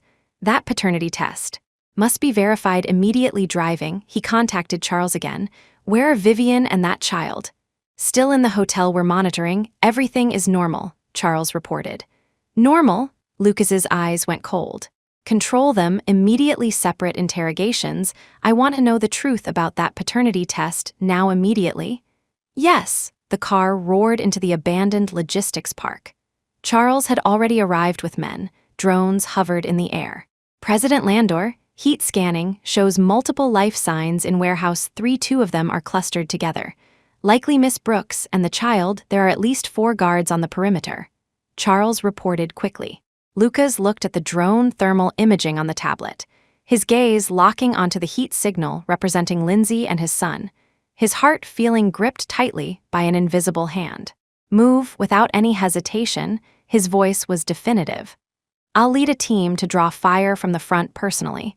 You take another team to infiltrate through the rear ventilation ducts.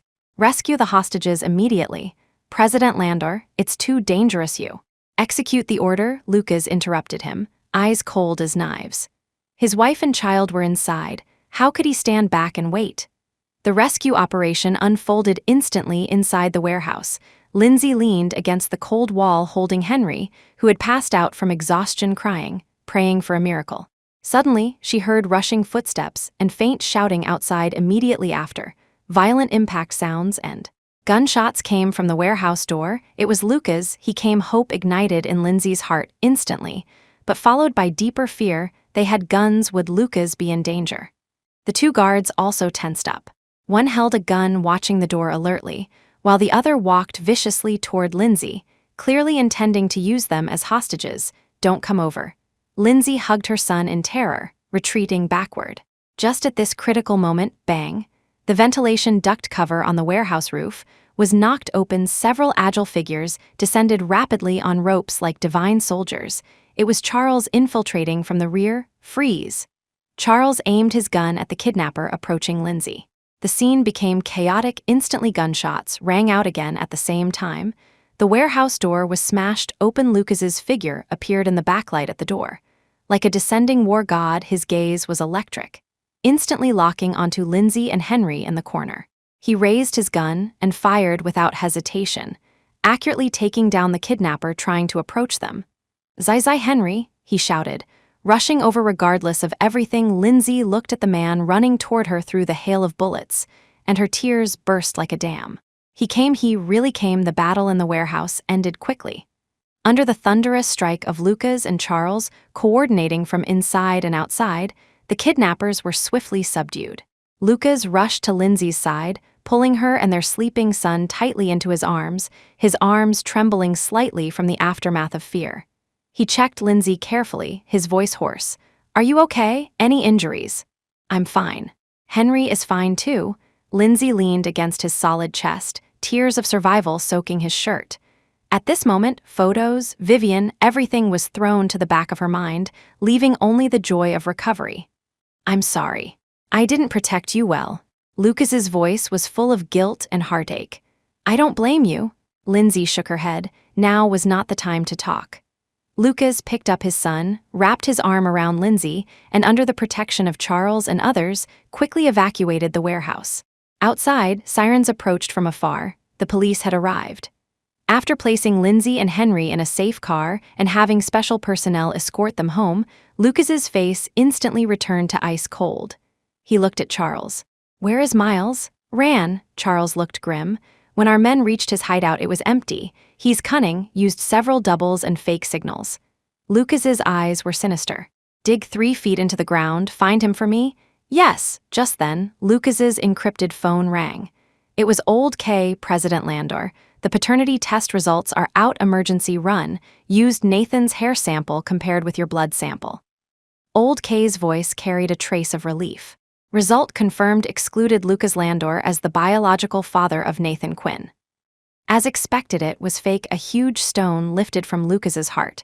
but immediately followed by monstrous anger. Miles and Vivian actually used such despicable means to deceive him and alienate him from Lindsay. How did Vivian's interrogation go? He asked coldly. She confessed. Old Kay's tone was complex. Miles forced her. Miles used her parents' safety to threaten her into acting out this play. That fake report was forged by Miles through underground channels. That night in the Maldives 5 years ago, she did enter your room, but nothing happened. She ran quickly due to a guilty conscience. The strange man who entered your room later was arranged by Miles to create confusion and leverage. Nathan is a child Vivian had with another man abroad, father unknown. Miles used this to make her pass the child off as your flesh and blood. The truth was out. Everything was a carefully planned scam. Lucas hung up, eyes cold. He looked at Charles. Move Vivian and her child to a safe place for protection. She is a victim too, after all. As for Miles, issue a global bounty. I want him alive. After handling this, Lucas rushed home immediately. In the apartment, the doctor had already checked Lindsay, confirming she and Henry were only frightened and physically unharmed. Henry had some milk and was fast asleep.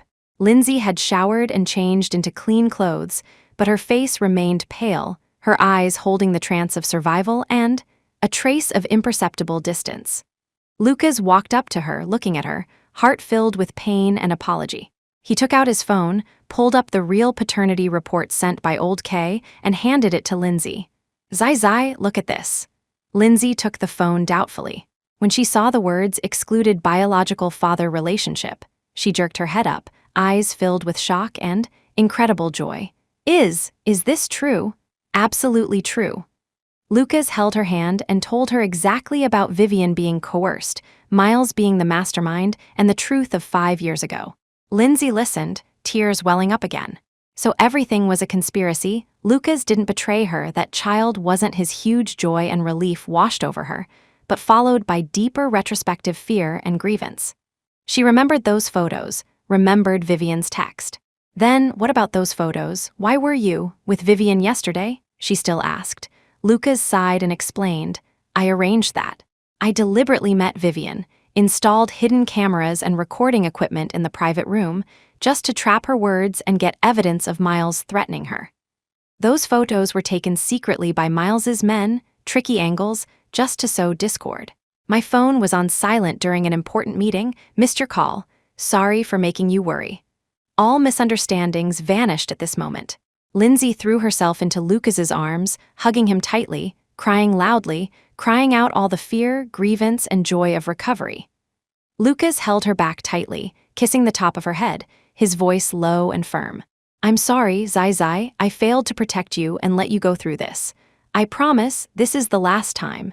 In the future, I will never let anyone hurt you and our son. Having gone through life and death tests and heavy misunderstandings, their hearts grew closer. However, Lucas knew clearly the crisis wasn't completely lifted. Miles was on the run, like a ticking time bomb.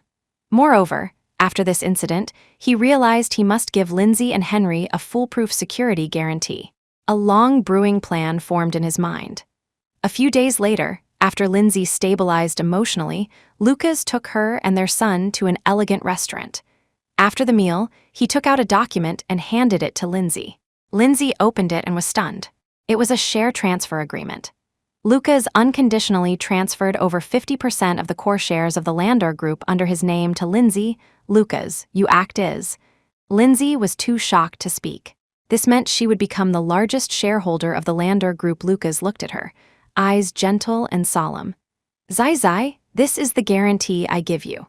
With this, no matter what happens in the future, you and Henry have enough capital to settle down and get on with life. Besides, he paused, tone carrying a trace of unquestionable dominance, this is also my way of binding you and our son firmly to my side. You won't be able to shake off the identity of Mrs. Landor in this lifetime. Lindsay looked at the agreement, then at this man expressing the deepest affection in the most domineering way, tears blurring her vision again. She knew this wasn't just a gift of wealth, but a heavy trust and promise. She reached out and held his hand tightly. Okay. After the storm, the rainbow appeared. But they both understood the grudge with Miles was not yet thoroughly settled. Miles's escape was like a thorn stuck in Lucas's heart. He knew that with Miles's paranoid and vicious character, he would never let it go and would definitely lurk in the dark like a poisonous snake, waiting for an opportunity to retaliate.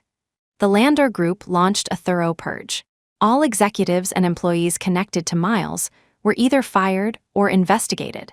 Lucas stabilized the situation with an iron fist and announced Miles's crimes to all employees, offering a reward of $10 million for clues. Simultaneously, Lucas mobilized all available forces, including official and gray ones, casting a dragnet globally to hunt Miles. The bounty was not only published openly, but also circulated in the shady underground world, the amount staggering.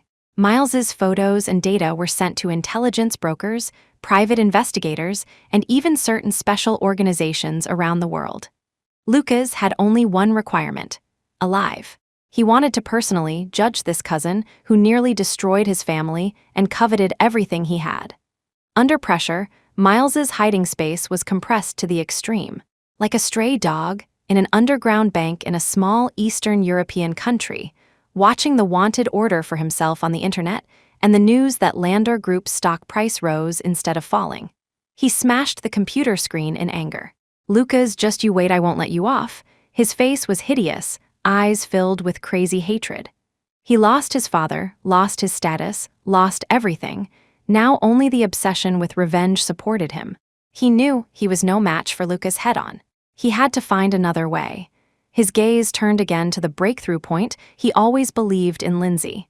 Since I can't have it, I'll completely destroy it, a vicious plan bred in his heart. He contacted an extreme organization active on the dark web known for creating accidents. On the other hand, Lucas upgraded protection for Lindsay and Henry to the highest level. Elite bodyguards accompanied them in and out, the resident security system was fully upgraded, and doubles were even arranged to confuse the public. He also customized a smart anklet with a positioning chip for Henry to ensure nothing went wrong. Life seemed to return to calm. Lindsay continued her illustration creation, occasionally taking Henry for walks in absolutely safe environments, but she could feel the trace of imperceptible heaviness between Lucas's brows. She knew that as long as Miles wasn't caught, this storm wasn't truly over. That day, Lucas received an encrypted call from Old K overseas. President Landor, there's a lead. We found consumption records suspected to be Miles's in an underground casino in Southeast Asia. He might be hiding in the Golden Triangle area. Golden Triangle? A mix of dragons and snakes, warlord separatism. Indeed a good place to hide. Keep an eye on that line. Lucas ordered. Also, strengthen monitoring of all entry and exit channels in Southeast Asia, especially non-normal channels leading to the country. Understood. Hanging up, Lucas walked to the balcony, looking at the bustling city night view beneath his feet, eyes deep. He knew the final showdown with Miles was coming soon. He returned to the living room and saw Lindsay sitting on the carpet, playing blocks with the babbling Henry. Warm light fell on the mother and son, outlining a quiet and beautiful picture. Lucas's heart softened. He walked over, squatted down, gently hugged Lindsay from behind, and rested his chin in the crook of her neck. What's wrong? Lindsay sensed his mood and asked softly. Nothing. Lucas tightened his arms, smelling the clear fragrance in her hair. Just feel that having you by my side is really good. Lindsay smiled slightly and held his hand. We will always be together. Seeing his dad, Henry babbled and stretched out his little hands, wanting a hug. Lucas smiled and picked up his son, lifting him high, the little guy giggling. The warmth of this moment strengthened Lucas's determination to completely eradicate all threats and protect this home. The calm before the storm is always particularly precious, and the real contest was about to kick off in the distant Golden Triangle. Southeast Asia, Golden Triangle region. The tropical rainforest here was lush, but couldn't hide the undercurrents beneath. Drugs, arms, various illegal trades bred here. It was a paradise for adventurers and a hell for fugitives. Miles hid in a small town controlled by local armed forces. Laws here were practically non-existent. Money and force were the passports. Relying on the last bit of black money transferred from Landor, he barely maintained a living, but the oppression of approaching pursuers made him like a trapped beast. The extreme organization named Viper he contacted gave him a reply. The other party asked for an astronomical price and demanded half the deposit up front before agreeing to handle Lindsay. Looking at the dwindling funds in his account, Miles gritted his teeth and transferred most of the money. He had nothing left now, only the madness of revenge supporting him. The Viper organization was efficient and quickly formulated a detailed plan. They found out that Lindsay would be invited to an international art exchange meeting held in a neighboring country next month, which was an excellent opportunity to strike. They planned to create an accidental car crash on Lindsay's way to or from the airport. Looking at the plan, Miles's eyes flashed with malicious light. He demanded that Viper must let him confirm Lindsay's itinerary and security details before the operation. Meanwhile, the net Lucas cast finally caught Miles's exact trace. President Landor confirmed Miles is hiding in Menka town in northern Myanmar, protected by a local warlord named General Zakun. Old K sent the news. Viper organization people also appeared there, likely in contact with Miles. Lucas's eyes narrowed. Menka town, a lawless zone where official forces struggled to intervene. "Prepare," Lucas ordered Charles. "I'm going there personally." President Landor too dangerous, Charles turned pale with fright. "That's warlord territory, we can send others." "I must go." Lucas interrupted him, tone unquestionable. "Miles's target is Zai Zai. I can't be at ease without dealing with him personally. Besides, that old fox Zakun only recognizes money and face. Others might not be able to negotiate." He was going to negotiate with Zakun, using money and benefits in exchange for Miles's life at the same time. He wanted to personally set a trap to catch Miles and Viper.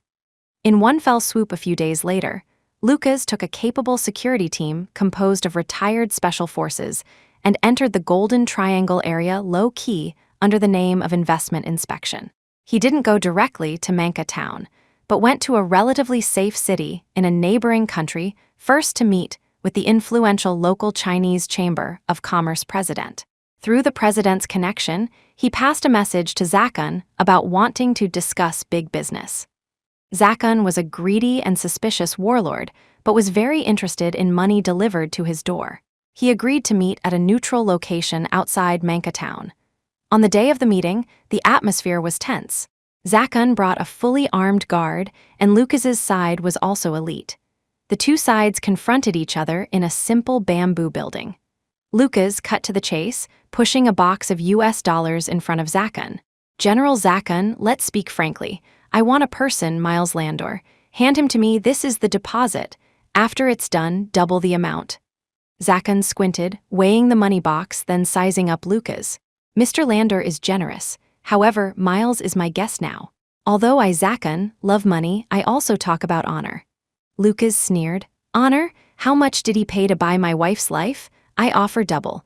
Moreover, I can promise that future Landor Group investments here will prioritize the general's jurisdiction." Huge profit temptation shook Zakun. He had no friendship with Miles anyway, just providing shelter for money. Now with a bigger patron, he naturally knew how to choose. "Mr. Landor is straightforward," Zakun grinned. "However, Miles is very vigilant and stays in my camp without coming out. Viper people are also nearby. A forced attack might? No need for a forced attack." A cold light flashed in Lucas's eyes. "Please help me pass a fake message to Miles, say. Lindsay's itinerary has advanced, and she will pass through the border highway tomorrow." He wanted to lure the snake out of the hole, make Miles and Viper leave Zakun's protection and actively enter the ambush circle. He said Zakun understood Lucas's intention and gave a thumbs up. "Hi, Mr. Landor is indeed a man who does big things, okay? I'll help with this favor." The deal was struck. Lucas left the bamboo building and returned to his temporary lodging. He stood by the window, watching the gloomy sky and continuous rainforest outside, his heart not relaxed at all. Tomorrow's action would determine the final victory or defeat. He couldn't afford any mistakes. He took out his phone, looking at the photo of Lindsay and Henry smiling like flowers on the screensaver, his gaze becoming incredibly firm. For them, he had to win. The news reached Miles through General Zakun's channels. As Lucas predicted, upon learning that Lindsay's itinerary was advanced and she would pass the border highway tomorrow, Miles instantly panicked. Worried about missing this unique opportunity, He ignored verifying the news and immediately urged the Viper organization to act. The Viper leader, a man with a scarred face and fierce eyes, although feeling it was a bit rushed, finally agreed under Miles's promise of extra money and Zakan's guarantee of providing routes and limited cover.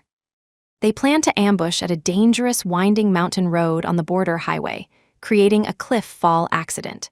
Through real-time intelligence provided by Zakan, Lucas knew the Viper plan like the back of his hand. Overnight, he took his elite team and set up a dragnet in a canyon area more favorable for his side, ahead of the Viper planned ambush point.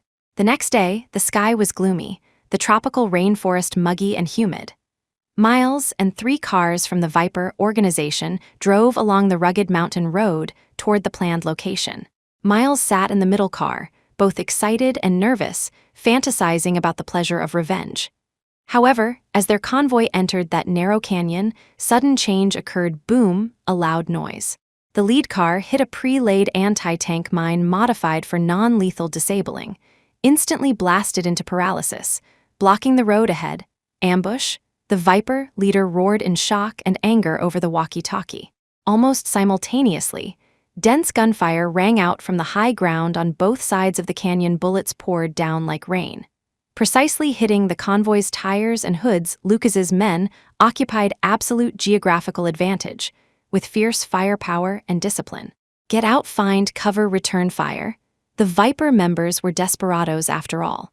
They quickly returned fire using the vehicle wreckage as cover, and gunfire erupted in the jungle. Miles was scared out of his wits, curling up behind the car, bullets crackling against the vehicle body. He hadn't expected this to be a trap at all. How could Lucas be here? Did Zakan betray him? Lucas, fuck your ancestors, Miles screamed in despair. Above the canyon, Lucas wore jungle combat gear, holding binoculars, calmly observing the battle. Charles commanded the fight from the side. Target confirmed, Miles is behind the second car. Try to take him alive, Lucas ordered coldly. Understood. The battle was one-sided. Although the Viper organization was fierce, they were completely outclassed by Lucas's team of top experts.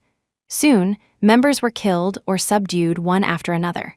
Seeing the tide turn, Miles took advantage of the chaos to abandon the car and scramble toward the deep forest. He couldn't be caught. He knew falling into Lucas's hands would be a fate worse than death. He's running towards 3 o'clock, Charles reported immediately. Lucas's eyes sharpened. Grabbing an assault rifle equipped with a silencer, he darted out like a cheetah, chasing after him. Personally, this grudge had to be ended by his own hands in the dense tropical rainforest. Visibility was blocked, footing slippery.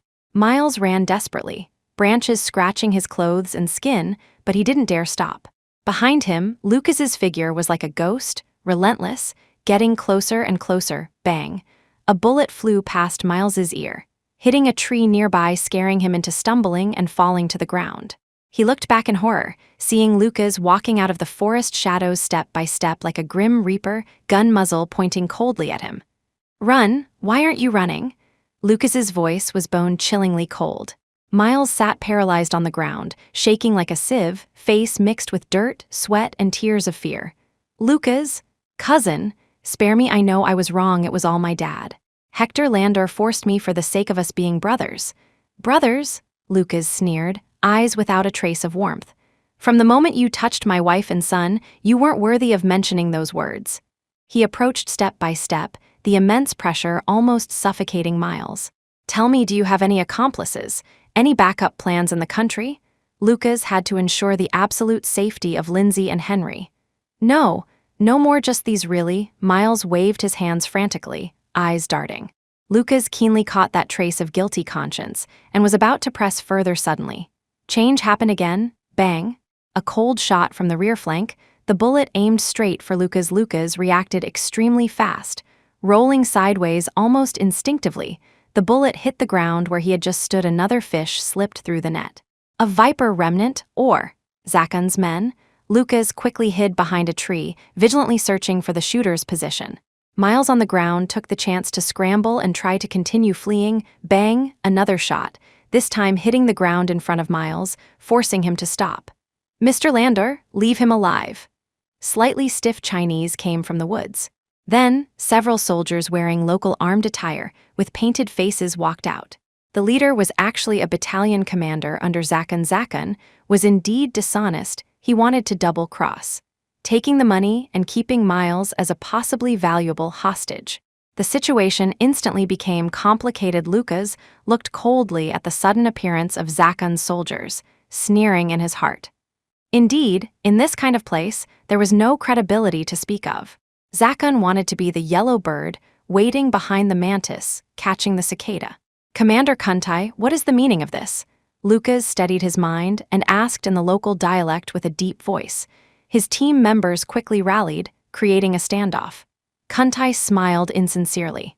"Mr. Landor, General Zakon changed his mind.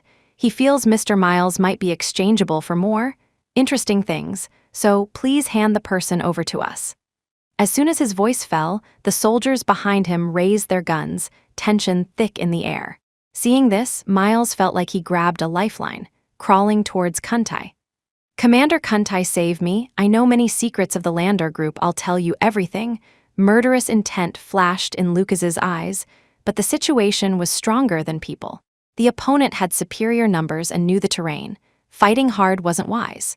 Just at this critical moment, woo-woo in the sky. The roar of helicopter propellers suddenly came, and more than one everyone looked up to see 3 camouflage-painted armed helicopters, with no markings appearing like giant birds over the canyon. Powerful airflow blowing the woods noisily, the mounted heavy machine guns aimed coldly at Kuntai, and his men below Kuntai, and his soldiers turned pale instantly. Which force was this?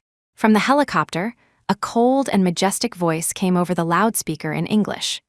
"People below, listen, we are the Interpol Special Operations Team. Drop your weapons and surrender immediately. Repeat, drop your weapons and surrender immediately. Interpol." Lucas's heart moved. He hadn't contacted Interpol. Was it Old K operating through some channels? Or someone else? Kuntai and the others were obviously scared by this formation. They dared to challenge Lucas, but absolutely dared not go head-to-head with official military power representing international police. "Drop weapons, helpless," Kuntai ordered. Soldiers threw down their guns. Several fully armed, agile Special Forces members descended from the helicopters, quickly controlling the scene, disarming and guarding Kuntai and the others. A man appearing to be the captain walked up to Lucas and saluted in English. "Mr. Landor, entrusted by a friend to assist. Suspect Miles Landor and these illegal armed personnel will be taken over by us." Lucas looked at the other party, understanding in his heart. These were definitely not ordinary Interpol, more like Special Forces with a major powers background. It seemed another line he secretly laid exerting pressure on the region through certain high-level connections worked. Zakon's fickleness instead gave the perfect excuse for official intervention. "Thanks for the hard work." Lucas nodded, asking no more. Some things were understood without being said. Miles looked ashen as he was roughly handcuffed by 2 special operatives. He knew he was completely finished. Falling into Interpol's hands was worse than falling into Lucas's. What awaited him would be severe legal punishment and endless prison time. "Lucas, you'll die a horrible death. I won't let you off even as a ghost," Miles cursed hysterically as he was dragged onto the helicopter. Lucas looked at him indifferently, like looking at irrelevant trash. The grudge ended here. After processing the scene and handing over to Interpol, Lucas evacuated with his team. Before leaving, he glanced at the pale-faced Kuntai and whispered a few words to the captain. Kuntai and Zakon would naturally pay the price for their fickleness. On the return helicopter, Lucas looked at the rolling green rainforest outside the window and let out a long breath. The haunting nightmare was finally over. He took out the satellite phone, turned it on, and dialed Lindsay first. The phone was answered almost instantly, Lindsay's voice coming with sobs and immense worry. "Lucas, are you okay? Where are you? I'm so worried about you." Hearing his wife's voice, Lucas's tight nerves completely relaxed, and a genuine, tired smile appeared on his face for the first time in days. "Zai, don't be afraid." His voice was gentle and firm. "It's okay, it's all over. I'm coming home soon." Home, that place with her and their son, was his final destination and battlefield. The day Lucas returned to the country, the weather was exceptionally clear. He notified no one, leaving the airport low-key through a special channel. The car drove straight to the home he shared with Lindsay. Along the way, looking at the familiar and bustling street scenes outside the window, it felt like a lifetime ago. The gunshots of the Golden Triangle, the humid heat of the rainforest, conspiracies and betrayals, all faded like a nightmare, quickly washed away by the peace before his eyes. The car stopped downstairs at the apartment. Lucas walked upstairs quickly. The moment he pushed open the door, warm sunlight spilled through the floor-to-ceiling windows filling the living room, the air filled with the aroma of food and the smell of milk powder. Lindsay was helping Henry learn to walk in the living room. Hearing the door open, she jerked her head back. 4 eyes met. Time seemed to stand still for a second. The next moment, Lindsay put down her son, like a swallow returning to the nest, throwing herself into Lucas's arms, desperately hugging him tightly. "You're finally back, you scared me to death." Her tears burst instantly, soaking his shirt. These days, she pretended to be calm, but inner worry and fear almost swallowed her. Lucas hugged her back hard, feeling her soft body and real tremors, his heart filled to the brim. He lowered his head, buried deep in her neck, smelling the reassuring scent on her, voice hoarse. "I'm sorry for making you worry. I'm back. I'll never leave you guys for so long again." Seeing his dad, Henry also babbled and opened his small hands, toddling for a hug. Lucas let go of Lindsay, bent down, and lifted his son high. The little guy made giggling sounds, touching Dad's slightly stubbly face with chubby hands. "Did you miss Daddy?" Lucas pressed his forehead against his son's, eyes so gentle they could drip water. "Duh." "Duh," Henry called vaguely, making Lucas's heart soften into a puddle. The family of 3 hugged tightly, the gladness of survival and happiness of recovery permeating the air. In the evening, Lucas cooked personally, making a table of simple but heartfelt dishes. During the meal, he told Lindsay what happened in the Golden Triangle lightly, omitting the blood and danger, emphasizing only that Miles had been captured by Interpol and would face justice. The threat completely lifted. Lindsay listened, knowing he held back but didn't press. As long as he returned safely, it was good. She held his hand tightly, feeling that solid sense of security. Late at night, Henry was fast asleep. Lucas and Lindsay huddled on the balcony sofa, watching the city's bright lights. "It's all past, Zai." Lucas kissed the top of her head. "From now on, no one can disturb our life." Lindsay leaned in his arms, humming softly. After a moment of silence, she looked up at his side profile, appearing exceptionally soft under the moonlight, and whispered, "Lucas, let's have another child?" Lucas stiffened slightly, looked down at her, eyes holding surprise and inquiry. Lindsay's face flushed slightly, but her eyes were unusually firm. "I want to give Henry a brother or sister. After so much, I feel even more that family is the most important. Our home should be livelier." Lucas looked deeply at her, seeing the expectation and love in her eyes. He understood that this decision meant she had completely let go of past shadows and threw herself wholeheartedly into their future. A huge warm current surged through his body. He tightened his arms, hugging her deeper into his embrace, voice low and full of promise. "Okay, whatever you say."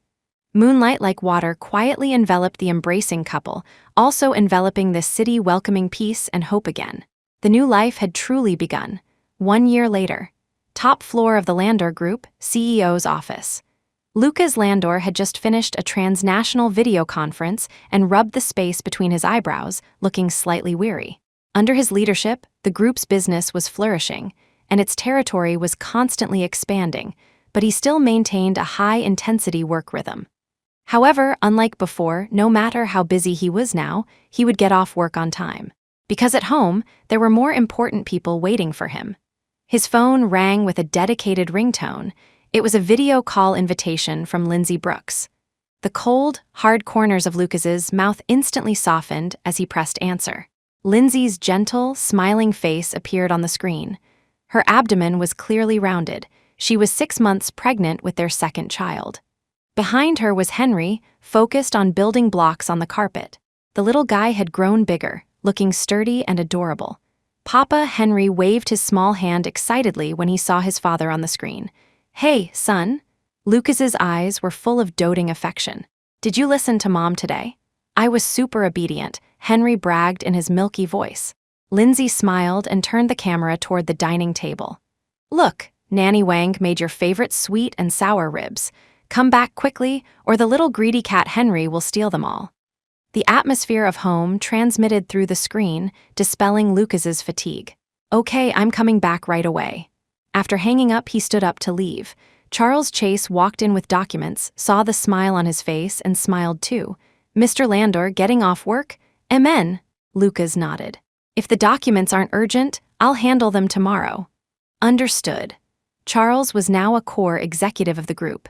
He was long accustomed to Mr. Landor's family-oriented behavior and was happy to see it.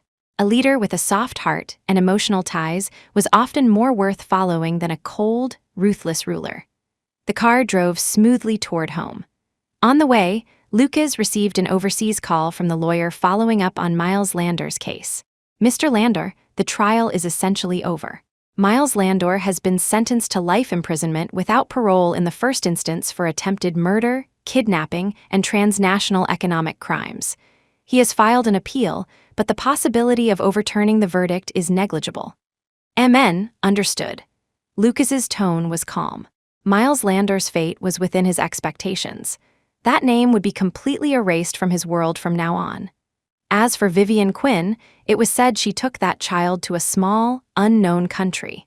Relying on the final settlement fee, Lucas gave her enough to live on, but definitely not luxuriously. She lived anonymously. This was Lucas's last mercy to her, and also a complete severance. All grievances had been settled. Returning home, the aroma of food wafted through the air. His son threw himself at him for a hug, his wife smilingly scolded the boy for being too rough, and Nanny Wang watched happily from the side. This was the ordinary happiness he had fought everything to protect. After dinner, Lucas played with Henry in the playroom, while Lindsay sat on the nearby sofa with a sketchbook, outlining a new draft. She would look up occasionally at the father and son playing, a smile of satisfaction on her lips. "How are the preparations for your exhibition next month?" Lucas asked while letting his son ride him like a horse. "Almost done. The theme this time is rebirth, and the initial response has been quite good." Lindsay stroked her rounded belly, her eyes gentle. The works for this exhibition were full of the brilliance of life and the power of tranquility, very different from her early style. Critics considered it a sign of maturity and sublimation in her artistic career. "I'll take Henry to support you then," Lucas said. "You're so busy you don't have to specifically. No matter how busy I am, I will go." Lucas interrupted her, his tone leaving no room for doubt. "I must be present for my wife's important moments." Lindsay smiled, feeling sweetness in her heart. After Henry tired himself out and was taken by the nanny to bathe and sleep, Lucas held Lindsay, watching the night view from the balcony. "Next month, I plan to gradually delegate the specific affairs of the group to Charles and a few vice presidents," Lucas suddenly said. Lindsay looked up at him in surprise. "Why? Aren't you doing very well?" Lucas lowered his head and kissed her forehead. "I want to spend more time with you and the children. I used to think I had to build the empire to be indestructible to protect you. Now I feel that the best protection is companionship. I don't want to miss Henry's growth anymore, nor do I want to miss every step of our second child." His voice was soft but struck Lindsay's heart heavily. This man, who once regarded work as everything and was cold and domineering, was becoming soft for her, and for this home, learning how to love better. Lindsay leaned into his arms, holding his hand, their fingers interlocked. "Okay, we'll listen to you." The night wind was gentle, and the stars twinkled. The figures on the balcony leaned against each other. The times were serene, and the future was promising. 3 years later, Vienna, the Golden Hall. The final stop of Lindsay Brooks's global touring art exhibition opened grandly. The exhibition hall was crowded with celebrities, art lovers, and media reporters. The exhibited paintings won widespread praise for their warm, healing style and exquisite technique. The theme of the exhibition, Light and the Brook, was also interpreted as a metaphor for the love story between the artist and her husband, Lucas Landor, becoming a popular topic. In a rest area specially set aside in a corner of the hall, Henry, now over 4 years old, sat quietly on a chair like a little gentleman, wearing a mini suit matching his father's. He swung his short legs and looked curiously at the passing crowd. Beside him was an exquisite stroller, inside of which lay a pink-cheeked, 1-year-old baby girl. She was sucking on a pacifier, looking around with large, dark eyes. This was the Landor family's little princess, Una Landor, nicknamed Yu. Lucas Landor, dressed in a well-tailored dark formal suit, stood tall with outstanding temperament. He didn't spend much time socializing with the guests who came forward. Instead, he spent most of his time with the children, his eyes gentle. Only when important figures approached did he exchange a few brief words, but his gaze never left his wife and children. Today's absolute protagonist, Lindsay, was surrounded by media and fans. She wore an elegant lotus pink long dress. Her abdomen had returned to being flat, her temperament was gentle and calm, and her every gesture radiated the unique glow of a happy woman. She patiently answered questions, signed autographs, and took photos, her eyes drifting toward her husband and children in the rest area from time to time. Whenever this happened, the smile on her face would become even brighter. "Mrs. Landor, your works are full of love and hope. May I ask where your creative inspiration mainly comes from?" a reporter asked. Lindsay looked toward the rest area, meeting Lucas's gaze. The two exchanged a smile. She turned back to the microphone, her voice gentle and firm. "It comes from life, from love. It comes from my husband and my two lovely children. They are the light of my life and the source of my creation." Her words spread through the exhibition hall via the microphone, drawing bursts of applause. Everyone could feel the happiness overflowing from her words. During a break in the event, Lindsay finally managed to get away and walked toward her family. Henry immediately slid off the chair and ran over to hug his mother's leg. "Mom, you were amazing." Lucas stood up, gently picked up his daughter from the stroller, and handed her to Lindsay. Little Una grinned with her toothless mouth when she saw her mother. Lucas naturally extended his other hand to wrap around Lindsay's waist, whispering in her ear, "Are you tired?" "Not tired." Lindsay leaned into his arms, looking at the daughter in her arms and the son at her legs, feeling that life could not be more fulfilled.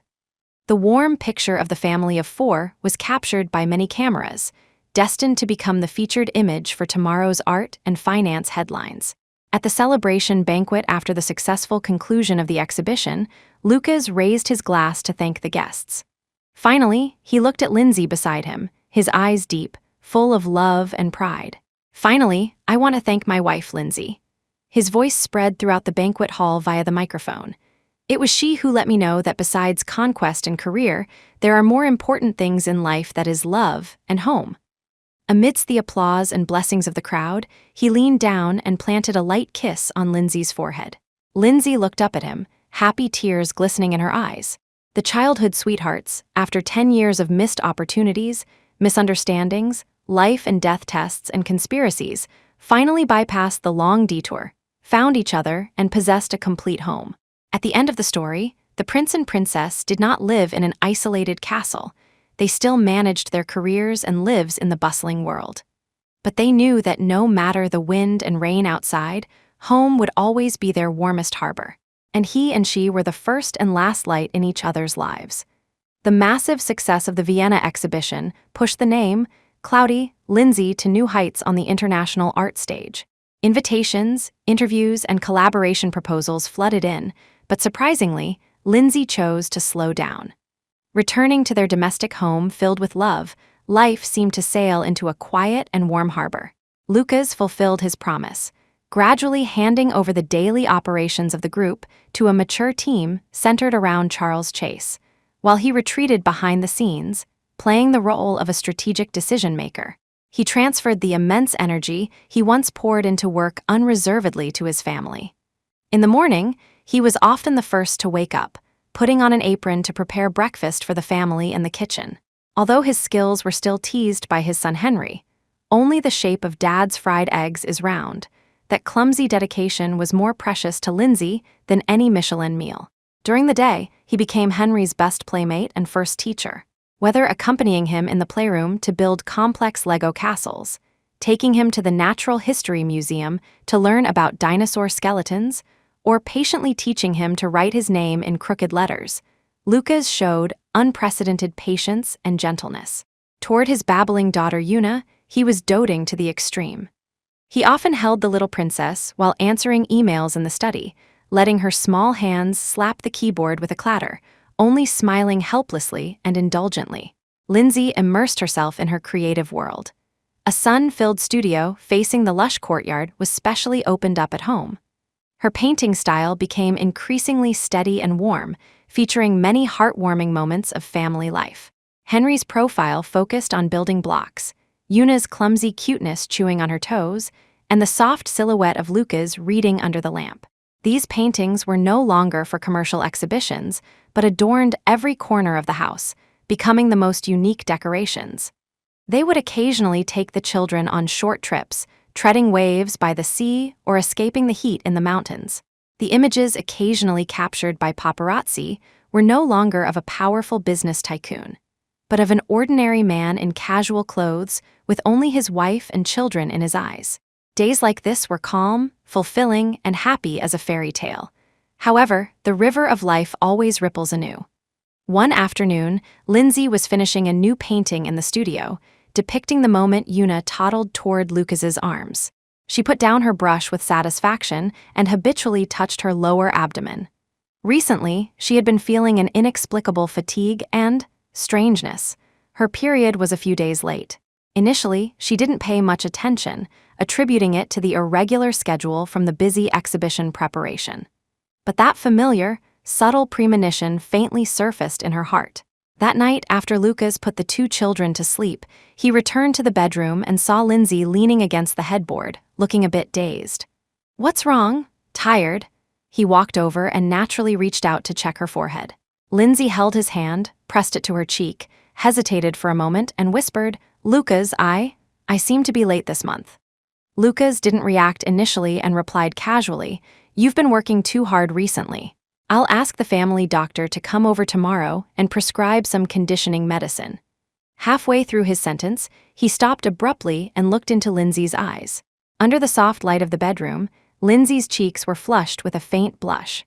There was a trace of uncertainty in her eyes and a trace of imperceptible anticipation. Lucas's heartbeat suddenly skipped a beat. An incredible thought broke into his mind. His hand gripping Lindsay's shoulder tightened slightly, his voice trembling with disbelief. "Zai, are you saying?" "I'm not sure either," Lindsay shook her head, but the corners of her mouth couldn't help but curve upward slightly. "It just feels a bit like when I was pregnant with Henry and Yuna." Huge joy instantly drowned Lucas like a tidal wave. He fiercely pulled Lindsay into his arms, holding her so tightly she could hardly breathe. "Really? That's wonderful this is." Truly wonderful, he was incoherent, his joy overflowing. Although they already had a son and a daughter, the arrival of every new life was the most precious gift given to this family by heaven. But after the ecstasy, a trace of worry quickly swept across Lucas's heart. When Lindsay gave birth to Yuna, although it went smoothly, it was harder than with Henry. The doctor had tactfully mentioned that her constitution was not particularly prone to easy conception and childbirth. He let go of Lindsay slightly, cupped her face, and his eyes became incredibly serious. "Zai, we'll go to the hospital for a checkup first thing tomorrow morning. After confirmation, we must listen to the doctor for everything. All work stops. Rest well at home, no more exhaustion, understand?" Seeing him acting as if facing a formidable enemy, Lindsay couldn't help laughing. "It's not that exaggerated. I'm in good health." "You must listen to me," Lucas's tone allowed no doubt. "This time, I won't leave your side." Seeing his nervous yet determined appearance, Lindsay felt warm inside and nodded obediently. "Okay, I'll listen to you." That night, the spacious master bedroom of the Lander home was filled with a sweet and tense atmosphere. They were full of anticipation for the possible third child, but also more cautious than ever before.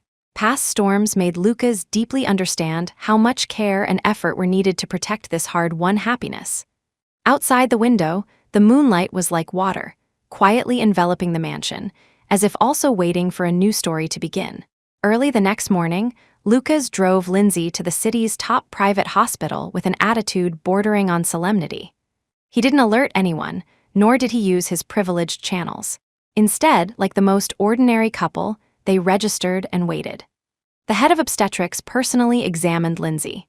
When the still tiny but clearly visible gestational sac appeared on the ultrasound screen and the clear values on the test report confirmed it, the doctor smiled and congratulated them. "Mr. Landor, Mrs. Landor, congratulations. You are indeed pregnant. Based on the size of the sac, it's about 5 weeks. Despite being mentally prepared, hearing the official confirmation caused Lucas to take a deep breath and hold Lindsay's hand tightly. Lindsay's eyes instantly moistened. It was joy and also emotion. "Doctor, how is my wife's physical condition? What do we need to pay attention to?" Lucas asked one question after another, more nervous than Lindsay, the pregnant woman herself. The director patiently explained, "Mrs. Landor's current indicators are normal and the fetus is developing well. However, since it is the 3rd pregnancy, she needs to pay more attention to rest than the first 2 times, strengthen nutrition, and have regular checkups." The doctor detailed various precautions. Lucas listened extremely seriously, even taking out his phone to record notes item by item, looking as rigorous as if he were listening to the group's most important strategic deployment. On the way home, Lucas drove unusually smoothly and slowly, afraid of the slightest bump. He held the steering wheel with one hand and held Lindsay's hand tightly with the other. "Zai, starting today, the studio is temporarily closed," he said firmly. "If you want to draw, just doodle on the iPad. No sitting for long periods. If you crave anything, tell Nanny Wang or I'll make it for you personally. Let the nanny sleep with Yuna at night. You can't be too tired." Lindsay watched him arrange everything as if reciting the family treasures, feeling both amused and warm. "I know, President Landor. You are more wordy than my pregnancy encyclopedia now." Lucas turned his head to look at her, his eyes deep and gentle. "Because I can't bear any risk of losing you." A simple sentence, yet it exhausted the shadows and cherishing left by past thrills. Lindsay held his hand back and whispered, "We will always be fine, together with the children." The news quickly spread within a minimal circle.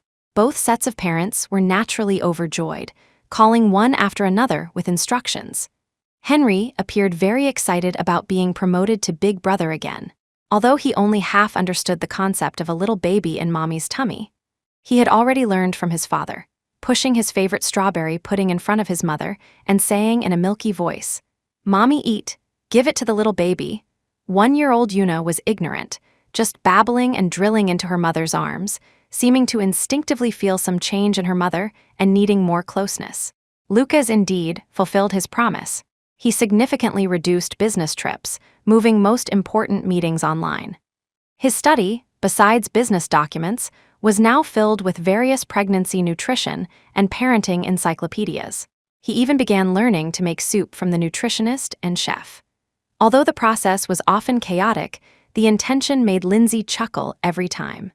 The center of gravity of this home seemed to slowly revolve around Lindsay and the new life quietly growing in her womb. The peaceful life added new color and motivation because of this sweet expectation. However, just when everything seemed to be going smoothly, an overseas call from a distant country broke the silence. The call was to Lucas, from the informant he had planted in Europe to monitor Vivian Quinn and her son. "Mr. Landor, there's a situation.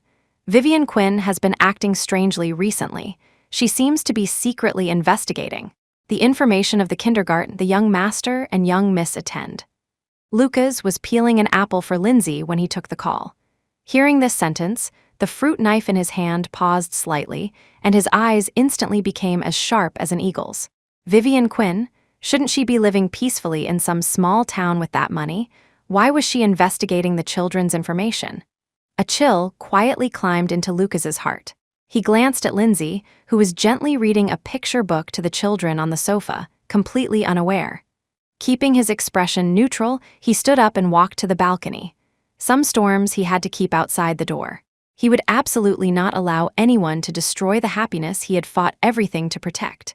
The balcony door closed gently, cutting off the warm sound of storytelling inside. Lucas held his phone, his voice suppressed extremely low but laced with ice. "Speak clearly. What's going on?" The informant's voice came through the airwaves, cautious. "Following your instructions, we only monitored from a distance to ensure their livelihood was secure without initiating contact. But recently, we discovered that Vivian has repeatedly used public networks and proxy servers to attempt searches for keywords regarding Henry Landor, Yuna Landor, and their kindergarten. Although her methods were covert, we still captured the traces. Motive. Lucas was concise. Temporarily unknown. Her life is currently calm, with no abnormal financial transactions, and the child named Nathan Quinn attends school normally. It looks not like she is being instructed by someone or has a specific action plan, but more like unwilling prying. Unwilling prying? Lucas narrowed his eyes. He was well aware of Vivian's jealousy of Lindsay and her obsession with failing to become Mrs. Landor. Could it be that after so many years, she still hadn't let go? Was she even projecting this twisted emotion onto the children? Increase the monitoring level, Lucas ordered coldly. I want to know every expense, every contact, every online activity, especially if she tries to approach the country or contact anyone who might be detrimental to the Landor family. Report to me immediately. Understood, Mr. Landor. After hanging up, Lucas stood in the night breeze and lit a cigarette, but didn't smoke it, just letting the smoke curl between his fingers.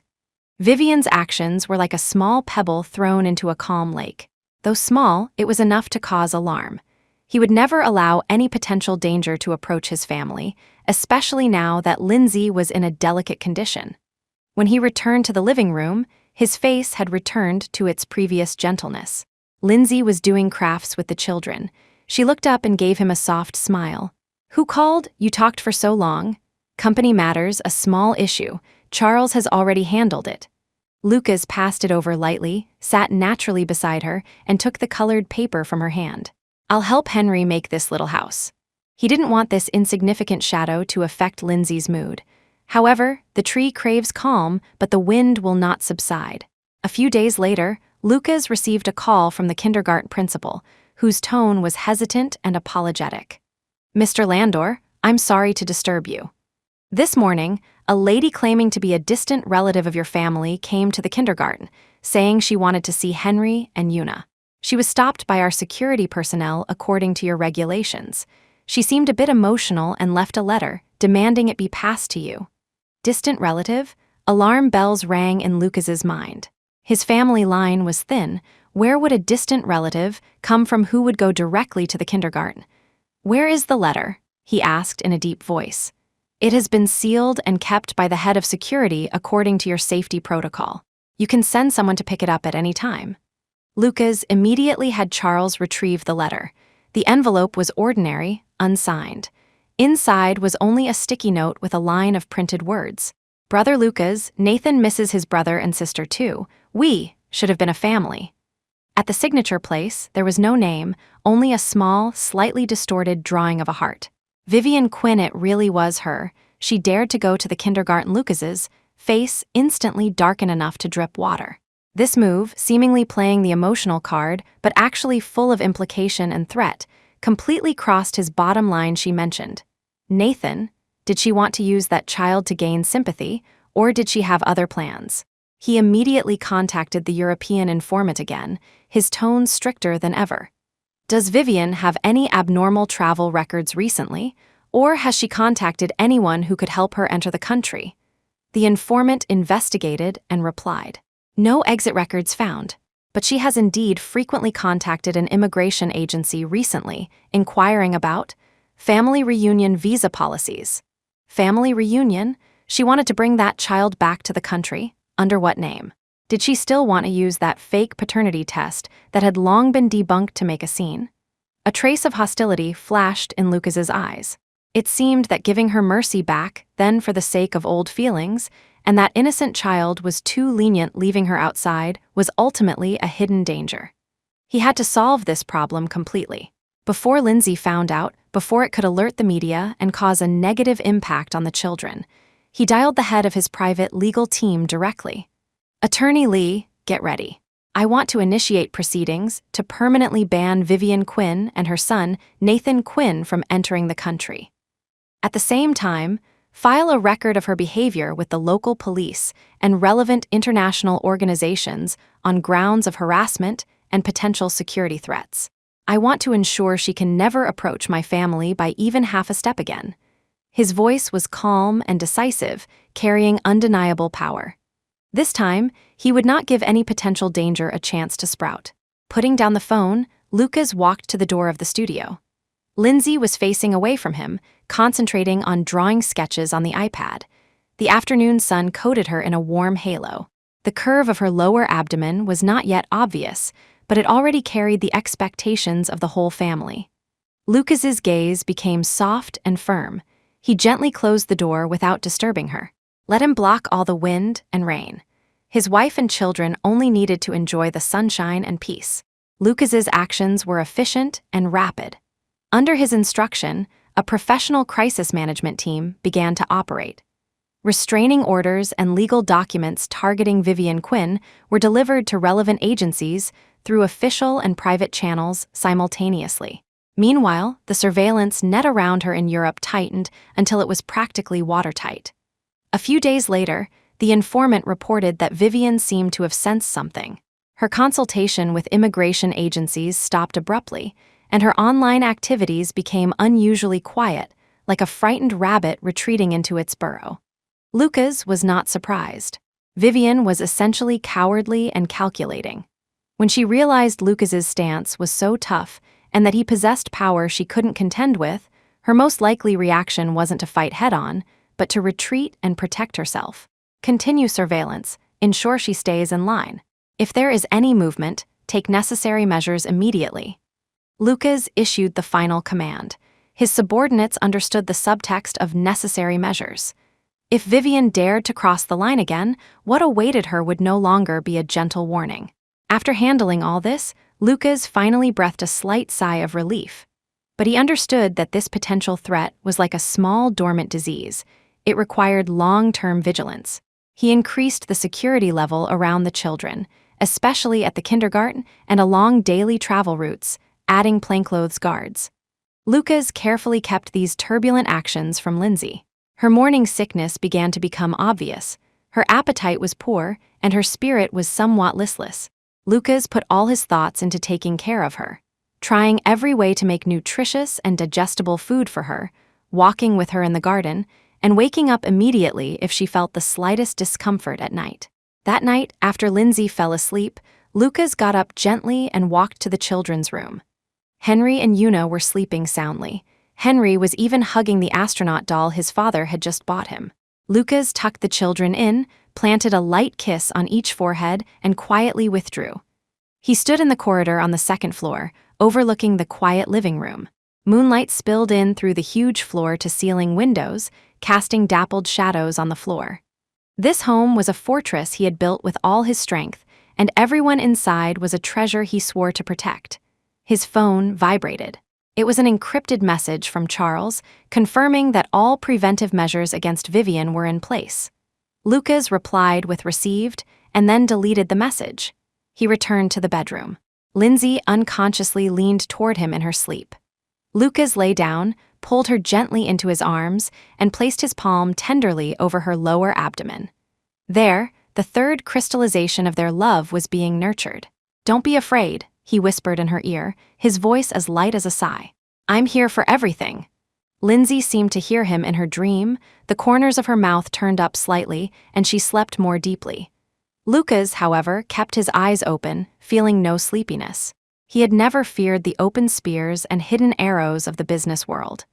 But when it involved family, especially the currently fragile Lindsay and the young children, he couldn't be the slightest bit careless.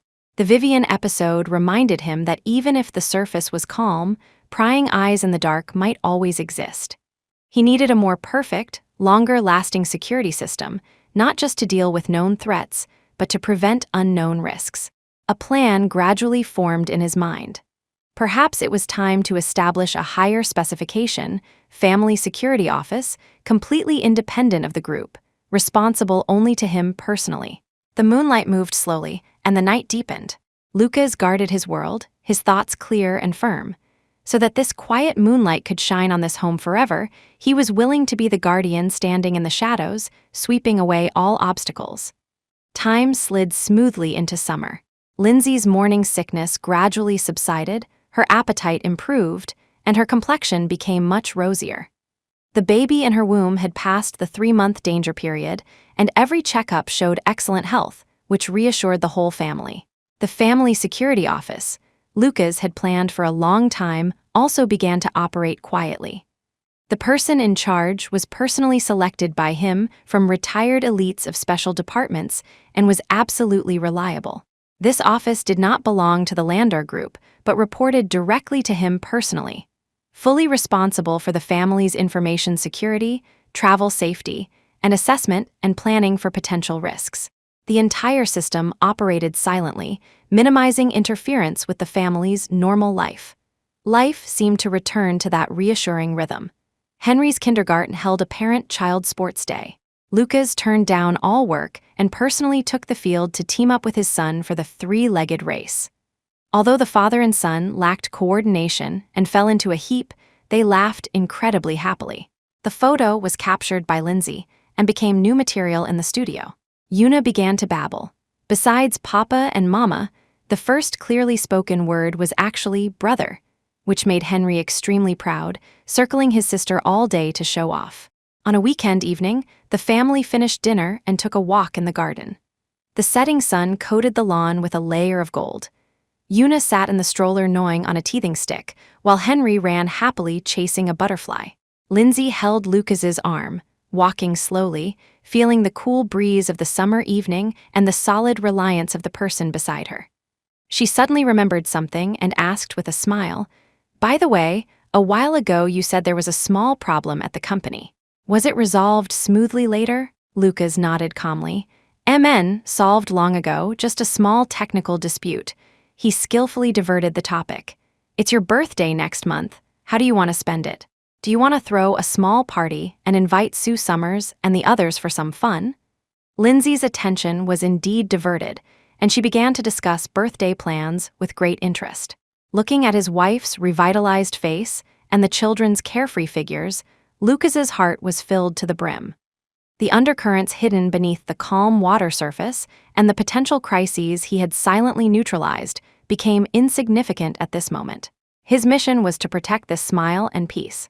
No matter what storms lay ahead, he had the confidence and ability to hold up a sky forever free of haze for his family.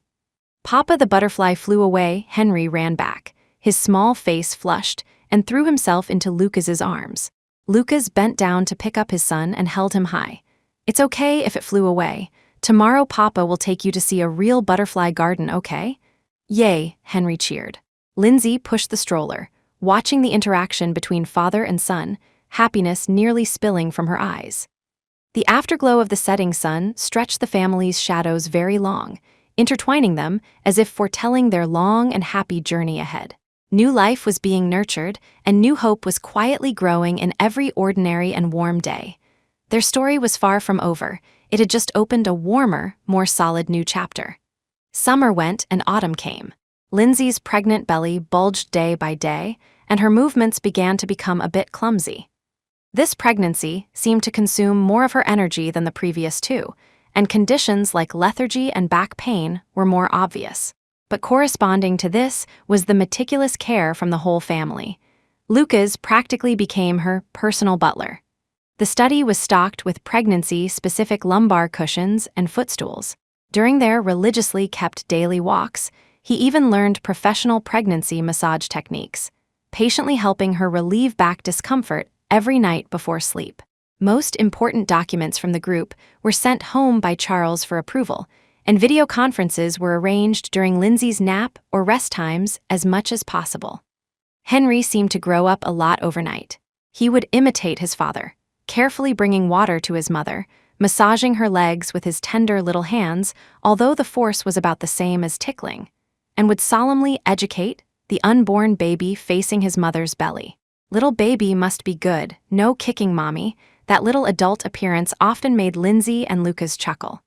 Although Una was still ignorant, she also sensed her mother's difference. She no longer pounced into her mother's arms fiercely like before, but would lean gently beside her, rubbing her soft little face against her mother's belly, babbling whispers only she understood.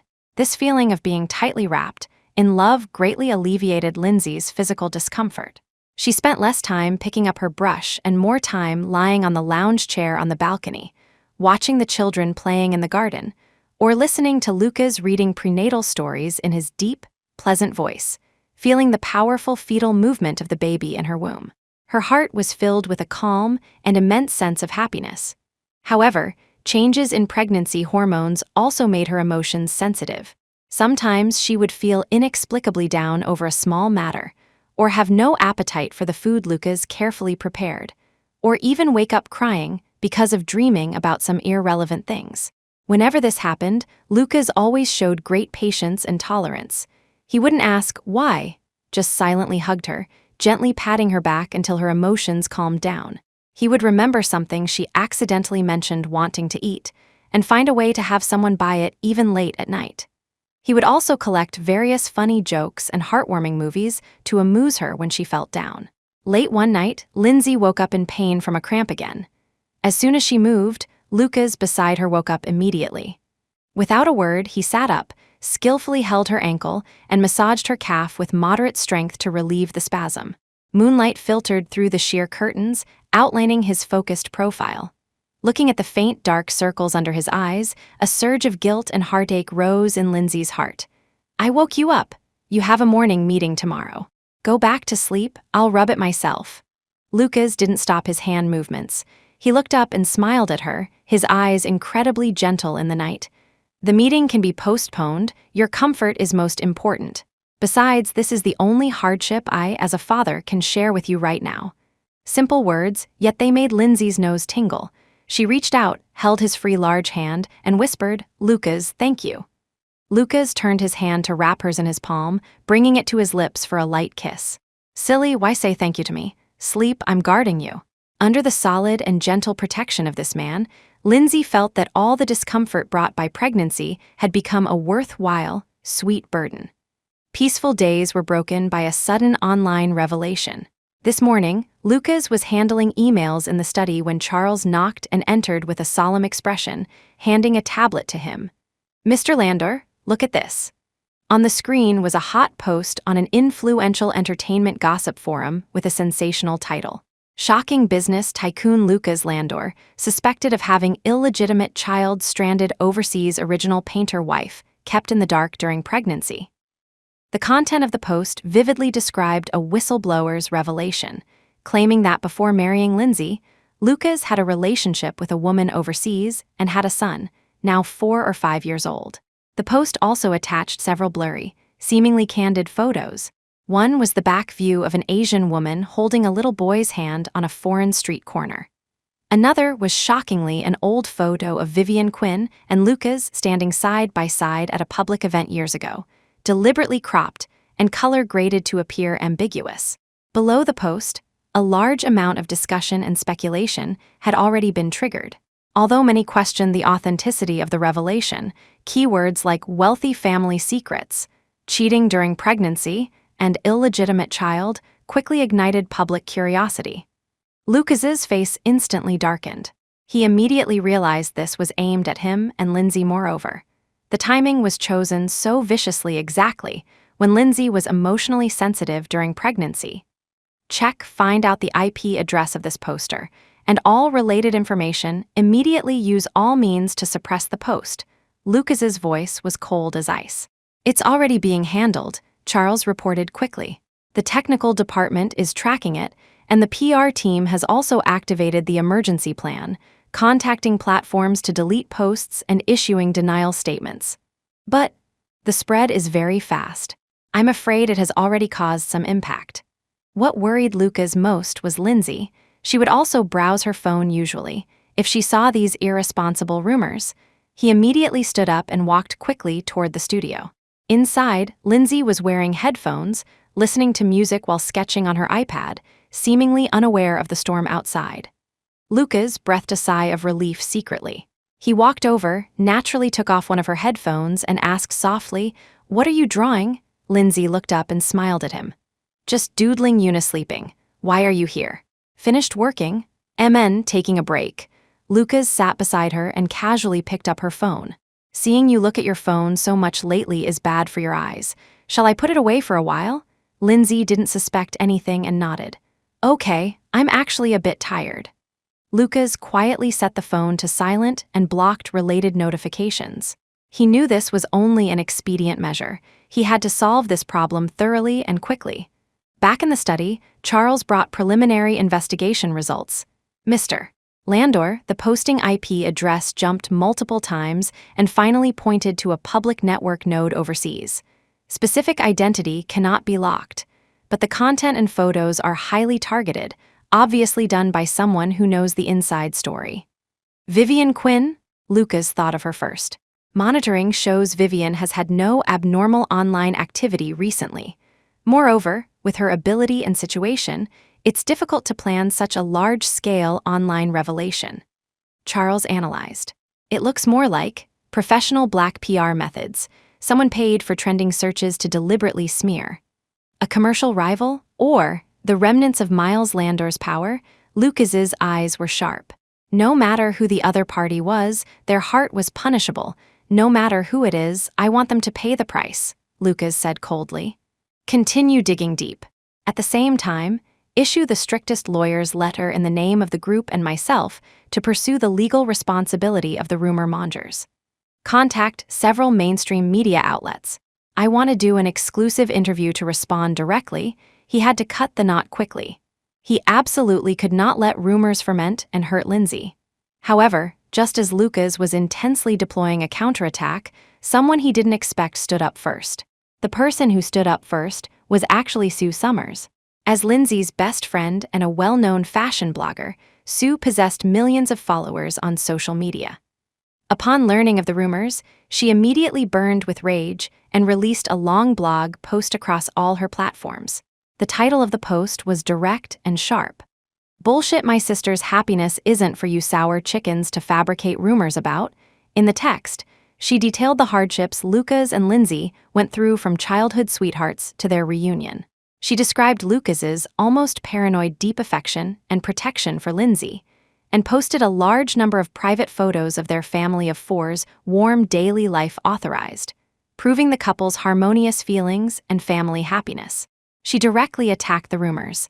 What illegitimate child, making up stories with a few unrelated broken photos. Let me tell you, Lucas Landor has no room for other women in his eyes, except for Lindsay and the 2 children. If he really had that intention, would he wait until today? Some people really have dirty hearts and see everything as dirty. Sue's post was emotionally sincere and well-reasoned. Coupled with her consistently bold and straightforward style, it quickly gained a large number of likes and reposts from netizens, and the direction of public opinion began to reverse. Many friends in the circle also reposted in support. Although Lindsay had been temporarily isolated from information by Lucas, she eventually learned about it from other friends. She was initially shocked and angry, but when she saw Sue's post and the countless messages of concern and comfort from friends on her phone, her heart settled down instead. She didn't question Lucas because she understood him. She believed he would handle it well. That evening, Lucas returned from the study exhausted and saw Lindsay sitting quietly on the sofa waiting for him, her eyes calm and warm. "You know everything?" Lucas sat down beside her somewhat apprehensively. Lindsay nodded, held his hand, and whispered, "Amen, Sue told me everything. Don't worry, I'm fine, I believe in you." The simple 4 words, "I believe in you," were like a warm current, instantly smoothing over all of Lucas's anxiety and anger. He held her hand back forcefully, his throat tightening. "Zai, I'm sorry for letting you hear these filthy things. It's not your fault." Lindsay shook her head and leaned on his shoulder. "Just it's hard on you to handle these troublesome matters." "Not hard." Lucas kissed the top of her head. "As long as I can protect you and the children, anything is worth it." Just then, Lucas's phone rang. It was Charles. "Mr. Landor, good news, we tracked the source account that transferred money to that black PR company. Although it went through layers of disguise, it ultimately pointed to a shell fund under a company competing with us. Sure enough, it was a rival playing tricks trying to attack his and the company's reputation with scandal at a critical moment of Landor Group's new round of financing. Is the evidence conclusive?" Lucas asked. "Enough to initiate legal proceedings and expose them in the industry," Charles said with certainty. "Good." A cold light flashed in Lucas's eyes. "Proceed as planned. Push forward with the lawyer's letter and media interview simultaneously. I want them to suffer a double loss for trying to be clever." Hanging up the phone, Lucas looked at Lindsay, his eyes regaining calmness and confidence. "The problem will be solved soon. Tomorrow, I will accept an exclusive interview with a financial media outlet to completely clarify this matter." Lindsay looked at his composed manner, her heart filled with pride and peace of mind. Her man was never someone who would be crushed by such despicable means. The storm seemed to subside quickly. However, neither of them knew that another pair of eyes full of jealousy and resentment was staring at their happy appearance through the internet. A new, vicious plan was quietly brewing in the darkness. Those eyes hiding in the dark belonged to Vivian Quinn, far away in a small European town.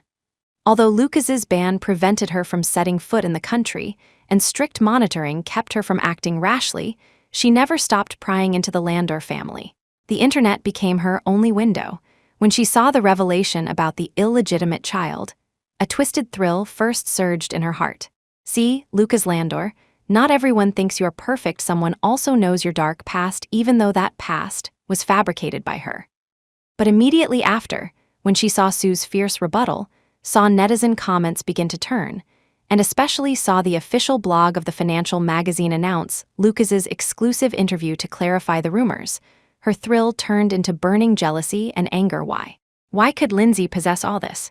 Lucas's deep affection, everyone's defense, a happy family, a third child about to be born. All this should have been hers. She knew Lucas first. She was more worthy of the title of Mrs. Landor, and what about herself? She could only hole up in this godforsaken small town, holding that pitiful settlement fee, taking a son with an awkward identity, and living a life with no hope. Lucas even cruelly cut off any possibility of her returning to the country. Intense psychological disparity and unwillingness gnawed at her heart like a poisonous snake. Although that revelation failed, it gave her an inspiration. Since I can't have it, I won't let you have it easy either, especially Lindsay. Why should she enjoy being surrounded by happiness while pregnant? A vicious plan bred in her heart. She couldn't return to the country personally, but she could use the internet to send Lindsay a special pregnancy gift. She logged into an extremely secretive dark web forum abroad that required a special invitation code to enter, and found an anonymous user specializing in cyber harassment and psychological pressure jobs. She paid in Bitcoin and made a request. No need to spread rumors, but continuously send some carefully selected content to Lindsay's private social accounts and email. The content included old photos of her and Lucas that seemed intimate, of course, from tricky angles, links to anonymous revelation, articles implying Lucas wasn't as devoted as he appeared, and even negative news and psychological analyses about cheating during pregnancy and marriage breakdowns. Her goal was not a one-time blow, but like water dripping on a stone, to continuously and subtly create anxiety, doubt, and psychological pressure for Lindsay. She calculated that Lindsay was currently sensitive due to pregnancy. Even if Lindsay didn't believe these messages at first, seeing too many would inevitably make her uncomfortable, affecting her mood and the pregnancy. Remember, be slow, be continuous, be natural like a friend, unintentionally sharing gossip, Vivian instructed coldly. After doing all this, Vivian looked at the computer screen, a morbid and satisfied smile on her face. Lindsay, enjoy the pregnancy care. I prepared for you. I want to see if you can still rest easy with so many reminders. She seemed to already see the scene of Lindsay being restless and developing a rift with Lucas because of this. However, Vivian underestimated Lucas's protection of Lindsay and underestimated the trust between them that had withstood tests. Lucas's financial interview aired as scheduled. Calm and composed in front of the camera, he responded clearly to the illegitimate child rumor, pointing directly to it as malicious slander by a commercial rival, and demonstrated a tough stance prepared to file a lawsuit.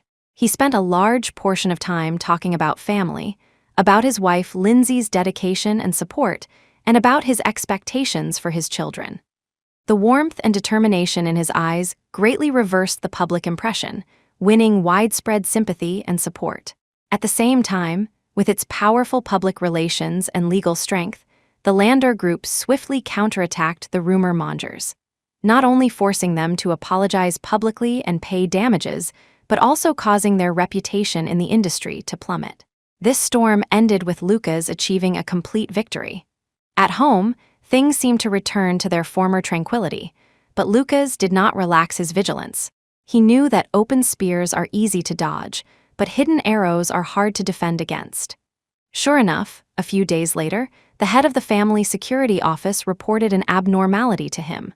Monitoring detected foreign IPs, continuously attempting to send specific types of emails and private messages to Lindsay's private email and a rarely used social account. Analysis of the content showed that while appearing to be ordinary shares, they actually contain tendencies to sow discord in the marital relationship and create pregnancy anxiety. Can the source be locked? Lucas asked. The IP is highly disguised, but behavior pattern analysis shows similarities to Vivian Quinn's previous prying behavior. There is a high probability she has changed to a more covert way of harassment. Lucas's eyes went cold. It really was her a lingering ghost. Immediately block all messages from suspicious sources to ensure this content does not appear on any of the wife's devices. Strengthen filtering and protection on her commonly used network ports, Lucas ordered. Also, pass a message to the people in Europe. If Vivian Quinn makes any more restless moves, the peaceful life promised to her before will be terminated immediately. Yes, the order was executed quickly. An invisible, even stronger firewall firmly protected Lindsay. Those malicious acts of care were completely intercepted and cleared before reaching her. Lindsay knew nothing about this and remained immersed in the warmth of pregnancy and family. In the evening, Lucas accompanied Lindsay for a walk in the garden. The autumn night was slightly cool and the stars were bright. Lindsay held his arm, rested her head on his shoulder, felt the fetal movement of the baby in her womb, and whispered, "Lucas, I don't know why, but recently I feel particularly at ease, as if there is nothing to fear." Lucas looked down at her quiet profile, his heart softening completely. He gently embraced her waist, holding her tighter in his arms. "Amen, because I am here." His voice was deep and curt. "I will always guard you, guard our home. No wind or rain can blow in." Lindsay looked up and gave him an incredibly trusting and happy smile under the starlight. At that moment, Lucas felt that everything he had done, all these iron walls he had built, were worth it. To protect this smile, he was willing to be an enemy of the whole world. Far away in Europe, Vivian quickly discovered that all the messages she sent sank into the ocean without a response. Immediately after, she noticed strange faces appearing around her, conducting stricter surveillance on her. She received a coldly worded warning text from an unknown number. She was finally afraid. She knew Lucas's patience had run out. If she dared to make any more moves, what awaited her would be eternal damnation. She slumped in the cold room, looking at the gloomy sky in a foreign land outside the window, feeling bone-chilling despair and regret for the first time. She finally understood that some things, once missed, are lost forever, and jealousy and resentment would ultimately only drag herself into the abyss. On the other end of the network, the silent harassment against Lindsay stopped completely. The sky over the Landor family became clear and quiet again, and behind this tranquility was Lucas's silent but indestructible protection. When the first snow of early winter fell quietly, the Landor family welcomed double joy. Lindsay's due date was in the dead of winter, but this pair of lively little ones seemed impatient to see the world, starting labor 2 weeks earlier than expected. Although the birth process was scary but safe, the arrival of twins still put the whole family, especially Lucas, through a highly tense test. When the nurse walked out of the delivery room holding 2 little babies wrapped in pink swaddling clothes, humming like kittens, Lucas, who had been waiting outside, rushed up almost instantly. He first carefully took one. The soft and light touch made this man, who dominated the business world, instantly stiffen his body, even lightening his breathing. "Congratulations, Mr. Landor. It's a pair of very healthy daughters," the nurse congratulated with a smile. "Daughters, 2 daughters." Lucas looked at the wrinkled, reddish little face in his arms, and an indescribable, incredibly soft emotion surged in his heart. He gently touched the infant's small hand, and that small hand instinctively grasped his finger. The strength was weak, but it seemed to grab directly onto the tip of his heart. He looked at Lindsay, who was pushed out afterward, pale but smiling with satisfaction. He walked quickly to her bedside, leaned down, and planted a deep kiss on her forehead, his voice hoarse and full of gratitude. "You worked hard, wifey. They look very much like you." Lindsay smiled weakly, her gaze falling gently on the two daughters. How wonderful, our little princesses. When the news reached home, Henry and Una were incredibly excited. Especially Henry, who puffed out his little chest and solemnly announced, "I'm a big brother now, I want to protect 3 sisters." That serious little appearance amused the adults. The Landor villa suddenly became unusually lively. The addition of 2 new members meant double the manpower and energy needed. The number of maternity nurses and childcare specialists increased to 4, and Nanny Wang was busy off her feet, but her face was always beaming with joy. Lucas took a long leave in advance, guarding Lindsay and the 2 children almost every step of the way. His movements of changing diapers and feeding bottles for his daughters went from clumsy and stiff at the beginning to skilled and gentle later, progressing rapidly.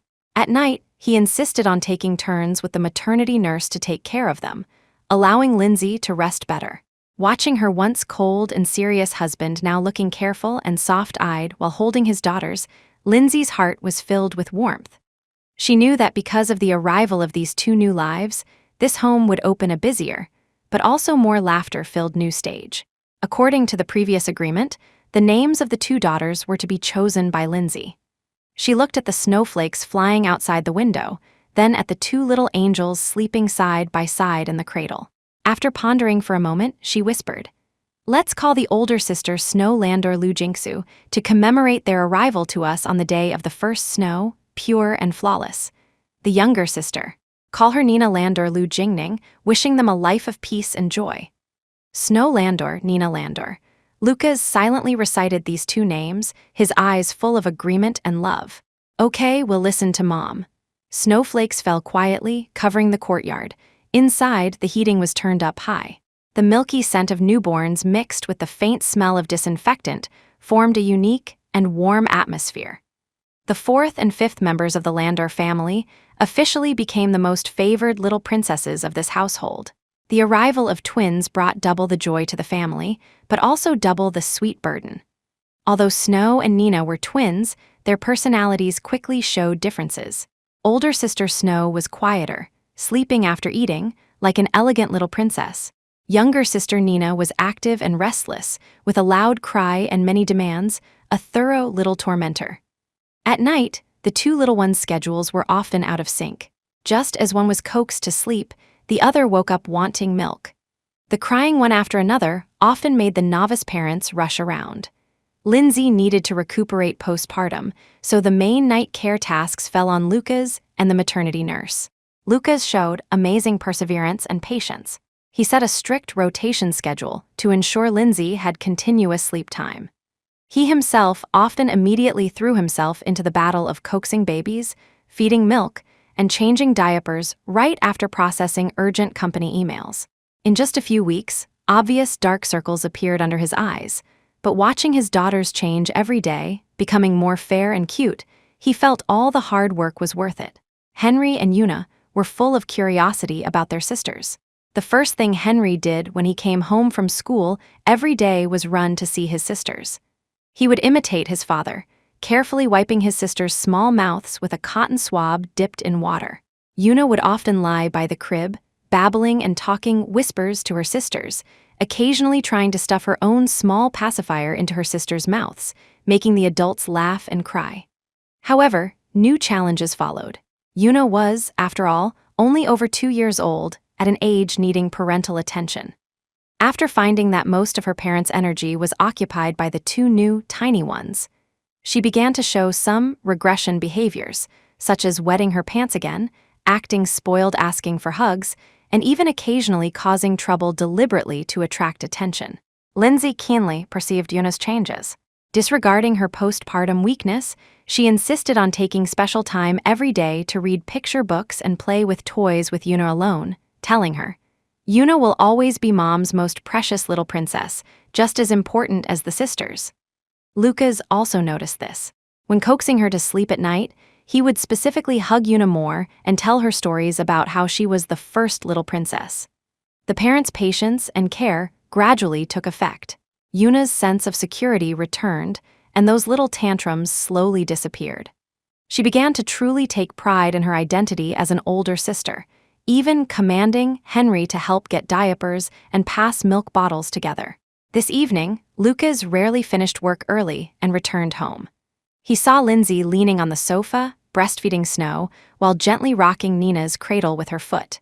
Henry was quietly building blocks, and Una was lying on her mother's leg, watching her sister eat. The setting sun's afterglow spilled in through the window, enveloping the entire living room in a warm golden halo. 5 children, including the one Lindsay lost previously, held in memory, constituted the entire meaning of his life. The air was filled with the sweetness of milk powder and the peaceful scent of home. An unprecedented, heavy sense of happiness and responsibility filled Lucas's chest. He walked over without speaking, just sat quietly beside Lindsay, gently put his arm around her shoulder, and stroked Una's hair with his other hand. Lindsay turned her head and gave him a gentle smile. Everything was understood without words. The road to raising children was destined to be full of challenges, but as long as the family supported each other and love was abundant, no matter how much hard work, it was the sweetest burden in the world. Time flew, and Snow and Nina turned 100 days old. The Landor family held a small and warm family party, inviting only the closest family and friends. The 2 little princesses wore exquisite white lace onesies, like 2 dolls, being held in turns by everyone. They didn't cry or fuss, their black grape-like eyes looking curiously at the world. Lindsay's body recovered well. Her complexion was rosy, and her brow held a bit more of the calmness and gentleness of motherhood. She picked up her paintbrush again, but the theme and style of her creation changed quietly. She began to paint many warm moments of family life and children. Henry's profile seriously doing homework, Una's naive clumsiness standing on tiptoe trying to kiss her sister, the piece of Snow and Nina sleeping side by side, and that rare, unguarded gentleness of Lucas holding his daughters. These paintings were full of life and sincere emotion, different from her early style leaning toward romantic fantasy and later style with the precipitation of experience. They were more like a faithful record and deep confession of current happy life. When Sue saw these paintings while visiting, she exclaimed, "Zai Zai, these paintings are so contagious, full of love, you should hold an exhibition. Call it Family Diary or something. It will definitely resonate with many mothers." Lindsay just smiled. She didn't plan to hold an exhibition again for the time being. Right now, taking care of the children and enjoying this plain and real family life was her greatest satisfaction. However, the seeds of opportunity are often buried inadvertently. One day, Miss Chen, an art director of Chinese descent, who enjoyed a high reputation internationally and was famous for shooting family documentary photography, accidentally saw electronic photos of these unpublished Family Diary series paintings in Lindsay's studio through Sue's connection. Miss Chen was deeply moved by the warm and sincere emotions flowing in the paintings, especially the capture of flashing moments in ordinary daily life, which coincided with her own artistic philosophy. Miss Chen was planning a large-scale crossover art project called Global Contemporary Family Images, aiming to show the diverse faces and emotional cores of modern families through different art forms. She immediately contacted Lindsay through Sue, expressing her wish to invite Lindsay to participate in this project and create a new set of works centered on her Family Diary series. The project would eventually tour multiple cities globally and publish a hardcover album. For any artist, this was an extremely attractive opportunity. When Lindsay received the invitation, her mood was complicated and hesitant. She was moved, the theme and platform were too good. But thinking about investing a lot of time and energy into creation meant reducing companionship with the children, especially since Snow and Nina were still so young. She looked at the 2 daughters crawling happily on the carpet, and Henry teaching Una to read nearby, her heart full of reluctance. That evening, she discussed the matter with Lucas. Lucas listened to her seriously, didn't answer immediately, but asked her back, "Do you want to accept this challenge yourself? Put aside worries about children and family just from your creative desire as an independent individual." Lindsay was silent for a moment, then said frankly, "I want to. I like this theme very much, and working with an artist like Miss Chen is a rare opportunity for learning and improvement." Lucas nodded and held her hand. "Then take it. You don't have to worry about things at home. There is me, Nanny Wang, and the parenting team. The children need a mother, but the mother also needs space and value for self-realization. I believe a happy mother with her own career is the best role model for the children. His support was so firm and unreserved that Lindsay's eyes grew hot. But you will be very tired. Lindsay knew that his group affairs were equally heavy. Lucas smiled, his eyes confident and gentle. Managing a home and managing a group are essentially resource allocation and time management. Trust me, I can arrange it well. Besides, seeing you shine on stage again is also a kind of happiness and pride for me. The sprout of opportunity, under the support of family and irrigation of love, began to grow quietly. Lindsay knew that balancing family and career would be a new test, but with Lucas as the most solid backing, she had the courage to face the challenge. Lindsay finally accepted Miss Chen's invitation. This meant her pace of life needed adjustments. Lucas vigorously replanned the family's schedule. He adjusted his work mode, handing over more affairs requiring business trips and external entertainment to Charles's team, while he conducted more online management and strategic decision-making, ensuring he could have fixed time at home every day, especially during the critical period before the children slept. He even requisitioned a spare guest room at home and transformed it into a temporary home office, equipped with top-level communication equipment, making it convenient for him to hold meetings and handle official business at any time while looking after the family nearby. Lindsay formulated a strict creative plan. She reserved the morning period when she had the most energy for the studio, and the afternoon completely belonged to the children accompanying Henry with homework, taking Yuna, Snow, and Nina to play in the playroom, unshakable. Evening time was reserved for the couple and common family activities. When starting to practice, there was inevitably some rushing around. Sometimes when Lindsay was painting at a critical point, she would be interrupted by a child's cry or demand. Sometimes when Lucas was holding an important video conference, Yuna would suddenly run in looking for Papa. But they understood each other and filled in for each other. Lucas would quietly exit the meeting to coax the child, and Lindsay would double the compensation of companionship to the children after finishing a painting. Gratifyingly, the children seemed to adapt quickly to the new rhythm. Henry became more sensible, actively helping to look after his sisters. Although Yuna occasionally still acted spoiled, she also understood not to disturb Mom when she was working. Snow and Nina grew strong under the doting of the whole family. Sister Snow became more quiet and delicate, while Sister Nina was quirky, often making hilarious expressions and movements, becoming the family's source of joy. This weekend, Lucas turned down all work, and the whole family went to a farm in the suburbs to pick fruit.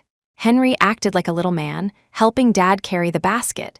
Yuna excitedly chased butterflies. Lucas held Snow. Lindsay held Nina, walking on the field ridges in autumn. The sun was warm, and the air carried the fragrance of fruit.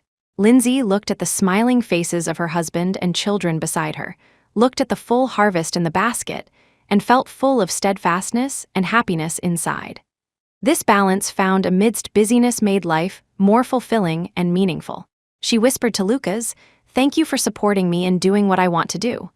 Lucas turned his head to look at her, sunlight dancing in his eyes. "Thank you, too, for giving me a home worth guarding and supporting."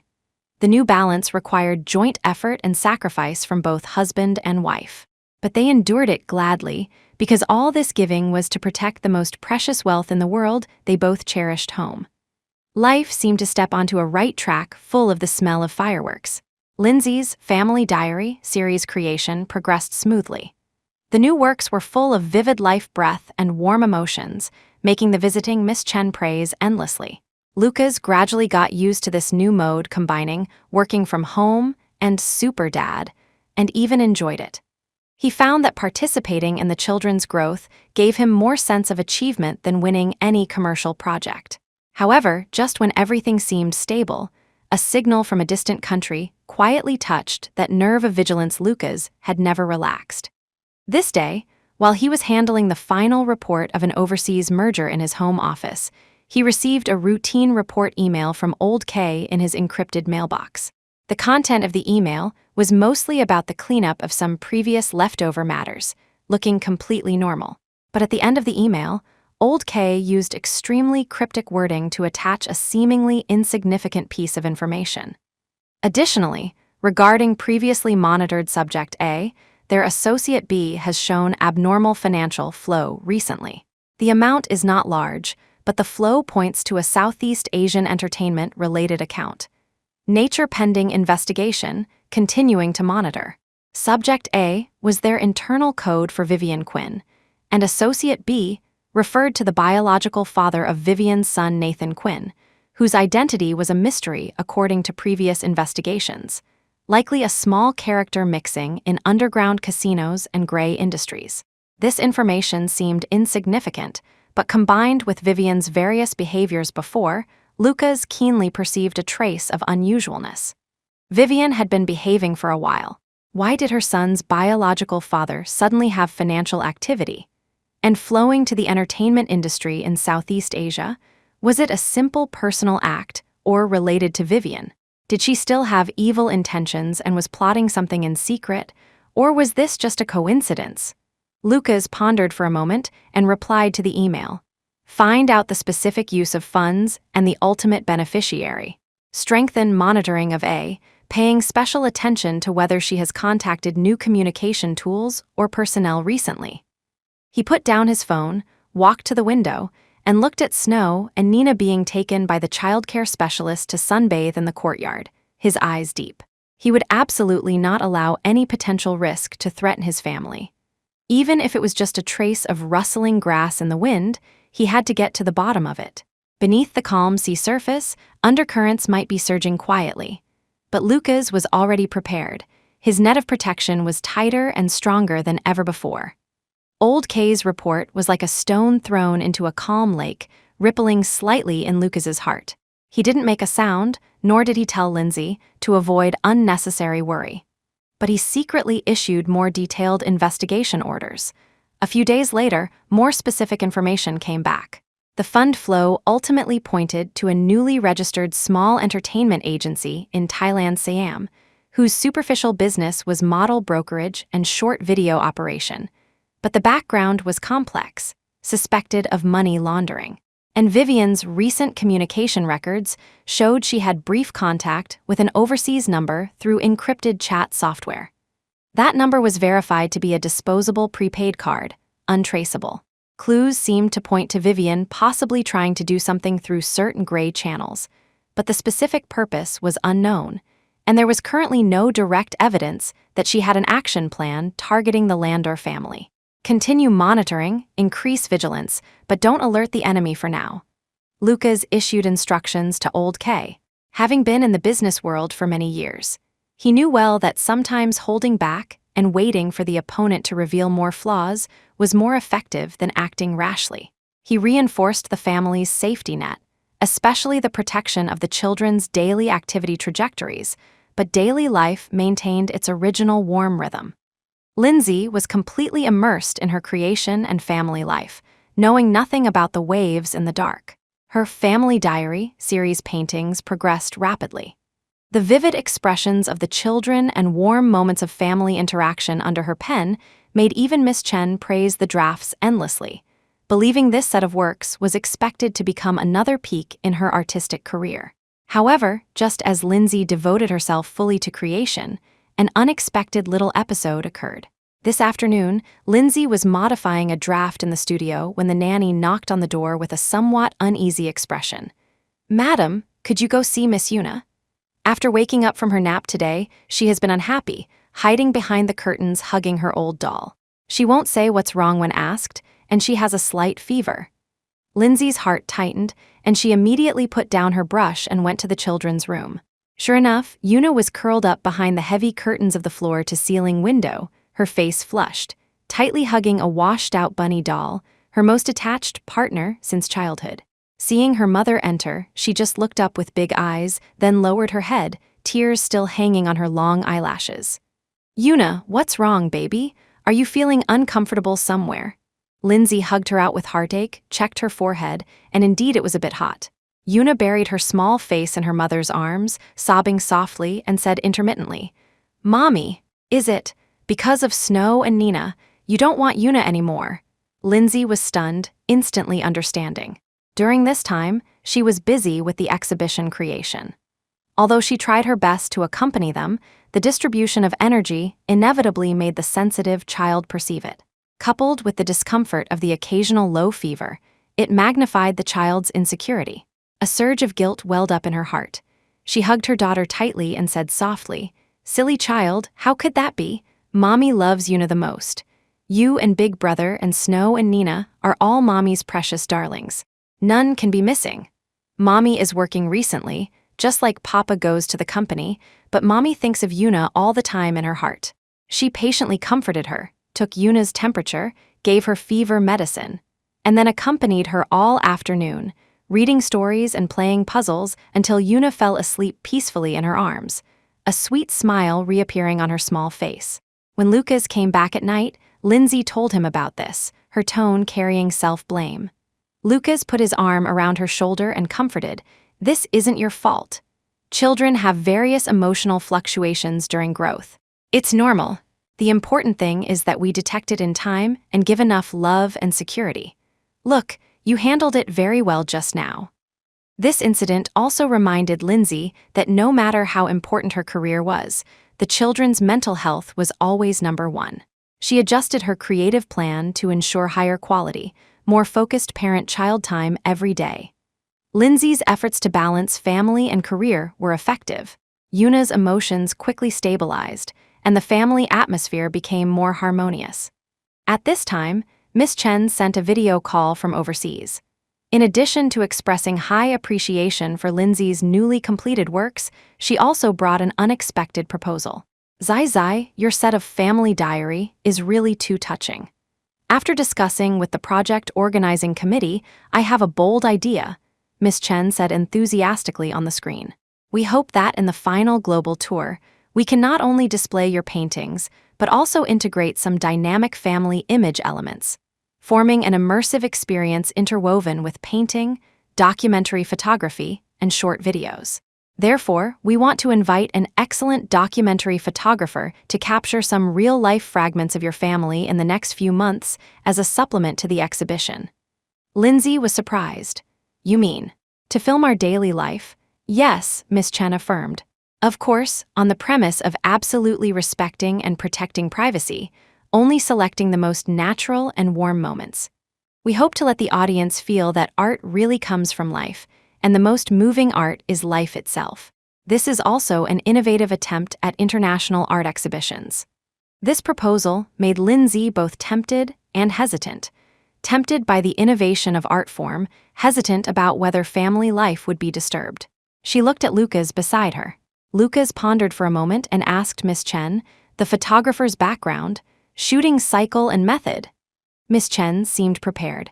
"The photographer is a partner we have worked with for many years, specializing in humanistic documentary. He pays great attention to protecting the privacy and natural state of the subjects. The shooting won't be deliberately staged.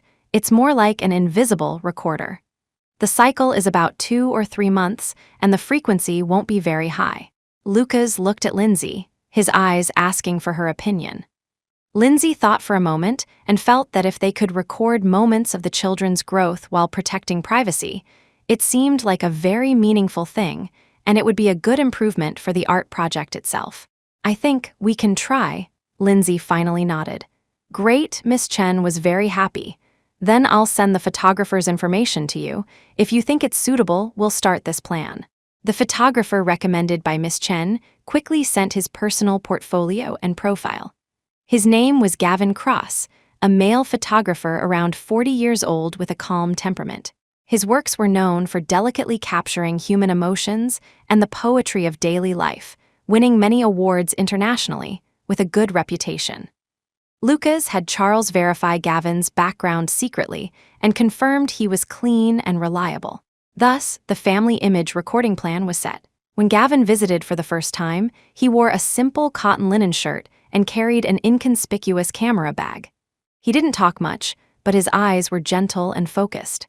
He spent a lot of time just observing and chatting first, getting familiar with the environment, light, and habits of each family member at home, especially slowly building trust with the children, showing no impatience to shoot. His professionalism and respect made both Lindsay and Lucas relax.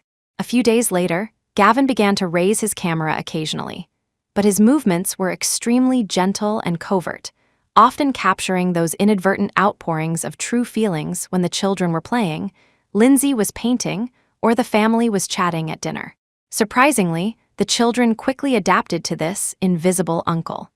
Henry would even curiously lean over to look at the photos in the camera, and Una stopped dodging. The images Gavin captured were natural, vivid, and full of love. Even after seeing the samples, the cold, hard corners of Lucas's mouth turned up slightly, tacitly approving this degree of intervention. The river of life seemed to have an extra pair of eyes discovering beauty due to the addition of a quiet recorder, but its warm flow did not change. However, Gavin's arrival also seemed to invisibly open a tiny window for this home to the outside world. The family image recording plan proceeded smoothly. Gavin used his unique perspective to leave behind many precious moments. Henry's appearance as a little teacher when teaching Una to read, the harmonious picture composed of Lindsay's focused profile in the studio, and the children playing outside the window, that contrasting gentleness of Lucas holding snow while handling official business. These images complemented Lindsay's paintings.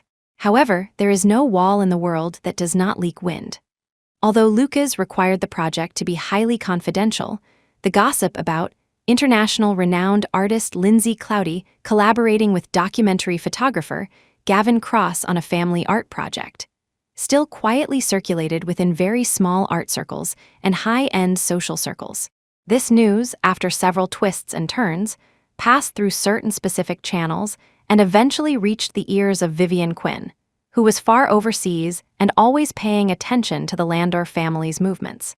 When she saw a blurry, clearly secretly taken, long-distance photo of Gavin adjusting his camera outside the Landor villa circulating on social media, an emotion mixed with jealousy, resentment, and morbid excitement seized her again.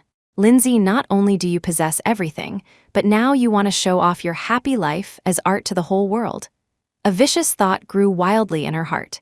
She couldn't contact Gavin, nor could she directly influence the project. But that capital flowing to the Southeast Asian Entertainment Company, that mysterious channel she tried to contact before. Perhaps she could use this to do something. For example, create some scandals about Lindsay and that handsome photographer. Or, a bit more ruthless, a long-lost, twisted, and cold smile appeared on Vivian's face. She felt she had found a new breakthrough point to clog up Lindsay's perfect life.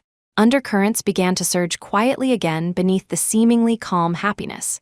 And this time, what kind of waves would it set off? Far away in Europe, Vivian, like a venomous spider lying dormant in a dark corner, began to carefully weave her web. She couldn't directly contact Gavin or influence Lindsay, but she still held a seemingly insignificant clue, the funding channel flowing to the Southeast Asian Entertainment Company, and the connections of Nathan's biological father in the gray zone associated with it. Through several encrypted communications, she contacted the middleman of that Thai entertainment agency. She didn't reveal her true purpose or identity, only posing as an anonymous client dissatisfied with a competitor, and made a request. Hire some local internet water army's paid trolls and gossip writers to concoct a series of ambiguous scandals about the famous Chinese artist, Cloudy, Lindsay, and her collaborating photographer Gavin. She provided a few blurry long-distance photos of Gavin entering and leaving the Landor villa, likely obtained by her through some means from gossip circulating in art circles, as well as some carefully fabricated details, such as Gavin leaving the Landor home late at night multiple times, Lindsay alone with Gavin in the studio for hours, the two having high tacit understanding on artistic concepts, etc. She requested these scandals be initially spread on small-scale overseas art forums and gossip blogs, mainly in English and local Southeast Asian languages, creating a false impression of an accidental leak. Make it natural, like a secret exposed inadvertently, Vivian instructed coldly. The point is to imply their relationship is unusual, but don't conclude directly. Leave room for the reader's imagination. She knew that baseless speculation was often more damaging than solid evidence, especially during the period when Lindsay had just given birth to twins and the marital relationship should theoretically be most stable. Once this scandal spread, even if Lucas didn't believe it, it could act like a thorn quietly piercing the heart, and could destroy Lindsay's perfect image of a happy family on a public level. She paid a hefty deposit, demanding the other party release a bit of new material every once in a while to keep the topic fermenting. After doing all this, Vivian looked at the computer screen, revealing a morbid and satisfied smile. "Lindsay, enjoy this postpartum big gift. I sent you. Let's see how you maintain that happy, perfect appearance this time at this time." The Landor family knew nothing about the incoming hidden arrows, still immersed in the busyness and happiness brought by new life. Snow and Nina grew up day by day, their features gradually opening up, becoming increasingly fair and lovely. Sister Snow was quiet and obedient. When awake, she would look around with big, dark eyes, rarely crying or fussing. Sister Nina was a little clever ghost with rich expressions. She would whine if slightly dissatisfied, but laugh when teased, her two little dimples sweet enough to melt hearts. Lindsay's body gradually recovered. Ensuring she got enough rest, she rescheduled her creative time. 2 baby rocking chairs were added to the studio. When painting, she often put her daughters beside her, looking down at them from time to time while creating, her gaze gentle enough to drip water. This feeling of creating while surrounded by children unexpectedly gave her new inspiration, making the family themes under her pen increasingly vivid. Gavin's shooting also continued. He was extremely professional and measured, never disturbing the family's normal routine, acting more like a quiet observer. He captured many moving moments, Lucas clumsily but patiently burping his daughters, Henry reading picture books to his sisters like a little adult, Una standing on tiptoe trying to kiss her sister but almost falling, only to be scooped up by Dad, Lindsay smiling at the children in the cradle while mixing colors in the sunny studio. These images were real, natural, and full of love. Although Lucas was busy with official business, he squeezed out a lot of time every day to accompany his family. He even learned to tie pigtails for his daughters, though crookedly, and would personally cook a big meal for the whole family on weekends, though the taste was hit or miss. He found that looking at the children's smiling faces gave him more sense of achievement than closing any business deal. This evening, the family had a barbecue in the garden. Lucas was in charge of roasting meat. Lindsay held Nina beside him directing the heat, Henry and Una chased and played on the grass, and the maternity nurse held Snow watching from the side. The golden glow of the setting sun filled the courtyard, and the air was filled with the aroma of food and the children's laughter. Gavin, not far away, quietly recorded this warm scene with a long focus lens. In the frame, Lucas occasionally turned back to exchange a smile with Lindsay, their meeting eyes full of tacit understanding and deep affection. Anyone seeing this picture would not doubt the feelings between them. Time was quiet and good. Life was peaceful. However, beneath this tranquility, undercurrents had already begun to surge. The first to detect the anomaly was Lucas's chief assistant, Charles Chase. As the actual person in charge of public relations and public opinion monitoring for the Landor Group, he had a complete system monitoring internet information related to the Landor family, especially Lindsay Cloudy. Today, Charles's team, while routinely screening overseas art forums and small gossip blogs, captured several posts with obscure wording. The posts were written in English, discussing recently active Chinese artists. When mentioning Cloudy and her new collaborative project, they vaguely hinted that she had a close relationship with a talented, handsome photographer, and attached that blurry long-distance photo of Gavin leaving the Landor home. In the comments, someone asked curiously, and the poster replied vaguely with things like, "Those who understand, understand," or "soul resonance between artists," inviting imagination. These posts didn't have high heat and were distributed across different niche platforms, looking like insignificant gossip.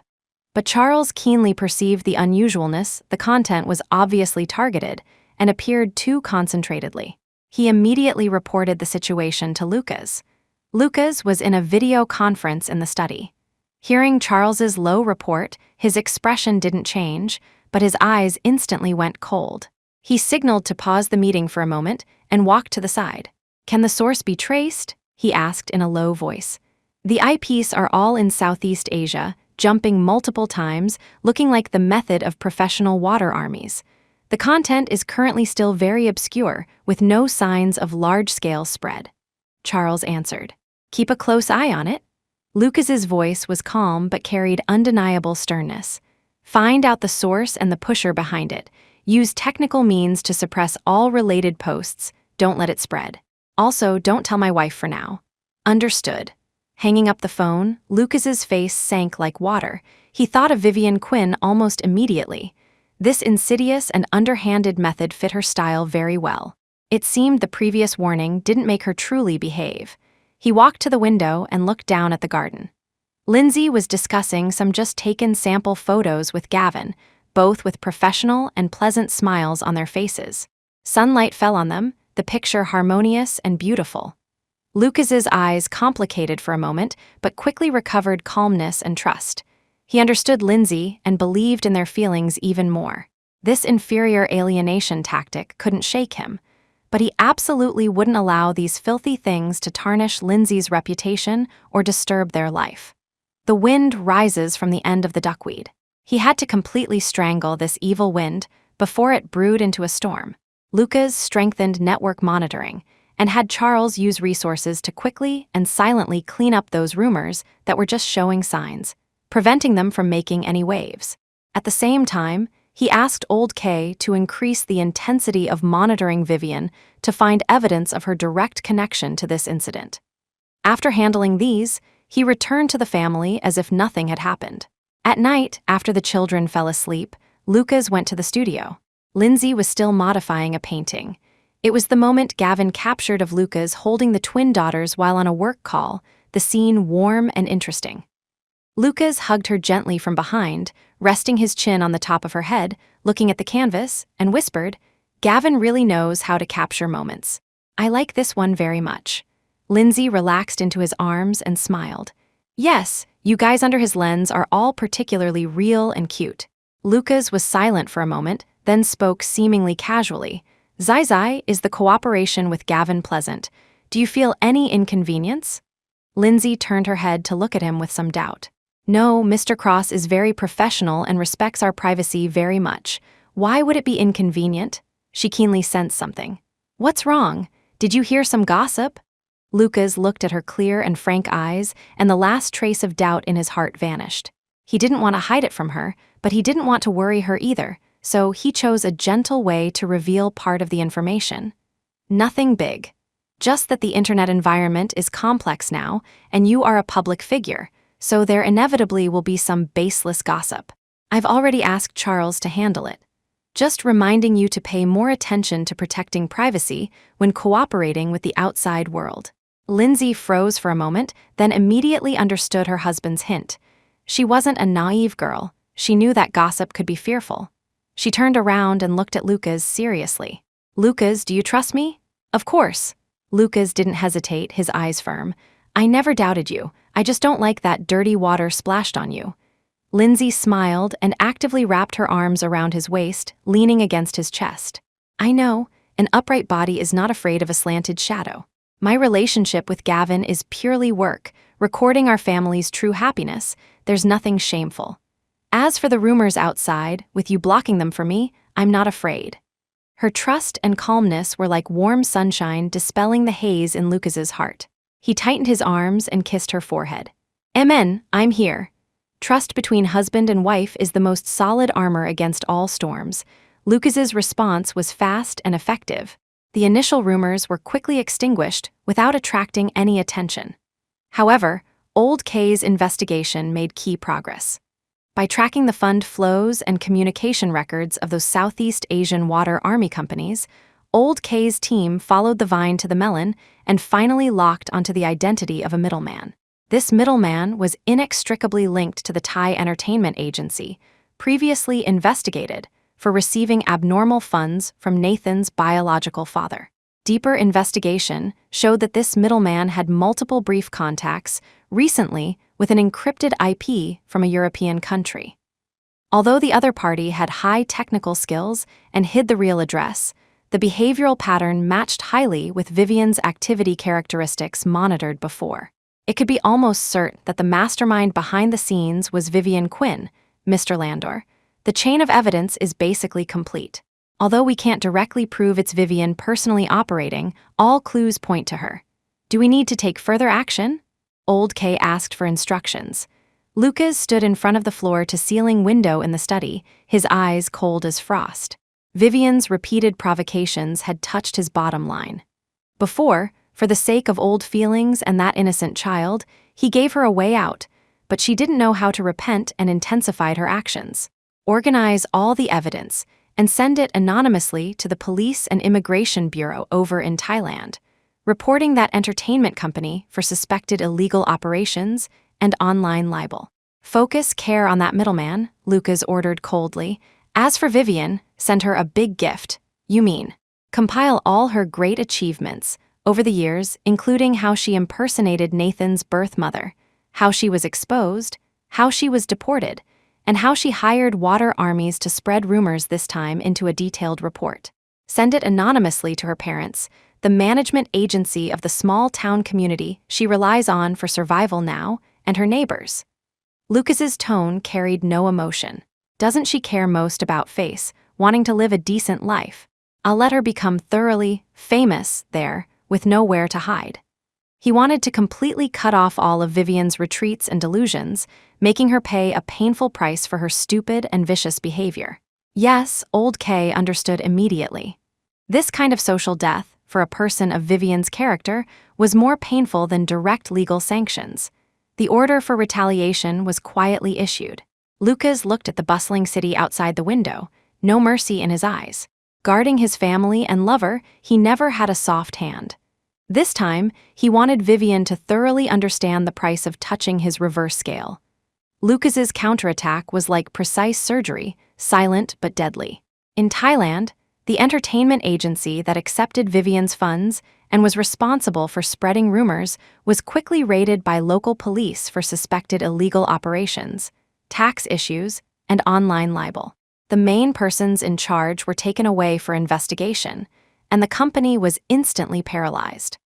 The middleman who contacted Vivian directly was detained by the Immigration Bureau when trying to leave the country due to involvement in multiple gray transactions, facing heavy punishment.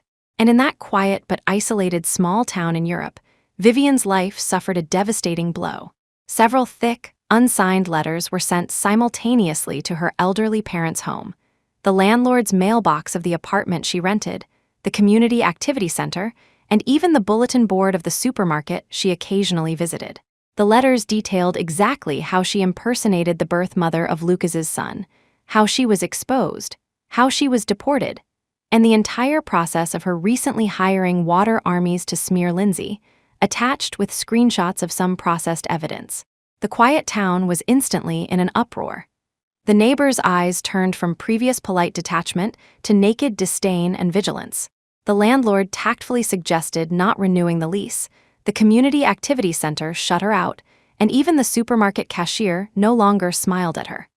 Her parents called in shock and shame, scolding her heartbreakingly and stating they didn't want to see her for the time being.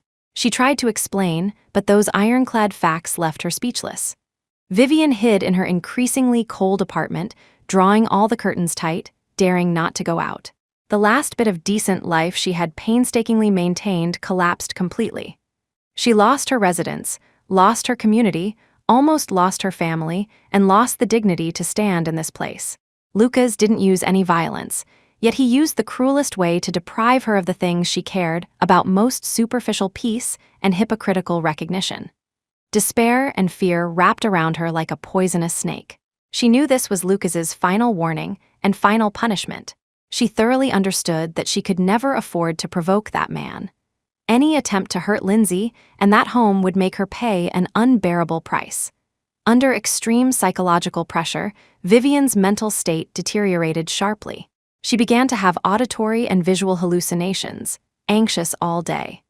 Finally, on a rainy night, she packed her meager remaining luggage, took her son Nathan, and quietly left the small town like a stray dog, disappearing without a trace. Perhaps she would linger on in a more remote corner of the world, but her threat had thoroughly vanished from Luca's and Lindsay's world. A silent reckoning ended here. Vivian's disappearance did not cause any ripples in the Landor family. After receiving Old K's report that target has moved, threat neutralized, Lucas just gave a faint amen and turned the page on this matter completely. His world's center of gravity was always on this warm home in front of him. The 100-day banquet for Snow and Nina was held warmly on a sunny weekend. There was no grand spectacle, no excessive guests invited, just a small family party held in their own garden. Those present were only the closest family members of both sides, best friends like Sue, and the photographer Gavin, who recorded precious moments for this family.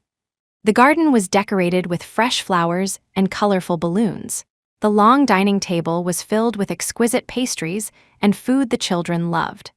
Snow and Nina were dressed like two little princesses, wearing matching lace dresses in different colors, held one each by Lindsay and Lucas.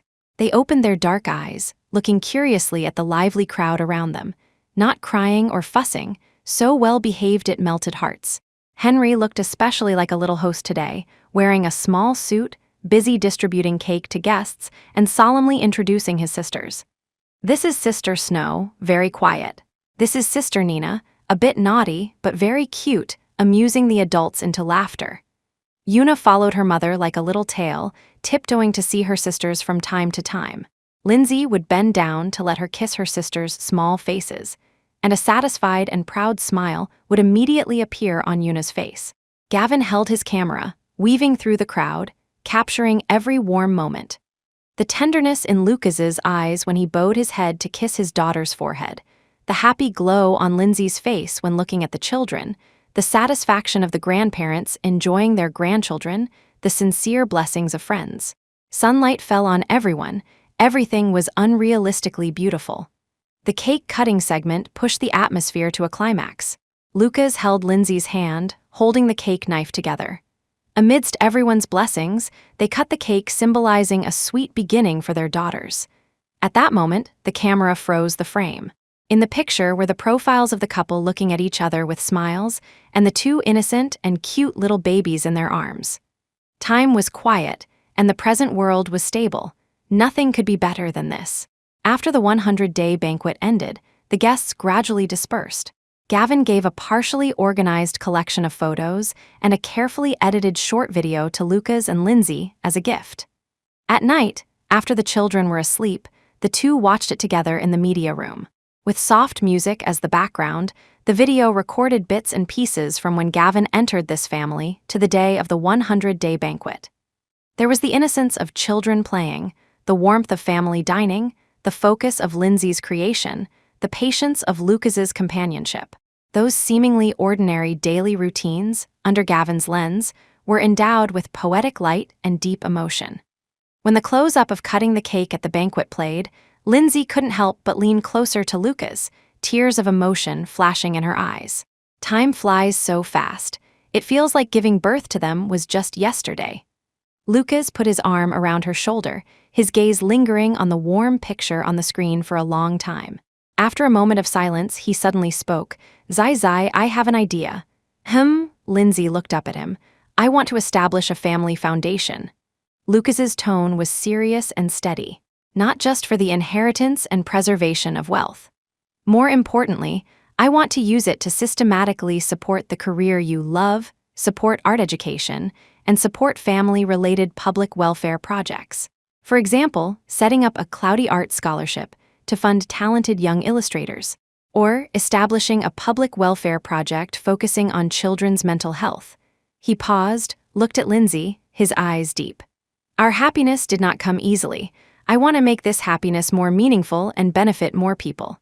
And this foundation will be named after Snow and Nina as a 100-day gift to them and also as a new starting point for our family's future."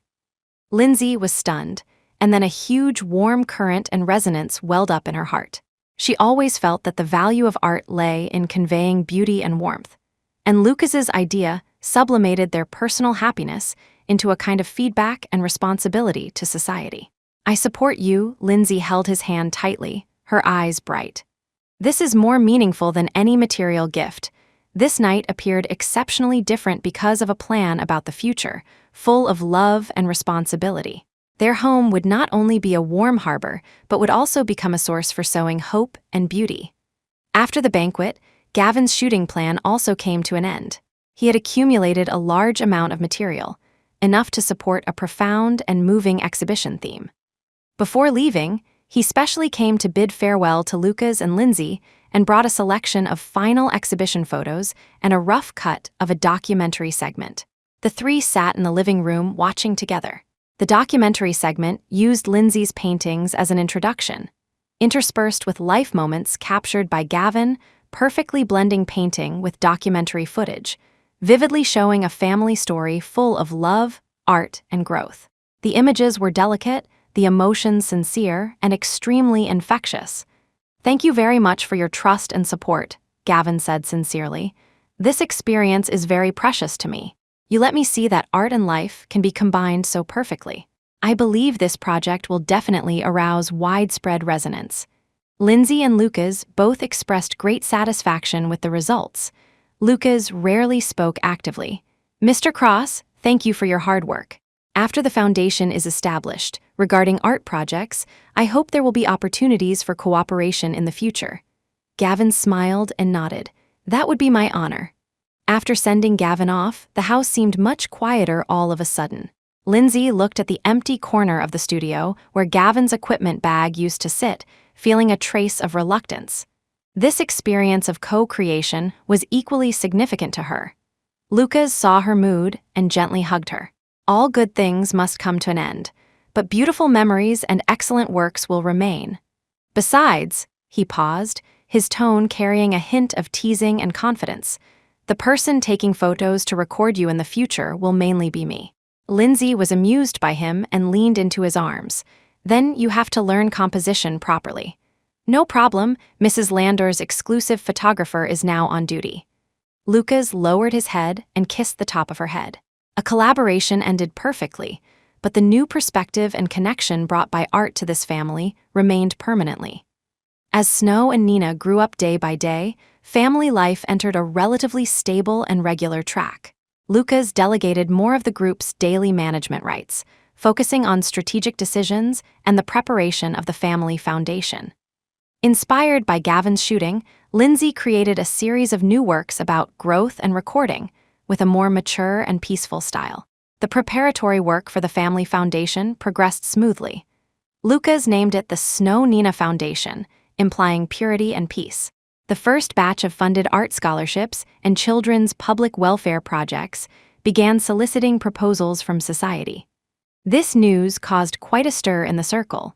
People not only saw the Landor family's commercial strength, but also saw this family's social responsibility.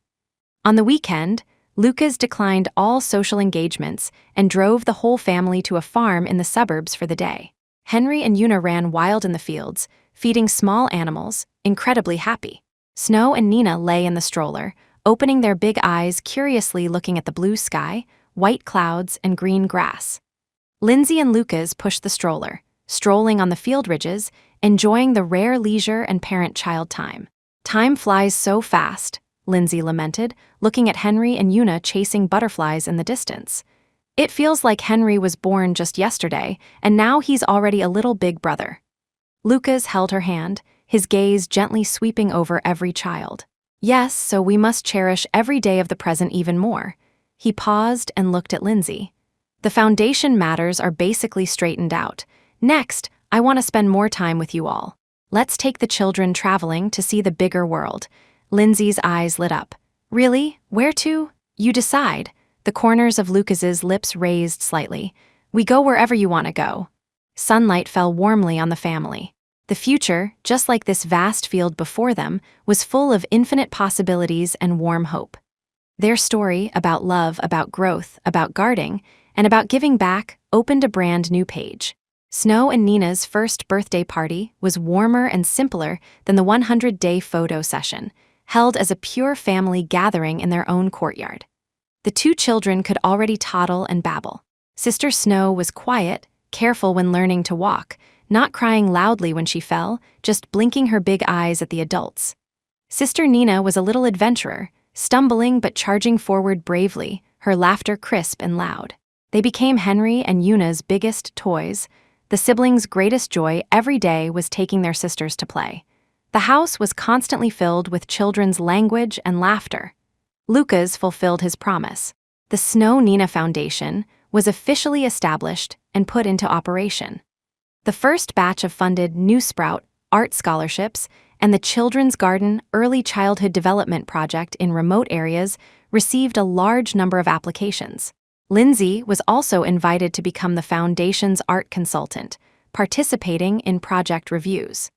This work allowed her to contact broader social levels and see many families and children in need of help.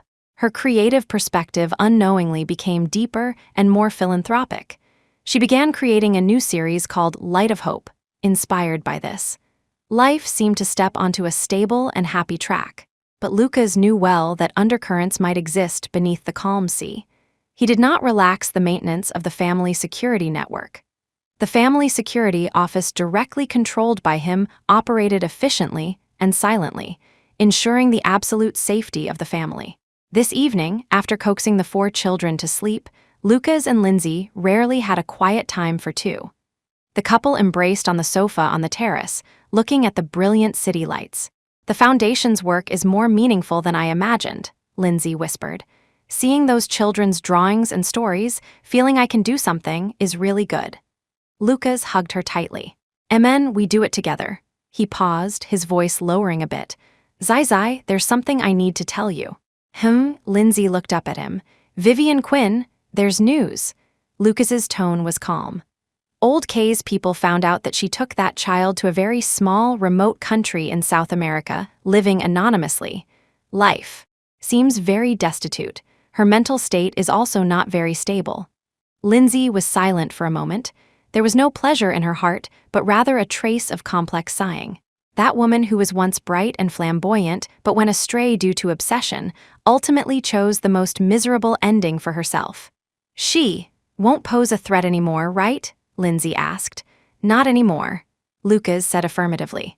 "The place she is in, and her current state, leaves her no ability to do anything else. Telling you is just because I feel you have the right to know this, full stop."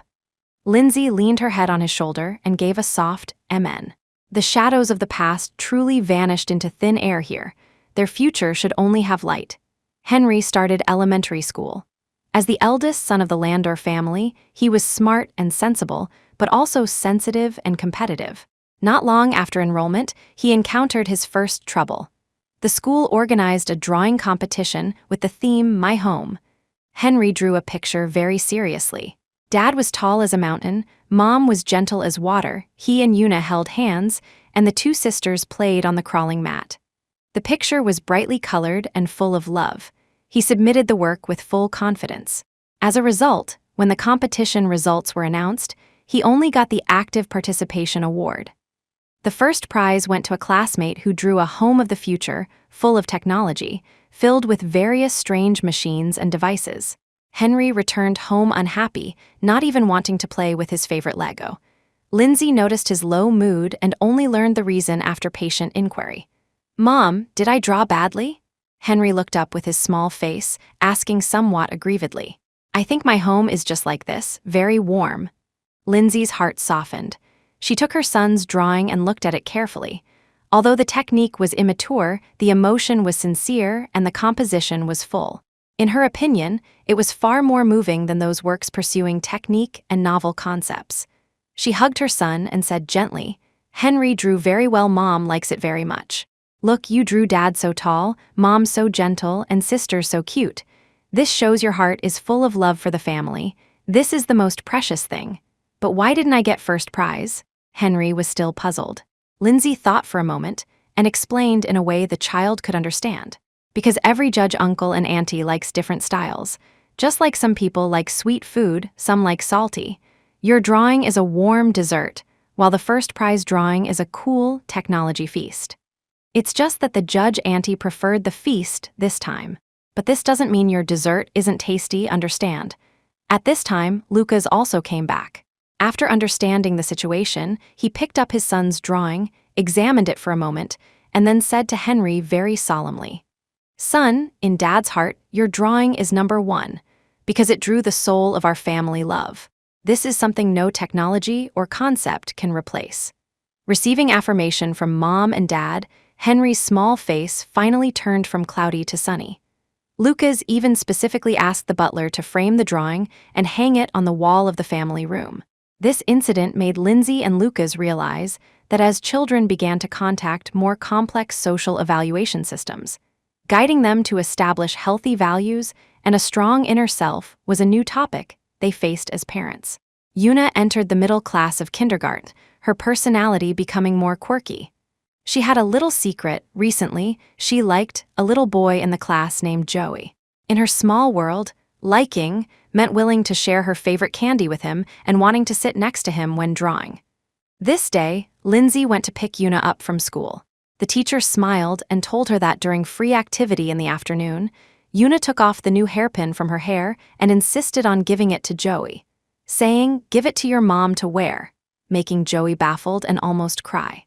In the car home, Lindsay held back laughter and asked Una, "Why did you give the hairpin to Joey?" Una raised her small face, justified and confident.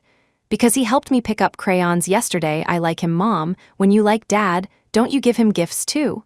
She had seen her mother prepare birthday gifts for her father. Lindsay was amused by her daughter's logic, but felt the need for correct guidance. She said softly, "Baby, liking friends and willing to share is very good. But giving gifts means giving what others like. Joey is a boy, he might not like hairpins. You can bring a nice picture book to read with him next time, or invite him to play on the slide together. That would be better, right?" Una blinked her big eyes, nodding as if she understood. At night, Lindsay told this to Lucas as a funny story. After listening, Lucas frowned slightly, pulled Una, who was playing with toys, onto his lap, and said in a tone that seemed casual but was actually serious, "Una, don't give gifts to boys casually in the future, especially personal items.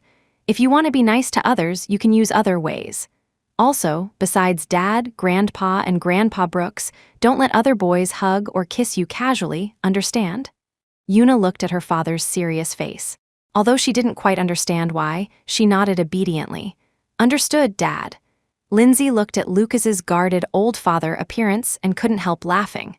It seemed the journey of guarding the little princess had to start from kindergarten. This also reminded them that sex education and safety education for children needed to permeate in appropriate ways ahead of time. The first batch of projects funded by the Snow Nina Foundation began to show preliminary results. The New Sprout scholarship helped several highly talented but financially struggling young art students continue their advanced studies. The thank you letters and photos of works they sent made Lindsay deeply gratified. The Children's Garden Project also brought early education resources to several remote villages. Photos of local children playing and learning in bright classrooms touched the softest places in Luca's and Lindsay's hearts. They decided that when Snow and Nina were a bit older, they would take the children to visit the project sites together, letting them learn gratitude and sharing from a young age. The foundation's good reputation brought some unexpected effects. First, the public image and brand value of the Lander Group were further improved, even attracting several large international capitals with strong social responsibility to seek cooperation. Second, Lindsay's personal influence expanded beyond the art circle. She was invited to participate in some high-end charity forums, and her insights and sincerity won much respect. However, fame also brought new attention. An influential financial media outlet proposed doing an in-depth interview about the business empire and family philosophy of the Lander couple, hoping to do part of the shooting at their home. When Charles presented the invitation, he was hesitant. He knew Mr. Landor always valued family privacy. Unexpectedly, after consulting Lindsay's opinion, Lucas agreed. "Appropriate positive exposure is sometimes the best protective color," he explained to Lindsay. "Letting the public see our real life, see the happiness and stability of the family, those baseless rumors will naturally have nowhere to hide. Moreover, this is also a good opportunity to display the foundation's philosophy." Lindsay thought about it and also agreed. She hoped their story could convey some positive energy. On the day of the interview, the reporter and photographer arrived at the agreed time. Shooting was limited to public areas like the living room, study, and garden. And the children also briefly and naturally entered a few shots after consent was obtained. Throughout the process, Lucas and Lindsay behaved naturally and generously, their conversation revealing respect and love for each other, their educational philosophy for the children, and their original intention of giving back to society through the foundation. After the interview article and photos were published, they caused a great social response. What people saw was not a cold business tycoon family, but a real family sample full of love, responsibility, and the smell of fireworks. Many people were moved by their story, and inquiries and donations to the foundation increased significantly. This successful exposure, like a soft light, enveloped the Landor family in a transparent and positive atmosphere, forming an invisible protective layer instead. The heat brought by the interview gradually subsided, and life returned to normal. On a weekend evening, the whole family watched a documentary about global travel in the home theater. The magnificent natural scenery and exotic cultures deeply attracted the children, especially Henry and Una, who watched unblinkingly. "Mom, can we go see the northern lights too?" Una pointed at the dazzling aurora on the screen and asked. "Dad, I want to go to Africa to see elephants." Henry was also full of anticipation. Looking at the children's yearning faces, Lindsay and Lucas smiled at each other. The idea of taking the children to see the world had sprouted in their hearts long ago. "Of course you can." Lucas pulled Nina into his arms and said to the children, "When the sisters are a bit older and adapt to long-distance flights, we will make a plan to travel to a different place every year." "Really? That's awesome," Henry and Una cheered. Lindsay leaned against Lucas, looking at the excited children, her eyes full of longing for the future. "We can combine travel with foundation project inspections. For example, when going to see the aurora, we can stop by to see children's education in Northern Europe. When going to Africa to see the animal migration, we can also learn about local environmental protection projects. Make travel more meaningful." "Good idea." Lucas nodded in agreement. "Read 10,000 books, travel 10,000 miles. Let the children know from a young age that the world is big, we are lucky, but there are also many places and many people who need help." A seed about exploration, learning, and sharing was quietly planted in the heart of every family member on this warm night. Future journeys were not only for scenery, but for growth, to bring the warmth and love of home to farther places. Outside the window, stars dotted the sky, as if twinkling with light of blessing for their future journeys. The story of home was about to write a brand new, broader chapter. The promise to go see the world rooted and sprouted quickly in the children's hearts. Henry and Una asked when they would depart almost every day.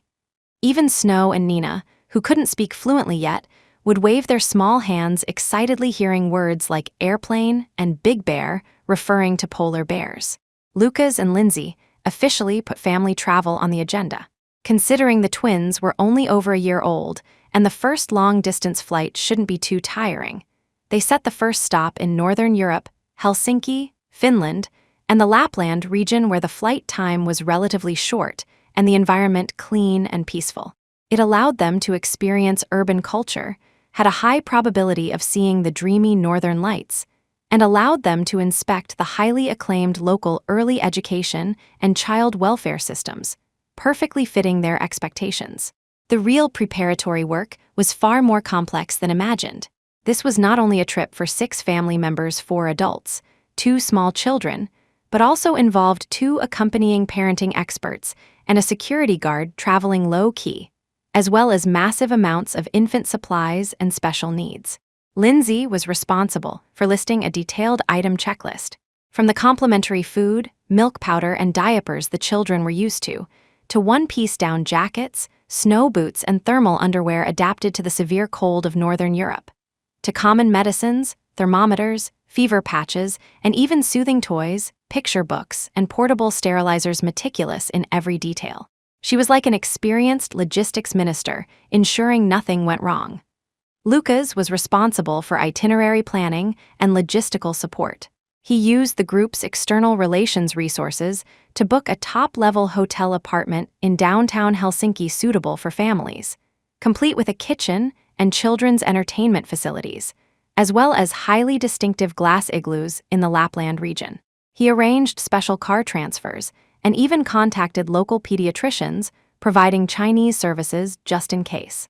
Regarding security, he personally reviewed the background and emergency plans of the accompanying personnel to ensure the journey was absolutely safe.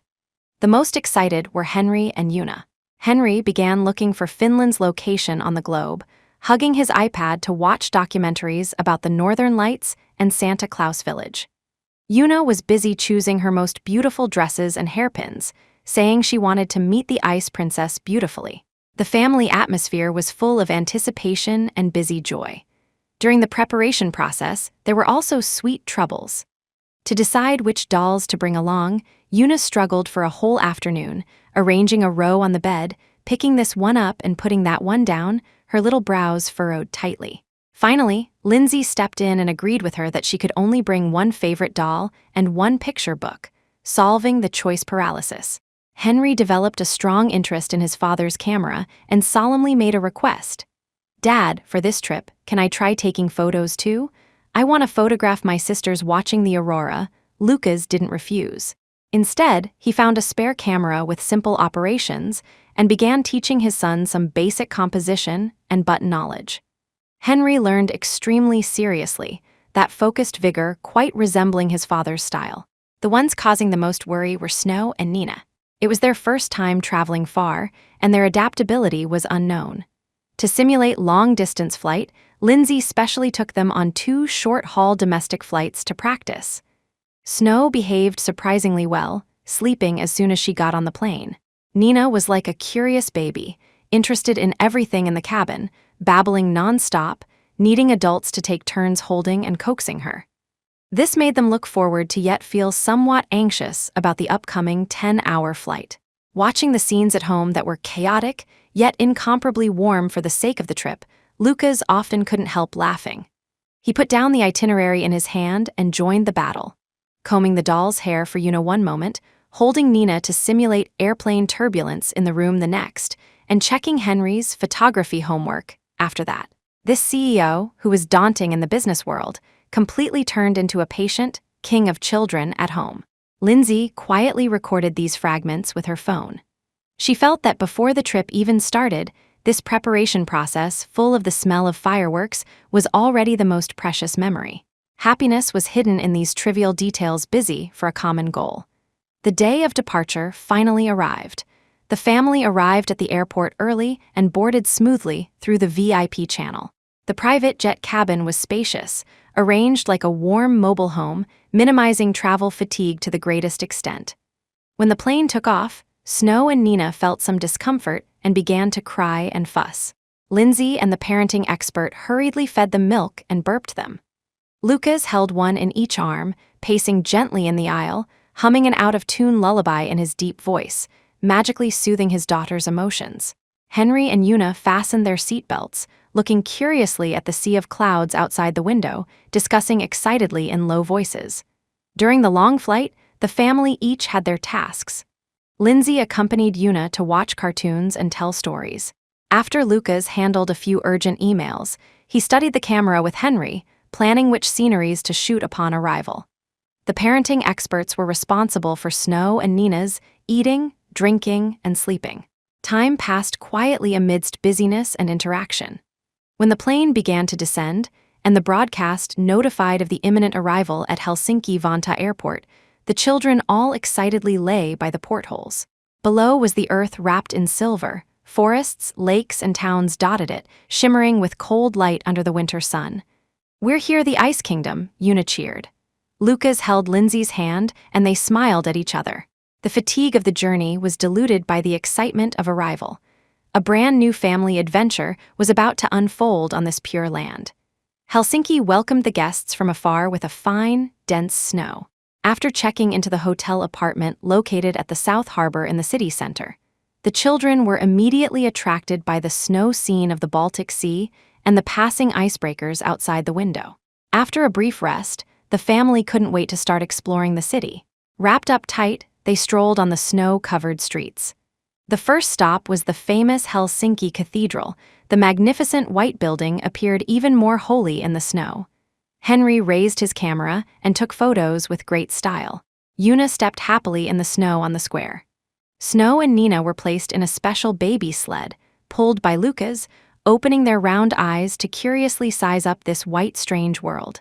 Next, they went to the childlike Surasari open-air museum. Although some areas were closed in winter, those old wooden houses and snow scenes still excited the children. At the market hall, they tasted local specialty salmon soup and cinnamon rolls. Snow and Nina also tried fish puree, specially prepared for infants with light taste, eating with relish. What touched Lindsay most deeply was visiting a local children's activity center. The design there was full of ingenuity, safe and open, encouraging children to explore independently and get close to nature. This coincided with the educational philosophy she was exploring through the foundation. She took many photos to use as reference materials. The day's itinerary was fulfilling and pleasant. Back at the apartment, although the children were tired, their small faces beamed with satisfied smiles. Dinner was a meal suited to the children's tastes, simply prepared by Lindsay using the apartment kitchen, full of the taste of home. After adapting in Helsinki for 2 days and experiencing the tranquility and civilization of the Nordic metropolis, the family boarded the famous Polar Express, heading toward the more northern Lapland region. The train shuttled between endless snowfields and dense forests. Outside the window was a dreamlike world of ice and snow. Henry and Yuna pressed close to the window, afraid of missing any beautiful scenery, shouting excitedly upon seeing reindeer or cabins in the snow. Snow and Nina, taken care of by the parenting experts in the exclusive compartment, also showed great interest in the moving white scroll outside the window. Lucas and Lindsay sat side by side, enjoying this rare quiet time. The carriage was warm as spring. Outside was a flowing scroll of ice and snow, and the children were quiet and focused. Lucas reached out to hold Lindsay's hand and whispered, "When we are old, we can also do this, take a train to see the scenery of the world." Lindsay leaned her head on his shoulder, her heart full of peace and happiness. The meaning of travel lay not only in seeing new scenery, but in the family being together, creating and sharing these unique memories. After several hours of travel, the train finally arrived at Rovaniemi, the capital of Lapland, the officially certified hometown of Santa Claus. The air was colder, the snow deeper, and the night sky seemed to become more profound. Here, they were about to transfer to a car to head to the final destination, the wilderness, where the legend said the aurora danced most often, checking into the long-awaited glass igloos. The real polar adventure was about to begin. Everyone was full of infinite anticipation for the coming night. Upon arriving at the glass igloos deep in Lapland, it was already evening. The igloos were scattered on the quiet snowfield like scattered diamonds. The transparent domes made people feel as if they were integrated with the world of ice and snow. Inside, it was warm as spring, covered with thick reindeer skin carpets. The children excitedly rolled on them barefoot as soon as they entered. The most anticipated thing was the night. The family washed up early, changed into comfortable pajamas, and nestled in the big soft bed under the dome. Snow and Nina drank their milk and fell asleep soundly between Mom and Dad. Henry and Yuna, however, were not sleepy at all, opening their eyes wide, staring tightly at the starry night sky. "Dad, will the aurora really come?" Yuna asked in a whisper, afraid of disturbing this tranquility. "It will, be patient." Lucas answered in a low voice, one hand gently patting Snow beside him, the other holding Lindsay's hand. Time passed minute by minute. Just when Yuna was about to give in and doze off, Henry suddenly suppressed his voice and exclaimed, "Look at the edge of the pitch-black night curtain." A faint green band of light quietly appeared, like a shy maiden dancing gently. Then the light band became brighter and more abundant, changing shapes, sometimes dancing like silk, sometimes pouring like a waterfall. Green, purple, and pink intertwined, performing a silent and magnificent symphony in the night sky. "Wow," Yuna opened her mouth wide, unblinking. Lindsay leaned on Lucas's shoulder, watching this dreamlike scene, her eyes slightly moist. The uncanny workmanship of nature, accompanied by the warmth of family, made her feel incredibly small yet incredibly happy. Henry had already raised the camera, clumsily but seriously recording this unforgettable moment. Lucas also took out his phone and took a photo of the focused and beautiful profiles of his wife and children under the aurora. At this moment, all sounds were silent, with only starlight and aurora as companions. The family's hearts were tightly connected. After staying in the Aurora town for 2 nights, they went to the famous Santa Claus village. The Christmas atmosphere overflowed here all year round, with snow-covered cabins, Christmas trees hung with colorful lights, and the genuine Santa Claus wearing a red robe and sporting a big white beard. When Una saw Santa Claus, she was nervous and excited, tightly holding her mother's hand, whispering the gift she wanted, a new princess dress. Henry acted like a little man. Although he was also shy, he seriously told Santa Claus that he hoped his sisters would be healthy and happy, and secretly asked Santa Claus if he really knew polar bear friends.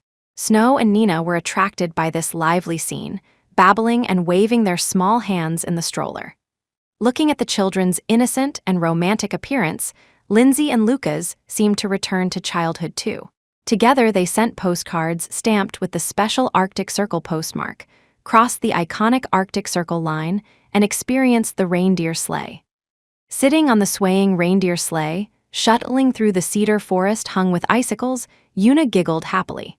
Henry curiously observed the reindeer. Lindsay leaned on Lucas, feeling this pure joy. Looking at the happy, smiling faces of his family, Lucas felt that all the careful arrangements were incredibly worth it. Here, they forgot identity and age, devoting themselves wholeheartedly to a pure fairy tale world. This beauty would become a precious memory treasured by the whole family.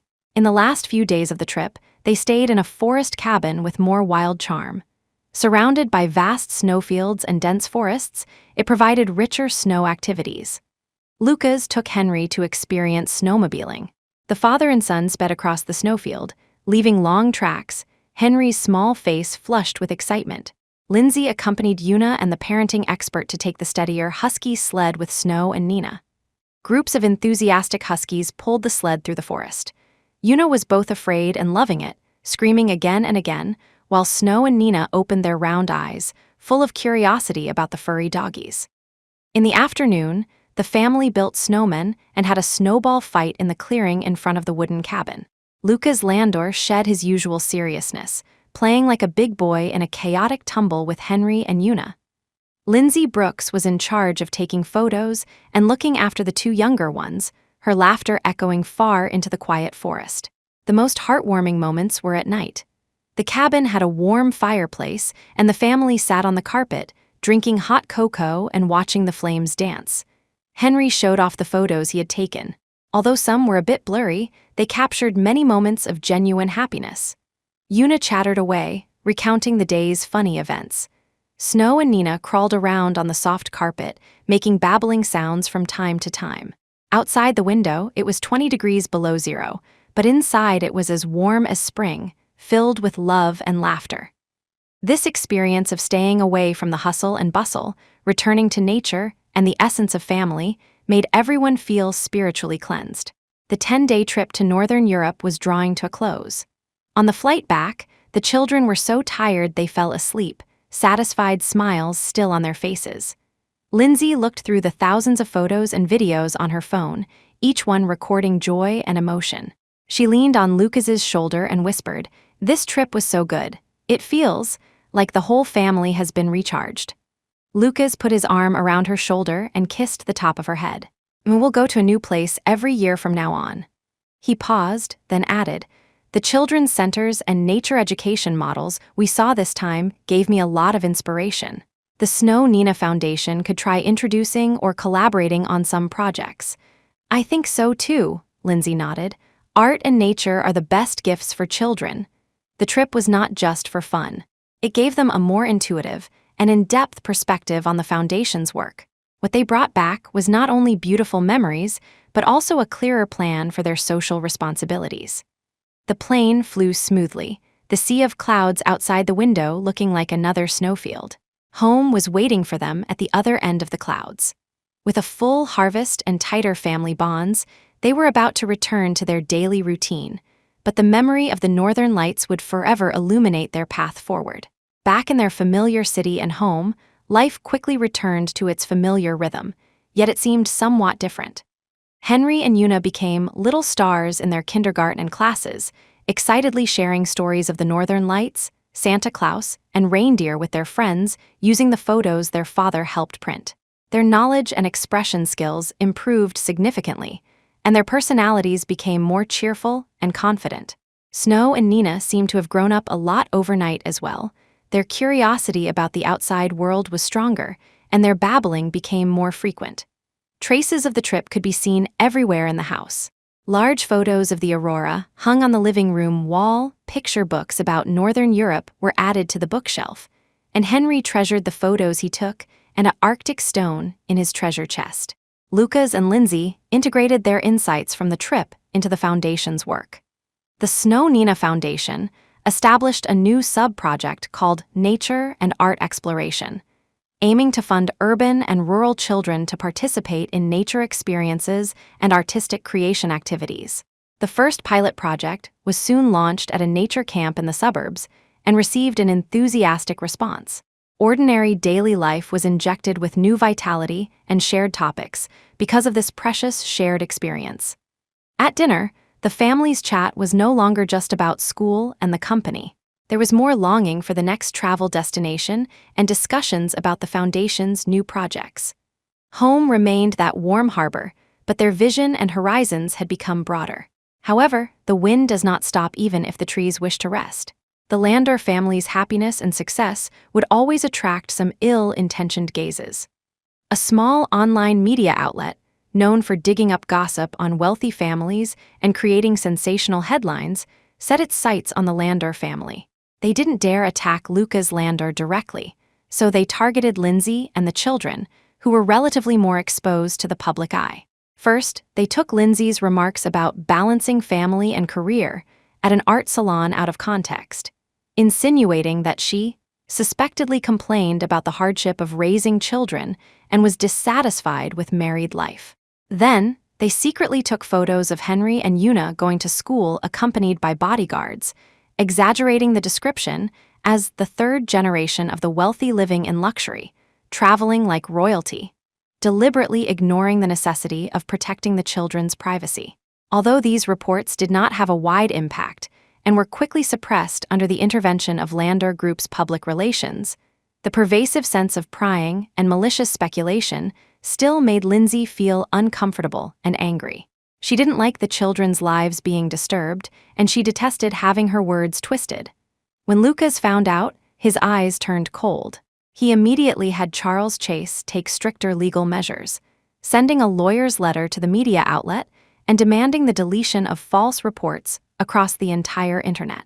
At the same time, he further strengthened the security for the children's daily movements to ensure nothing went wrong. "Don't get angry over these boring people," he comforted Lindsay. "With me here, no one can hurt you." But he knew in his heart that as the Foundation's influence expanded and the children grew up, such things would be difficult to avoid completely. He needed to build a stronger protective net. One afternoon, Lindsay received a call from Una's kindergarten teacher. Her tone was a bit nervous. It turned out that during nap time, a mischievous little boy secretly took the mini reindeer snow globe Una had placed on her bedside table, her most treasured item brought back from the North Pole, and accidentally dropped it, shattering it. When Una woke up and found out, she was heartbroken, crying so hard she couldn't catch her breath and couldn't be comforted no matter what. The little boy was also terrified. Lindsay rushed to the kindergarten immediately. Seeing her mother, Una cried even more aggrievedly, throwing herself into her arms and sobbing, "Mommy, reindeer. Santa Claus gave it. Broken?" Lindsay hugged her daughter with heartache and comforted her softly, "Baby, it's okay. Although the reindeer snow globe is broken, the beautiful memories of our trip to the North Pole are still in our hearts. No one can break them. Santa Claus won't blame you if he knows." She then patiently said to the little boy who caused the trouble, "Little friend, you can't take other people's things without permission in the future, especially gifts that others cherish very much. Look how sad Una is." The little boy timidly apologized. On the way home, Lindsay did not scold Una but told her a small story about loss and memory. That night, after Lucas came back and learned what happened, he held Una and comforted her in his unique way. "Una, next time Dad will take you to see real reindeer, bigger and more majestic than the one in the snow globe, okay?" Under her parents' patient guidance, Una's emotions slowly calmed down. Although this incident was small, it made Lindsay and Lucas realize that the children were beginning to face more complex interpersonal relationships and emotional experiences. How to guide them to face setbacks and handle conflicts was a new subject for them as parents. Henry's kindergarten held a little inventor, creative competition. Influenced by the Nordic trip and his father's work, Henry decided to make a solar Aurora hut model. Under his father's guidance, he used cardboard to make a small house, installed small light bulbs, and used blue cellophane to simulate the aurora. Lucas did not do the work for him, only offering hints and encouragement when he encountered difficulties. Lindsay helped him decorate the interior of the hut, arranging a small bed and table, full of childlike charm.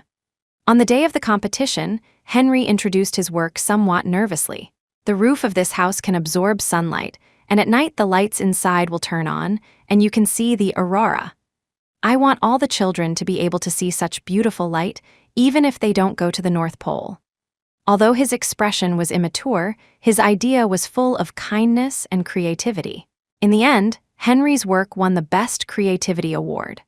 When he held the certificate and looked at his smiling parents off stage amidst the applause of the other children, his little face was full of pride and radiance.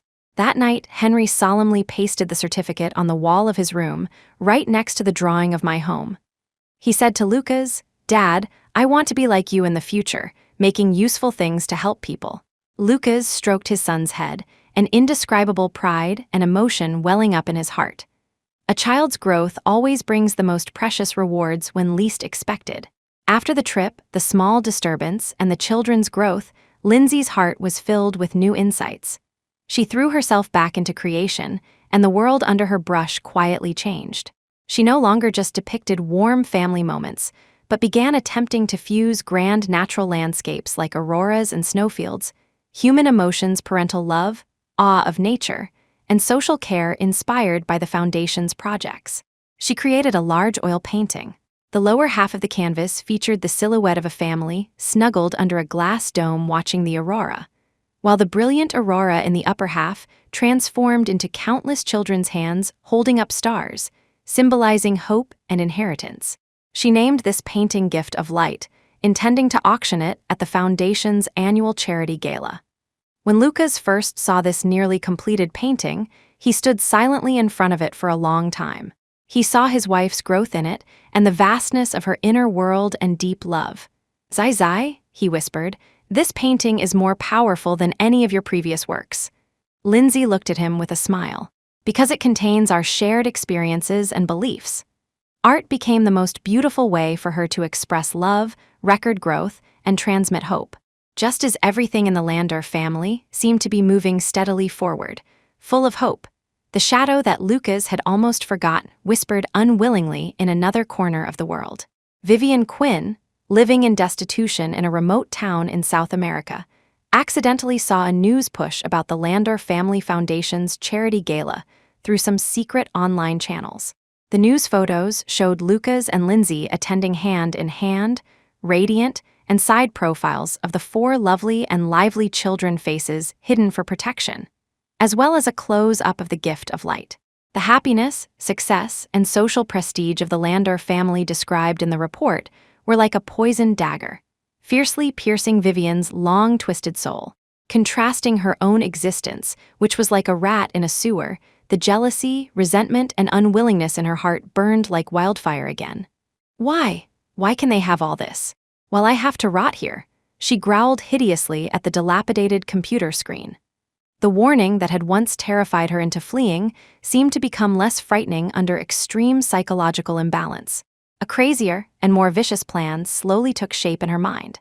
She knew she couldn't confront Lucas head-on, but she could use the anonymity of the internet and certain shady means to carry out remote, continuous harassment and destruction.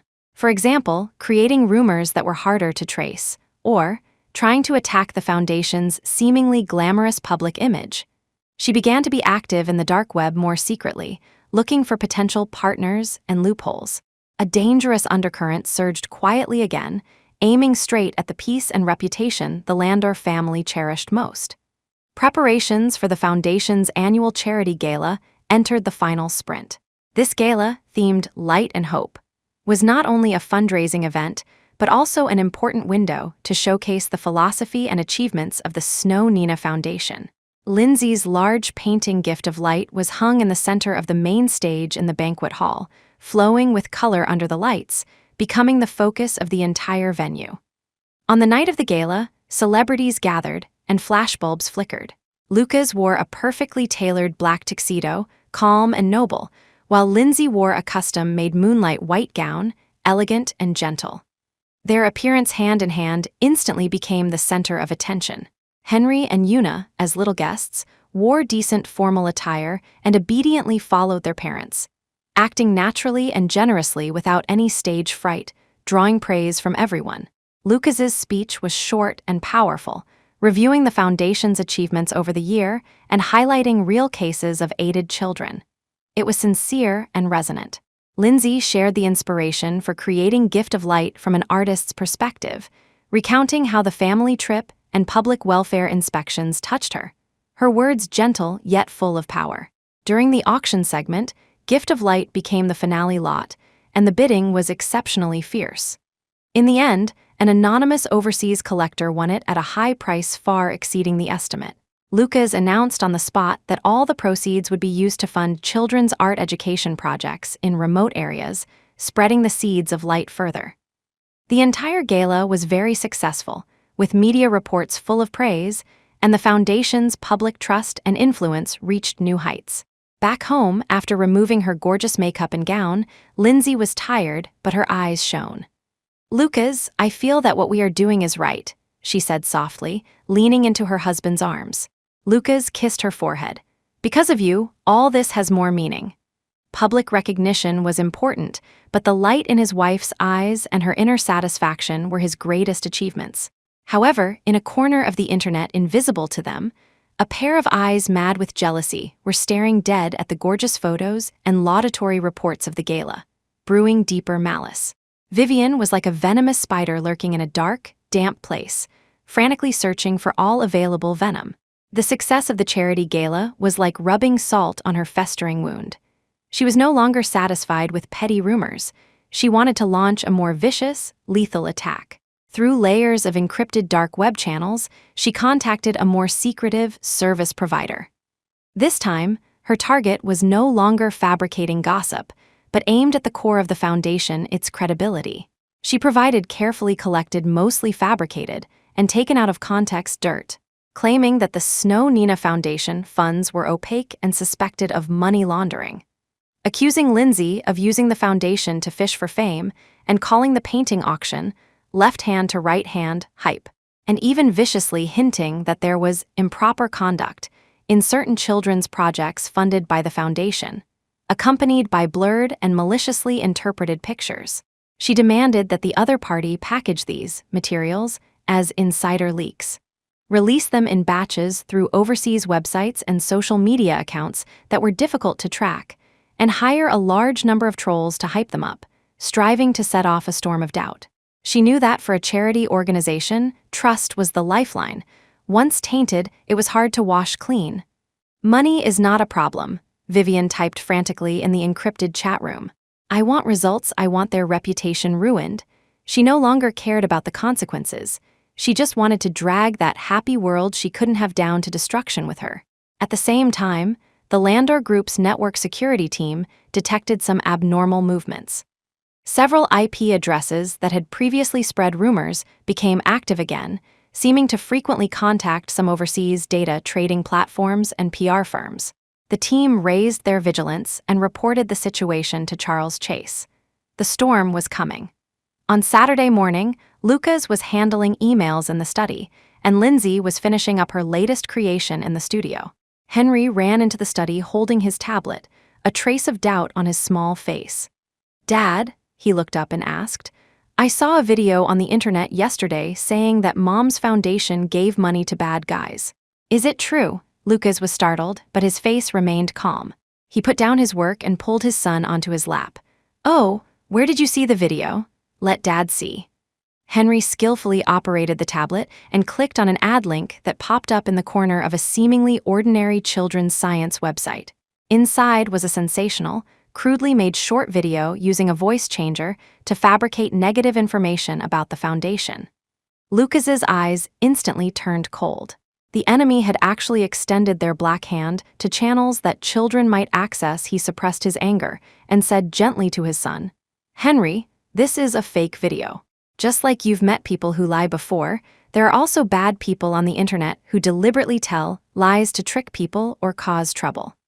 Mom's foundation has helped many children, and every penny has been used where it should be. Dad can promise you that." He took the opportunity to give his son a simple lesson on internet safety, telling him not to click on unknown links easily and to tell his parents immediately if he saw strange information. "I know, Dad," Henry nodded vigorously. "I believe in Mom, she is the best person." His son's trust warmed Lucas's heart, but it also made him realize the seriousness of the problem. The opponent's attack had begun to penetrate indiscriminately. Stricter measures had to be taken immediately. He comforted Henry and immediately contacted Charles Chase and the head of the security team. Upgrade the firewalls and public opinion monitoring systems across the board, focusing on screening online platforms for teenagers and families. Use all legal and technical means to trace the source. I want to completely snuff out this evil fire before the situation expands. Lucas's counterattack was swift as thunder and sharp as lightning. The team led by Charles Chase demonstrated extremely high efficiency. On the one hand, they used technical means to quickly block and clean up the defamatory information that had appeared and issued stern legal warnings to relevant platforms. On the other hand, following the flow of funds Vivian used to hire trolls and purchase services, combined with clues previously mastered by Old K, they successfully locked onto several key intermediaries and the specific locations of overseas servers. Lucas did not choose simple litigation. That was too slow. He utilized deeper connections and resources to directly submit a complete chain of evidence anonymously to the cybersecurity agencies and financial regulatory authorities of the relevant countries, accusing organizations within their borders of engaging in transnational cyber defamation, financial fraud, and illegal data trading activities. At the same time, he had the foundation take the initiative to hire an authoritative third-party auditing firm to conduct an open and transparent audit of all accounts since the foundation's establishment, and publish the audit report and detailed flow of donations on the official website and in major media. Lindsay also broke her silence for the first time. In an exclusive interview with an authoritative financial media outlet, she frankly responded to the recent false rumors. Her tone was peaceful, but her stance was firm, winning more public sympathy and support. Justice might be late, but it would not be absent. Under conclusive evidence and immense pressure, those few overseas clowns were quickly investigated and dealt with by local law enforcement, and relevant websites and accounts were permanently banned. The money Vivian had thrown in went down the drain, and the last intermediary she contacted completely lost contact. She felt like a bug pinched by an invisible hand. Fear seized her once again. This storm, under Lucas's absolute power and decisive counterattack, was extinguished in the bud before it could make big waves. The foundation's reputation was not damaged. Instead, it won higher public trust due to its transparency and tough attitude. One day after the storm subsided, Vivian received an unsigned International Express package in her dilapidated rental house in South America. There was no threatening letter or dangerous item in the package, only a carefully compiled collection of clippings and printed materials. It detailed the news of the arrest of the overseas black PR firms she hired and the shutting down of their websites, as well as the collection of audit reports and positive reports published by the Snow Nina Foundation. Finally, there was a copy of a happy family portrait of Lucas holding Lindsay, surrounded by 4 children under the northern lights. On the back of the photo, a line of words was written in cold printed font: "Behave yourself and you may yet live. Extend your claws again and you are beyond redemption." There was no signature, but that familiar, suffocating sense of oppression hit her face. Vivian looked at the blinding happiness in the photo, looked at the reports declaring the complete failure of her plan, and felt cold all over, as if falling into an ice cave. She knew she had failed utterly once again, and this time the other party declared absolute control and contempt for her in the most direct way, without even showing his face. She frantically tore up the papers, crying and cursing hysterically, but in the end, she could only collapse weakly on the cold floor, swallowed by immense despair and fear. She understood that she could never shake that man and everything he guarded in this lifetime. Any attempt would only cause her to fall into a deeper abyss. Far away in China, the Landor villa was as warm as spring. Lindsay was teaching Snow and Nina to recognize picture cards, Una was playing a simple piano piece she just learned, and Henry was playing chess with his father. Lucas put down a chess piece, walked to the window, and looked at the children laughing in the courtyard and his gentle wife, his gaze deep. He knew the warning had been delivered. That lingering woman should be quiet for a while, but he also knew clearly that the war to protect this home would never truly end, and he was already prepared to pay everything for it. Time flowed smoothly. Snow and Nina celebrated their second birthday, their language skills improved by leaps and bounds, and their personality differences became more apparent. The older twin, Snow, was quiet and sensitive, liking to read books and draw quietly. She had strong observational skills and could notice subtle changes in adults' emotions. She was a thoughtful little darling. The younger twin, Nina, was lively and active, a little adventurer. Climbing high and low, rummaging through boxes and cabinets was her daily routine. Her language expression was also more direct and bold, often saying surprising things. She was the family's source of joy. One day, taking advantage of the nanny's inattention, Nina secretly climbed onto the bottom shelf of the bookcase in the study, wanting to reach a crystal trophy her father had placed on top. As a result, she accidentally knocked the trophy down, shattering it. Nina, having caused trouble, was scared into crying loudly. Hearing the sound, Lucas rushed over, looking at the fragments on the floor and his daughter crying like a tearful person. He didn't know whether to laugh or cry. In the end, he just picked her up and educated her patiently. "Nina, if you want something, tell Daddy. You can't climb high by yourself, it's dangerous, do you know?"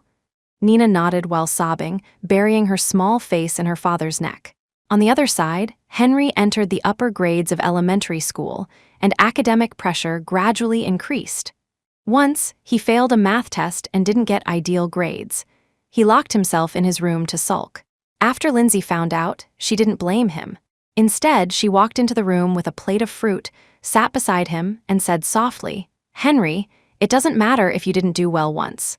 The important thing is to find the reason. When Dad was your age, there were times when he didn't do well either."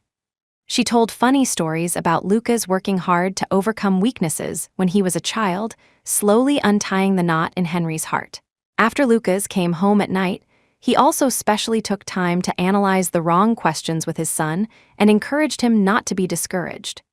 Una showed strong interest and talent in dance and painting. She joined the school's dance troupe. Although she occasionally threw little tantrums because her movements weren't standard, her persistence made Lindsay very proud. Her paintings of family life, full of childlike charm, were also selected by the teacher for exhibition in the school. Each child was growing in their own way, bringing different worries and surprises to their parents. Lucas and Lindsay tried hard to teach them according to their aptitude, giving them equal love and different guidance. The international school Henry attended held a parent open day and annual parent-teacher conference. Lucas and Lindsay pushed aside all work to attend together. The campus gathered elite parents from all walks of life, either rich or noble. At the meeting, the teacher highly praised Henry's qualities of kindness, responsibility, and willingness to help others, but also euphemistically suggested that he appeared too gentle in some team projects requiring fierce competition, lacking leadership and aggression. After the meeting, several similarly successful parents gathered around to exchange pleasantries with Lucas. A CEO of a technology company known for being aggressive jokingly said, "President Landor, your son has such a good personality. He will definitely be a modest gentleman in the future. But in this world nowadays, boys suffer if they are too gentle. They have to be like you. President Landor ruthless when necessary." Lucas looked calm and responded indifferently. "There is no good or bad personality. Henry is kind and principled, understanding cooperation and respect. I think these are very precious qualities. Future leaders do not necessarily have only one mode. His attitude, neither humble nor arrogant, Both defended his son and demonstrated his own stature, leaving the parents speechless for a moment. Lindsay, standing aside, quietly squeezed her husband's hand, her eyes full of approval and pride. They didn't want their children to be kidnapped by so-called success studies too early. They hoped they would retain their inner kindness and happiness. In the car on the way home, Lucas said to Henry, "Son, the teacher praised you for helping your classmates today. Dad is very happy. Stick to doing what you think is right.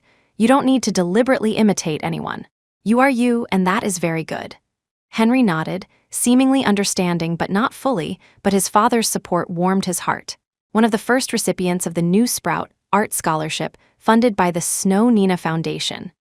A girl named Zayoya from a remote mountainous area with extreme painting talent was admitted to a top art academy in the capital as an exception due to her excellent grades. The foundation team proposed inviting Zayoya and several other outstanding aided children to the city during the summer vacation to participate in a small art summer camp, visiting art galleries and university campuses to broaden their horizons. Lindsay was very supportive of this idea. She even suggested that the children could come to their home as guests for a day to paint and communicate with Henry and Una. She hoped her children could come into contact with people from different backgrounds from an early age and learn gratitude and sharing. Lucas thought for a moment. Out of safety considerations, he suggested arranging the meeting place at an art activity center under the foundation. The environment was warm, safe, and more formal.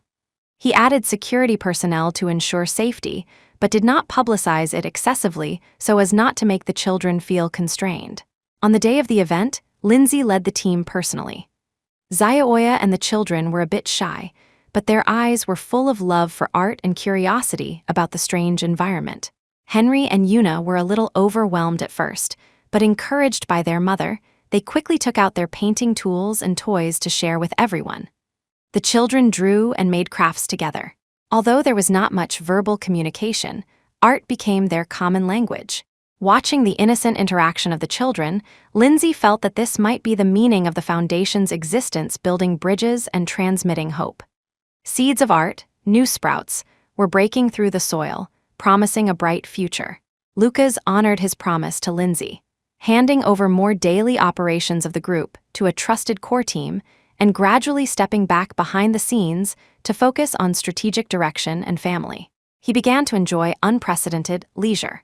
Every week, he would set aside 2 or 3 days to go home early in the afternoon, play with Snow and Nina in the playroom, pick up Henry and Una from school personally, and even try to learn to make snacks the children loved, following online tutorials, though the success rate wasn't high. Initially, this change in life rhythm made him a bit uncomfortable. Accustomed to high-speed operations and strategizing from a distance, suddenly slowing down to face the children's noise and trivial housework left him somewhat at a loss. But he quickly adjusted his mindset, applying the wisdom and patience of managing a business to managing his family. He would research which brand of baby food was more suitable for Snow and Nina's stomachs, like analyzing market data. He would patiently guide Henry and Una to resolve disputes like negotiating a major project. And he would plan family trips and weekend activities with Lindsay, like formulating an annual plan. Lindsay watched her husband's changes with joy. The man who was vigorous and decisive outside would clumsily tie pigtails for his daughters at home, patiently accompany his son to build complex Lego sets, and drive across half the city to buy roasted chestnuts just because she said she wanted to eat chestnuts from the old district. "President Landor, you have more and more potential as a house husband now," Lindsay would occasionally tease him with a smile. Lucas would put his arm around her and answer seriously, "Mrs. Landor, you flatter me. Managing a family is much more challenging than managing a group, especially managing you 4 minority shareholders and 1 great artist." His tone was full of happiness that he enjoyed. The lively and active Nina had always been the key monitoring object at home. One day, the whole family was having a picnic on the garden lawn behind the villa. While the adults weren't paying attention for a moment, Nina staggered along the edge of the lawn toward the landscape pond not far away. When Lindsay noticed, Nina was already squatting by the pond, curiously reaching out to reach the water lily leaves in the water. Half her body leaning out. Lindsay's heart stopped, and she screamed and rushed over. Just then, Henry, who was playing ball with his father on the other side, rushed over like a small cannonball, hugged his sister's waist, and pulled back hard, nearly falling into the pond himself due to inertia. Fortunately, Lucas also arrived in time, grabbing one with each hand, avoiding an accident. Nina was scared into crying by the sudden pull, and Henry was also in shock, his small face pale. Lindsay rushed over and hugged the two children tightly, tears falling from fear. Lucas, with a dark face, first checked that neither child was injured, then squatted down seriously and looked at the shocked Nina. "Nina, do you know what was very dangerous just now? The pond is very deep. If you fall in, you will choke on water and never see Daddy and Mommy again." His tone was unprecedentedly severe. Nina was frightened by her father and cried even harder. He looked at Henry again, his eyes softening a lot, and touched his head. "Henry, you did a great job today. You are a big brother and protected your sister. Dad is proud of you." Hearing his father's praise, a little color returned to Henry's face. Afterward, Lucas immediately had people raise the protective fence around the pond and equipped each child with a smart watch with precise positioning and emergency calling functions. This false alarm made the whole family pay more attention to safety issues and also allowed Henry to feel the sense of responsibility as a brother. Lindsay's family diary series of paintings achieved huge success, but with it came new pressure and higher expectations from the outside world. She began preparing for the next large series, themed around growth and memory, but fell into a creative bottleneck. She drew many sketches, but was dissatisfied with all of them, feeling unable to break through herself. She became a bit anxious, staying in the studio for long periods with little result, and even showed impatience at the children's occasional interruptions. Lucas keenly perceived her state. He didn't comfort or urge her directly. Instead, he quietly arranged a weekend, handed the 4 children over to the childcare team and their parents, and took Lindsay alone to a quiet art BB in the mountains on the outskirts of the city. There was no internet, no trivia, only nature and each other. At first, Lindsay was a bit restless, but slowly, the mountain tranquility, fresh air, and her husband's silent companionship relaxed her. They climbed mountains, took walks, read books, talked about art, life, and funny things about the children, talking about everything except creation. 2 days later, Lindsay returned home as if recharged. She no longer forced herself to sit in front of the canvas, but spent more time observing the children, looking through family albums and photos taken by Gavin Cross, and even picked up her sketchbook again to draw some immediate, imperfect slices of life. One afternoon, she saw Una teaching Snow to recognize colors. Sunlight spilled on the sisters through the window. The scene was warm and moving. Her heart stirred, and she quickly picked up a brush to capture that moment. The strokes became smooth and full of emotion. The bottleneck was broken inadvertently. She understood that her art ultimately stemmed from life and love. Deliberately pursuing it was inferior. Lucas looked at her ray-lit eyes, knowing his artist wife was back. On an ordinary evening, Lucas received an encrypted file package and a short message from Old K, Target A's final foothold and status information, no longer a threat, for reference only. Lucas opened the file. Inside was the latest situation of Vivian and her son Nathan Quinn in that remote town in South America. Vivian in the photo looked much more haggard and old, her eyes numb, working washing dishes in a small restaurant. The little boy named Nathan had started school and looked reticent, but there were several photos of him painting in the simple courtyard, his eyes focused. The report showed that Vivian seemed to have completely accepted her fate, rushing about for a living every day without any abnormal communication or activities. Her son's painting talent was discovered by a volunteer teacher who visited by chance and gave some guidance. Lucas watched silently, feeling no pleasure in his heart, but a trace of complex sighing. He closed the file and didn't reply to Old K for people who no longer posed a threat. He was too lazy to invest any attention. At night, when holding Snow on the balcony to watch the stars, he simply mentioned to Lindsay beside him. Regarding Vivian, Old K says she is completely quiet, doing odd jobs over there. The child seems to like painting. Lindsay froze for a moment, then sighed softly. That child is innocent. She paused and said, "If If the foundation's projects can cover that area in the future, or if there is a suitable opportunity, maybe we can quietly fund that child's art study. Just don't let his mother know. Lucas looked at his wife with some surprise, then understood. This was Lindsay having experienced storms. Her heart still retained a kindness and compassion. He nodded. Okay, I'll arrange it.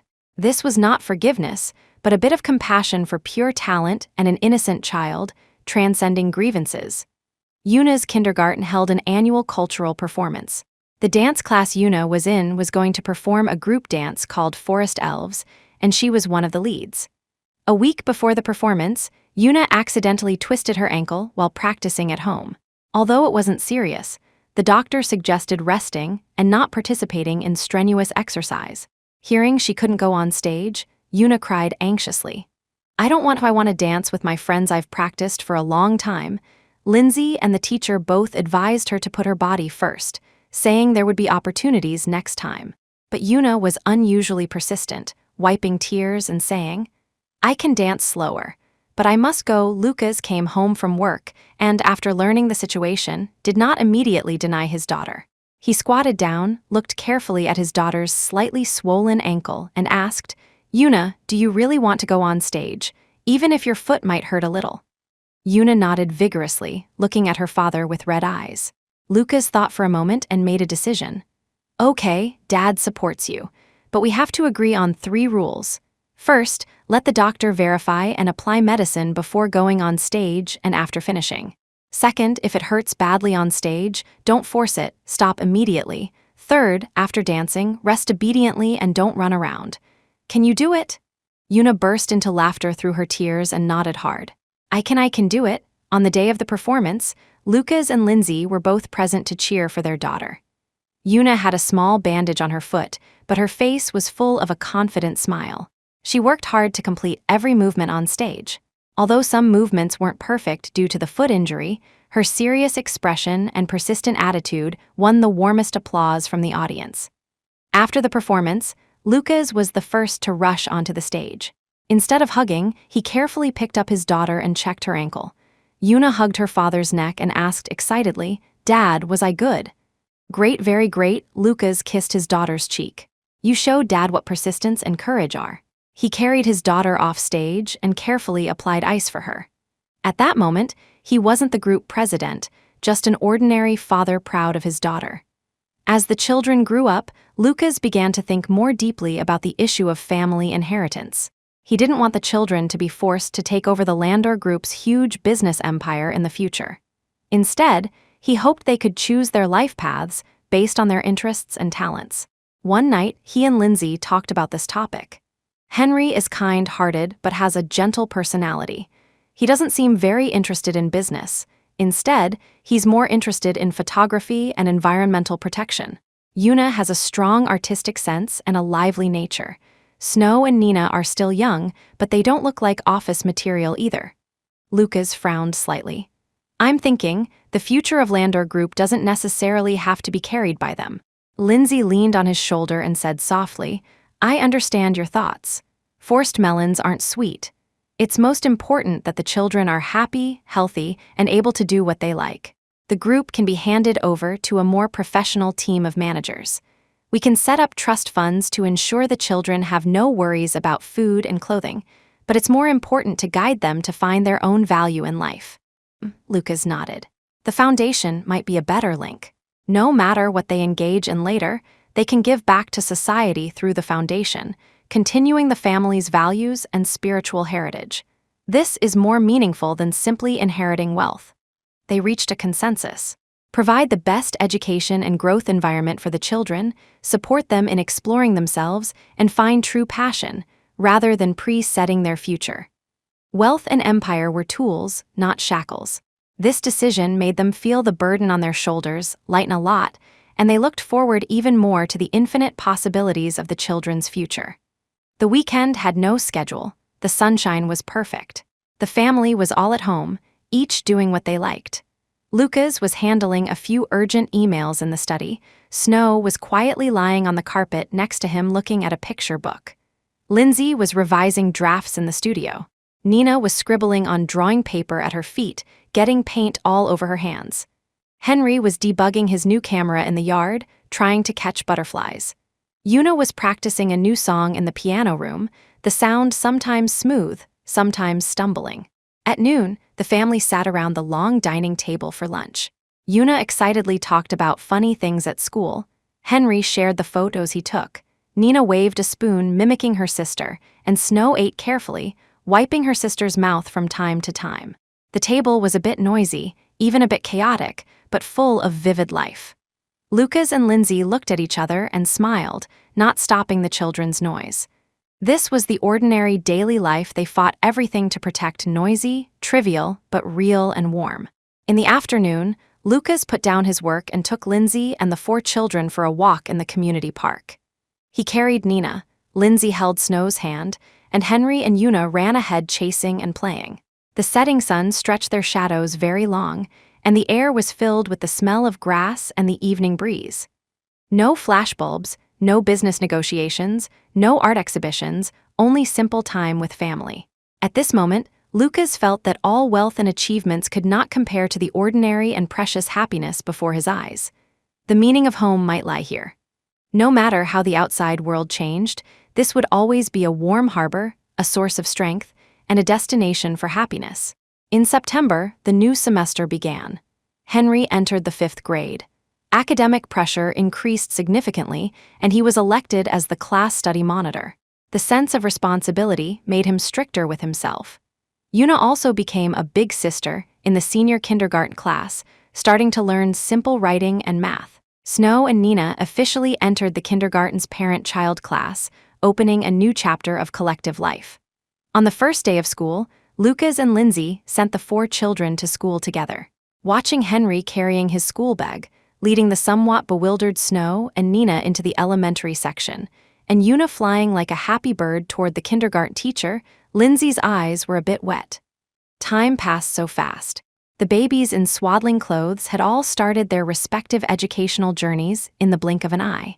Lucas gently put his arm around his wife's shoulder.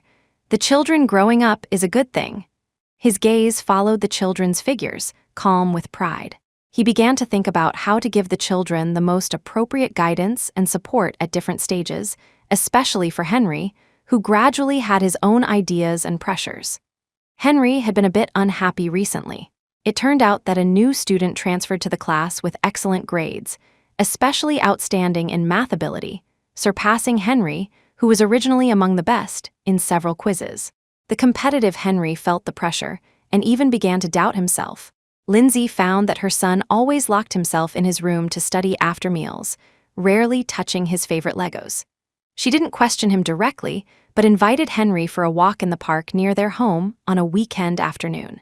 Mother and son sat on a bench watching swans on the lake. Lindsay spoke gently. "Henry, did you encounter anything interesting or challenging at school recently?" Henry lowered his head, kicking stones under his feet, and said sullenly after a long while, "Mom, am I not smart enough? The new classmate seems to know everything." Lindsay hugged her son distressingly. "Silly child, everyone has their own strengths and weaknesses, just like stars in the sky. Some are brighter, some need to be looked at carefully to discover their light. Grades once or twice don't represent anything. The important thing is to find a learning method that suits you and maintain hard work and curiosity." Dad wasn't always first in exams when he was a child, but he had perseverance and was willing to delve into things. That's the most important thing. In the evening, Lucas also found his son for a man-to-man talk. He didn't preach big principles, but shared his experiences studying abroad when he was young, how he faced classmates who were more excellent, how he adjusted his mindset and caught up. True strength is not never losing, but having the courage to stand up after losing. Lucas patted his son's shoulder. "Dad believes in you." The parents' guidance and encouragement were like sunlight dispelling the haze in Henry's heart. He readjusted his mindset, studied more proactively, and began to humbly ask the new classmate questions. Seeing his cheerful smile return, Lucas and Lindsay looked at each other and smiled. Every step of a child's growth was accompanied by the parents' careful care. The kindergarten held a fairy tale festival, parade, and each class had to perform a fairy tale. Yuna's class performed Snow White, and the teacher unexpectedly selected Yuna to play Snow White. Yuna was extremely excited. After returning home, she practiced lines and movements every day and dragged her mother to help prepare a princess dress. Lindsay was happy to see it happen and carefully prepared a beautiful blue princess dress for her. Lucas even took time to rehearse lines with her, although his reading of the magic mirror lines was devoid of emotion, making the whole family laugh. On the day of the performance, Lucas and Lindsay took Snow and Nina to sit in the parents' seats early. When Yuna walked onto the stage generously wearing the princess dress and a red bow hair clip, looking like a confident little princess, she wasn't stage frightened at all. Her lines were clear, her expressions were on point, earning bursts of applause. After the performance, Yuna lifted her skirt and ran off stage like a happy butterfly, throwing herself into her parents' arms. "Did I act well? Fantastic, you are the best, Snow White." Lindsay kissed her small face. Lucas picked up his daughter, his eyes full of pride. "My little princess, you were dazzling today." At this moment, he felt all the busyness and effort were worth it, just to protect the brilliant, innocent smile on his daughter's face. Because of its innovative practices and good reputation in children's art education and family support, the Snow Nina Foundation received an unexpected invitation to participate in an international family charity foundation forum held in Europe and speak as one of the Asia-Pacific representatives. The invitation was sent directly to Lindsay's email. This was a high recognition and an excellent opportunity to step onto the international stage for both the foundation and Lindsay personally. Lindsay was both excited and apprehensive. Excited that the foundation's work was internationally recognized, apprehensive about whether she was competent for a full English speech and whether she should leave home for a while. When Lucas found out, he expressed support without hesitation. "This is a very good opportunity, not only for the foundation but also an important breakthrough for yourself. You must go. I have the home and children, don't worry." He immediately had Charles Chase adjust his work schedule for that period to ensure he could take care of the family fully, leaving Lindsay with no worries. He also contacted professional speech coaches and simultaneous interpreters to help Lindsay prepare the speech draft and practice spoken English. Lindsay was deeply moved and devoted herself to the preparation work. She decided to take Art Connects Families, Nourishing Childhood as the theme, sharing the foundation's stories and philosophy, especially the practice of the Family Diary Project and the Nature Art Exploration Camp. This was not only a leap for the foundation, but also an important step in Lindsay's personal growth. 2 weeks before the forum started, Lindsay entered a tense state of preparation. Aside from taking care of the children, she spent most of her time in the study revising the speech draft and practicing pronunciation. Lucas silently assumed more responsibilities for housework and accompanying the children, and actively acted as an audience at night to give opinions on Lindsay's speech. The children also knew that their mother was going far away to do something very important. Henry, like a little man, promised to help Dad take care of his sisters. Yuna was a bit reluctant, sleeping holding her mother's photo, saying she would miss Mom. Snow and Nina were confused, but seemed to feel that Mom had been busy recently and were particularly clingy. Lindsay prepared small gifts for the children and promised to video call every day. She also carefully listed the children's recent precautions for Lucas, from dietary preferences to extracurricular activity times, detailing everything. On the night before departure, Lucas pinned a custom-made brooch with a family photo and the word "safety" on Lindsay's suitcase. "Wearing it is like us being by your side. Don't be nervous, you are well prepared. The children and I are waiting for your triumphant return at home." Lindsay leaned in his arms, her heart full of strength and reluctance. This brief separation was for a better reunion and a farther future. The forum was held in a picturesque town in Switzerland. Foundation representatives, scholars, and entrepreneurs from all over the world gathered together. Lindsay, dressed in a decent modified Chinese cheongsam, behaved elegantly and walked confidently onto the podium. Using fluent English accompanied by a PPT presentation, she told the story of how to empower more families and children through art and nature experiences, starting from the warmth of her own family. She showed the aurora taken by Henry, the fairy tales drawn by Yuna, the hopeful, smiling faces of aided children and real cases of foundation projects. Her speech had no flowery rhetoric, but was full of sincerity and warmth, moving many listeners present. After the speech, the applause on site was enthusiastic. Leaders of many internationally renowned foundations actively communicated with her, expressing intentions to cooperate. Lindsay responded calmly, introducing the foundation's philosophy and future plans generously, demonstrating the wisdom and charm of an Eastern woman. During the forum breaks, she communicated with peers from different cultural backgrounds, benefiting a lot and gaining more thoughts on the foundation's future international development and project innovation.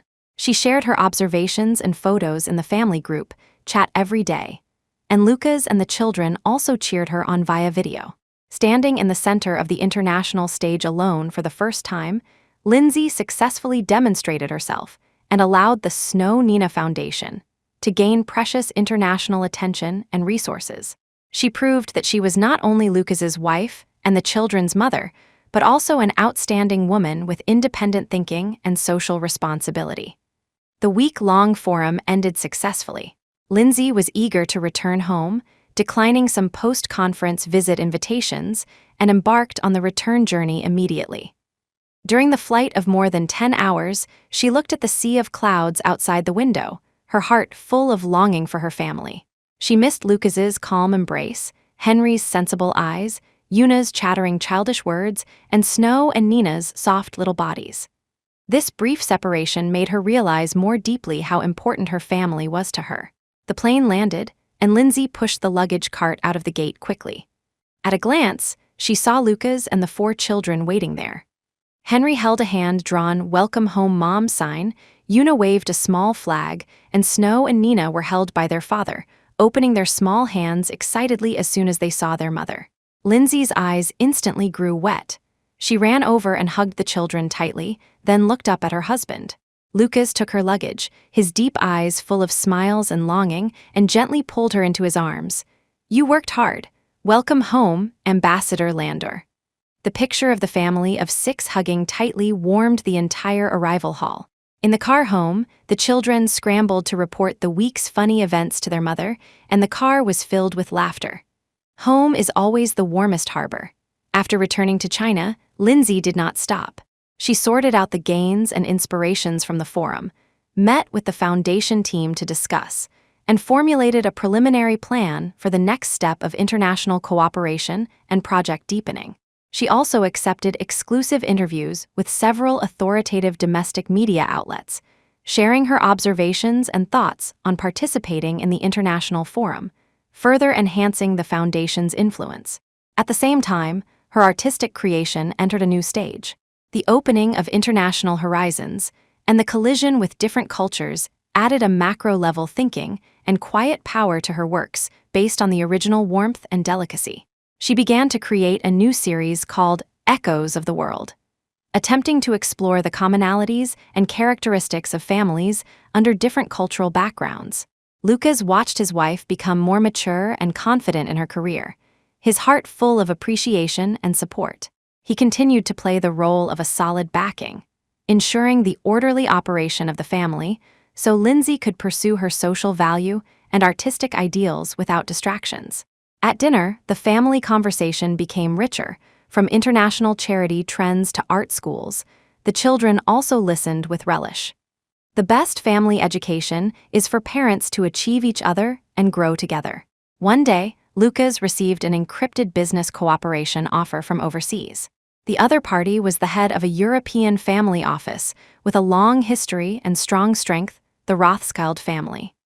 They expressed great interest in Landor Group's layout in the fields of green technology and sustainable urban development, hoping to conduct deep strategic cooperation and jointly explore the Asia-Pacific market. Surprisingly, the other parties specifically mentioned in the negotiation that they paid attention to the Snow Nina Foundation and the philanthropic philosophy of Lucas and his wife through the International Charity Forum, believing this highly matched their families' business for good values, so they actively extended an olive branch.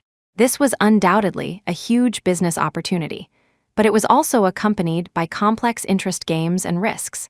Lucas did not reply immediately but took the materials home and conducted an in-depth discussion with Lindsay in the study. "What do you think?" Lucas asked his wife. Lindsay read the cooperation draft carefully and thought for a moment before saying, "From a business perspective, the opportunity is rare. But seeing that they value the foundation, they may value long-term value and social reputation more. The cooperation model needs to be very cautious to ensure consistent concepts and avoid interference with the independence of the foundation and the group." Lucas nodded in agreement. "Same as I thought. Business cooperation can be discussed, but it must be based on equality, mutual benefit, and not damaging our core values. The foundation is our original intention and cannot be put before the cart."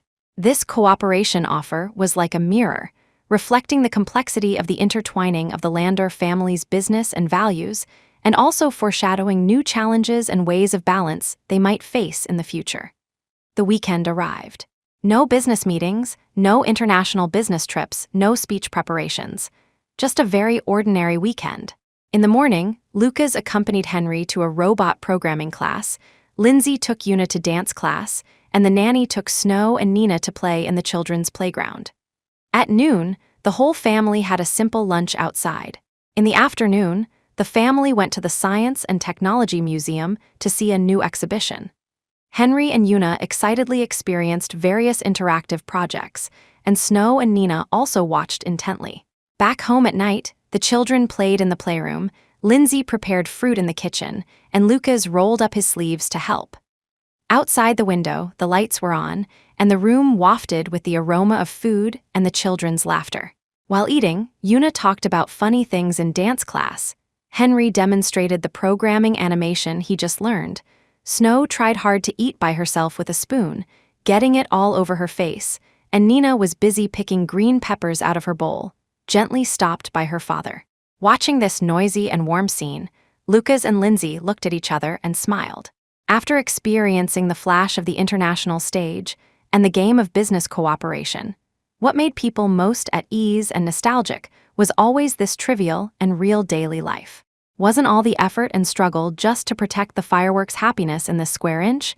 Shall we take the kids to the newly opened Starry Sky camping base next weekend? Lucas suggested. Yay, the children cheered. Life continued, full of new plans and expectations. And the warmth of home was the eternal power supporting them to move toward a broader world. Facing the olive branch thrown by the Rothschild family office in Europe, Lucas maintained his consistent prudence. He did not rush to advance, but formed a capable internal evaluation team, led by Charles Chase, to conduct a comprehensive background investigation and cooperation feasibility analysis on the partner. At the same time, he contacted Old K in Europe through encrypted channels and utilized deeper networks to verify the business reputation and true intentions of the family office in recent years. The feedback was generally positive. The other party was indeed known for long-term value and reputation investment, but the cooperation terms were often harsh, with high requirements for control. At dinner, Lucas told Lindsay the preliminary situation. Cooperation is an opportunity, but the initiative must be in our hands. Especially regarding the group's future strategic direction and the foundation's independence, there is no room for compromise. He cut the steak, his tone calm but firm. Lindsay nodded in understanding. The foundation is our foundation and cannot be a bargaining chip in business games. But if the other party really agrees with our philosophy, maybe we can find a win-win point in cross fields like charity venture capital and green industry funds. She put forward her own opinion. Lucas looked at his wife appreciatively. Consistent with my thoughts. Let Charles Chase contact them initially to test the bottom line. We are not in a hurry. He knew well that in negotiations, whoever was calmer could master the initiative better. Night deepened outside the window, but the lights in the study were on until late at night. Lucas reviewed the evaluation report, outlining various negotiation strategies in his mind. Protecting this family business and leading it to a more responsible future was a responsibility he could not shirk. Enrollment for new semester interest classes began in Una's kindergarten. The little girl was in a dilemma, facing the dazzling curriculum. She was reluctant to give up the ballet she had been learning.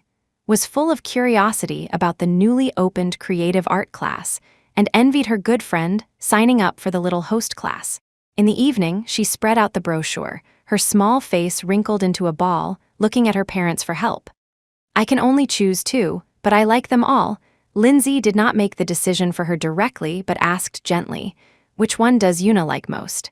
Are you happier when dancing or drawing?" Lucas changed the method. "Dad thinks that insisting on doing one thing very well is more fulfilling than doing many things at the same time, but just playing around." Just like mom painting, she became better and better only after persisting for a long time. Una tilted her head and thought for a long time, finally pointing to ballet and creative art.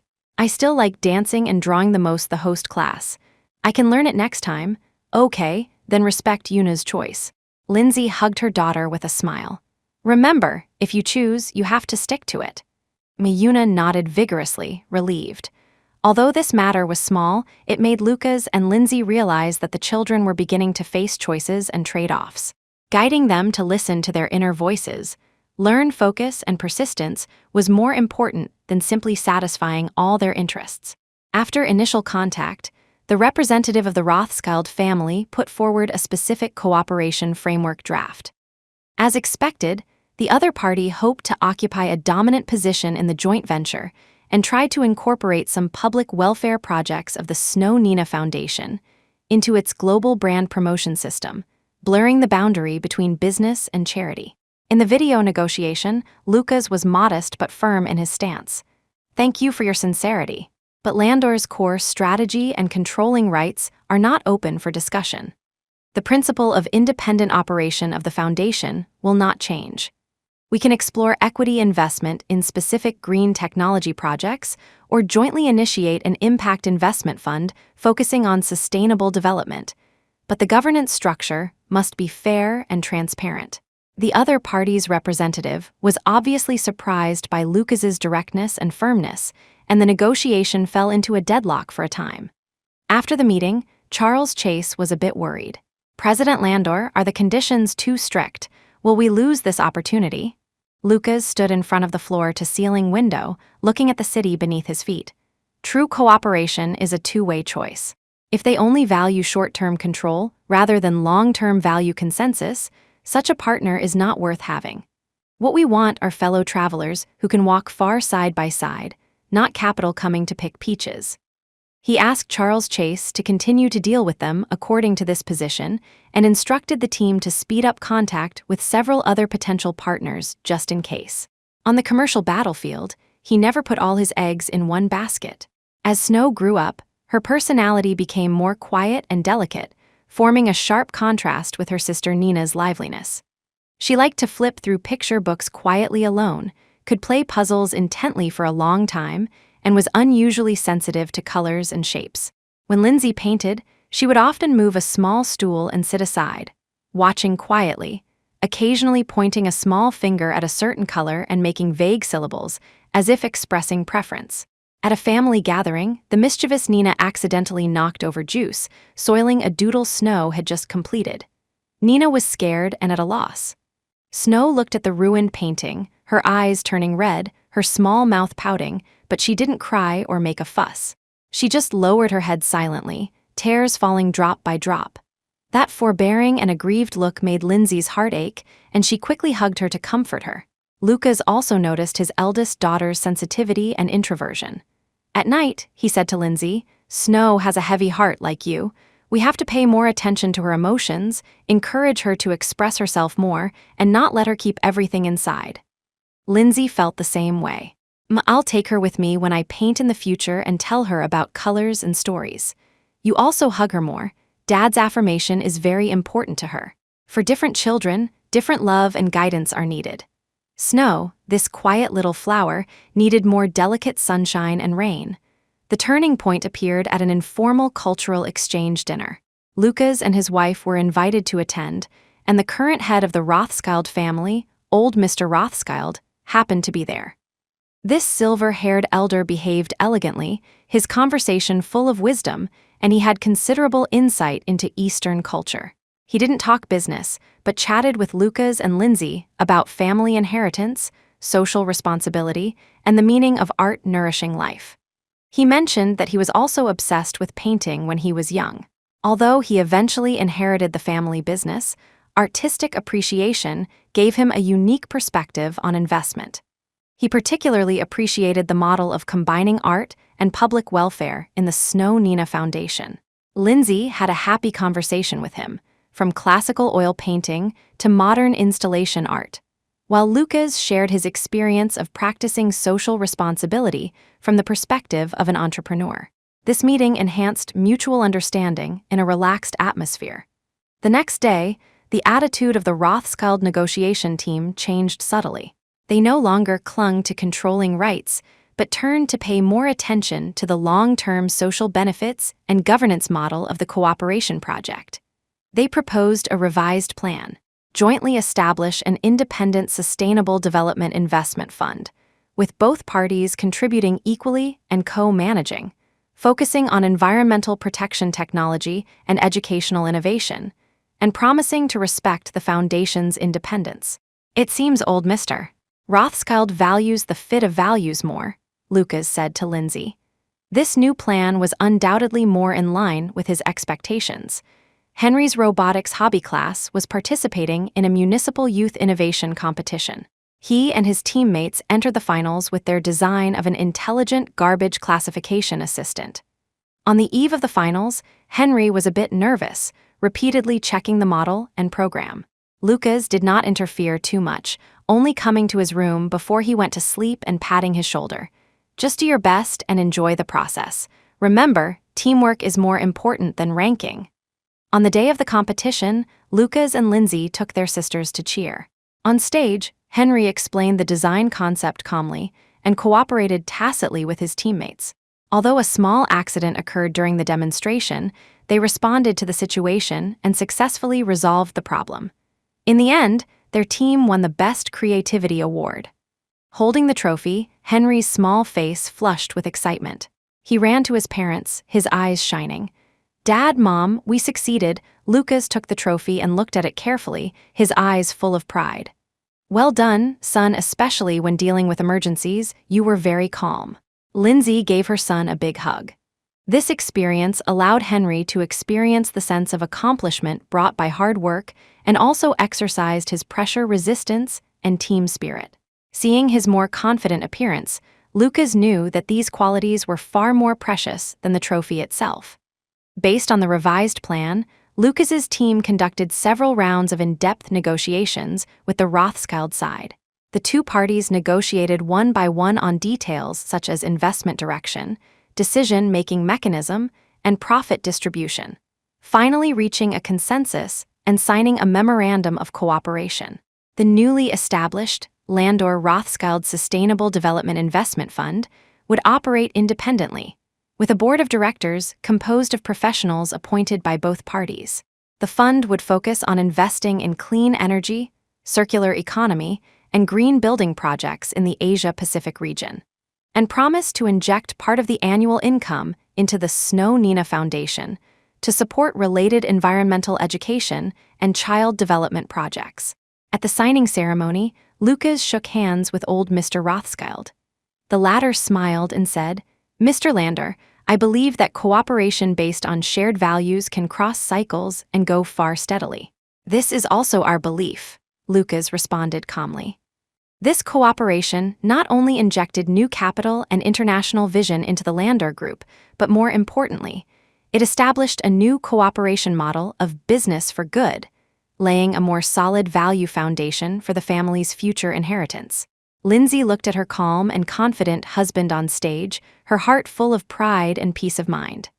Unlike her sister Snow's quietness, Nina was a born socialite. In kindergarten, she was the king of children, surrounded by a group of friends wherever she went. She was sweet-talking, lively, and not afraid of strangers. She would say hello when she saw the security uncle and praise the neighbor grandma's skirt as beautiful. Once the foundation held a parent-child open day, and many strange children and parents came. Nina wasn't frightened at all. She actively took new friends' hands to play on the slide, shared her snacks with crying children, and introduced the activity content to other children like a little host, making everyone laugh. Lindsay watched from the side, both amused and surprised. Lucas touched his chin, thoughtful. This little girl might be material for PR or diplomacy in the future. Back home at night, Lindsay praised Nina. Nina was great today, helping many people like an enthusiastic little host. Nina raised her small face proudly. Because I like playing with everyone, every child has a unique nature. Nina's enthusiasm and empathy might be her precious wealth in the future. Lucas and Lindsay decided to protect this talent well and guide her to use her enthusiasm for the right path. On the weekend, Lucas took Henry to visit the newly completed Green Technology Exhibition Hall under the group. He patiently explained the principles and applications of various environmental protection technologies to his son, telling him that the power of business could be used to make the world better. Henry understood partially, but looking at the light flashing in his father's eyes, he vaguely felt that what his father did had a more important meaning than making money. On the way home, Henry suddenly asked, "Dad, will I manage the company like you in the future?" Lucas didn't answer directly but asked him back, "Henry, what do you want to do when you grow up? No matter what you want to do, Dad supports you. Managing the company is just one possibility, not a necessary choice. Dad hopes you do what you truly like and find meaningful." Henry thought for a while and said, "I like taking pictures and dealing with robots. I want to use them to help others, just like the foundation helps those children." Lucas smiled gratifyingly. "Very good idea. Remember, no matter which path you choose, integrity, kindness, and responsibility are the most important inheritance of our Landor family. True inheritance is not wealth and power, but values and love." Autumn grew stronger. It was another calm weekend evening. Lucas was handling emails in the study. Snow played puzzles quietly on the carpet at his feet. Lindsay guided Una in watercolor painting in the studio, while Nina doodled imaginatively on paper at the side. Henry was debugging his new robot model in the living room. The aroma of soup made by the housekeeper wafted from the kitchen. Outside the floor-to-ceiling window, the setting sun dyed the courtyard with a layer of warm gold. Lindsay put down her brush, walked to the study door, looked at the side profiles of the father and daughter quietly inside, and the corners of her mouth rose unconsciously. She walked to the living room, looked at her focused son, and then looked at her chattering daughters in the studio. Lucas finished handling the emails, walked out of the study, naturally took the water glass from Lindsay's hand to take a sip, and then walked toward the children together. "Dad, Mom, come look, my robot can walk," Henry shouted excitedly. "Dad, Mom, look at the rainbow I drew." Una ran over holding the drawing paper. Nina also stumbled over to hug her father's leg. Snow looked up, revealing a sweet, quiet smile. Lucas and Lindsay looked at each other and smiled, their eyes full of peace and satisfaction after the storms. They leaned down and merged into the children's noise. This was the whole meaning of their struggle, the fireworks of the human world in this square inch. The warm daily life that was ordinary and trivial, but worth 1,000 pieces of gold. The road ahead was still long, but as long as the family joined hands, they were fearless. 10 years later, on an autumn afternoon. In the study of the Landor old house, the now calm and refined Lucas was having an in-depth conversation with Henry, who was about to go to a top overseas business school for further study.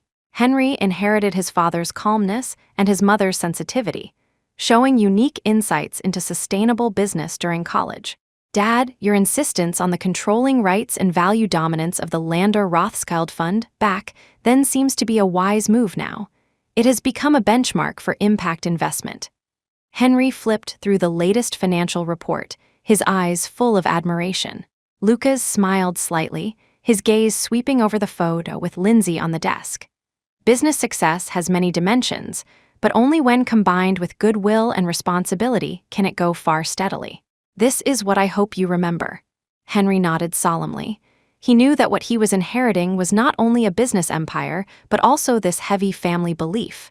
In the same year, Paris. At a highly anticipated new fashion show, Una Landor, as the chief designer, was calmly dealing with the media's flashbulbs. She ingeniously combined Eastern freehand aesthetics with environmentally friendly fabrics, and her works were amazing. She had both her mother's artistic aura and the tenacity and courage bestowed by her father. After the celebration banquet, she received a video call from home. On the other end of the screen, the retired Lindsay and Lucas, Snow, who rushed back from the laboratory, and Nina preparing for the bar exam at law school, all squeezed in front of the camera, cheering for her. "Sister, you are amazing, my idol, Snow," now a well-known botanist, was still quiet, but her tone was excited. "Second sister, save the front row for me next show." Nina, a law firm intern, was still lively, making a heart shape at the camera. Looking at the smiling faces of her family, Yuna's eyes grew hot. No matter how far she flew, home was always her most solid backing and warmest harbor. Snow Landor chose a distinctive path. After obtaining a doctorate in biology from a top university, she declined high-paying invitations from many institutions and resolutely joined the Ecological Protection Project team under the Snow Nina Foundation. Stationed in the Yunnan rainforest, dedicated to the research and protection of endangered plants. She inherited her mother Lindsay's quietness and focus, and also inherited the persistence in her father's bones. Her world was simple: a white coat, a rainforest, a microscope, guarding those silent lives. Her research results won international awards repeatedly, but she remained low-key, believing this was just a return to nature and family beliefs.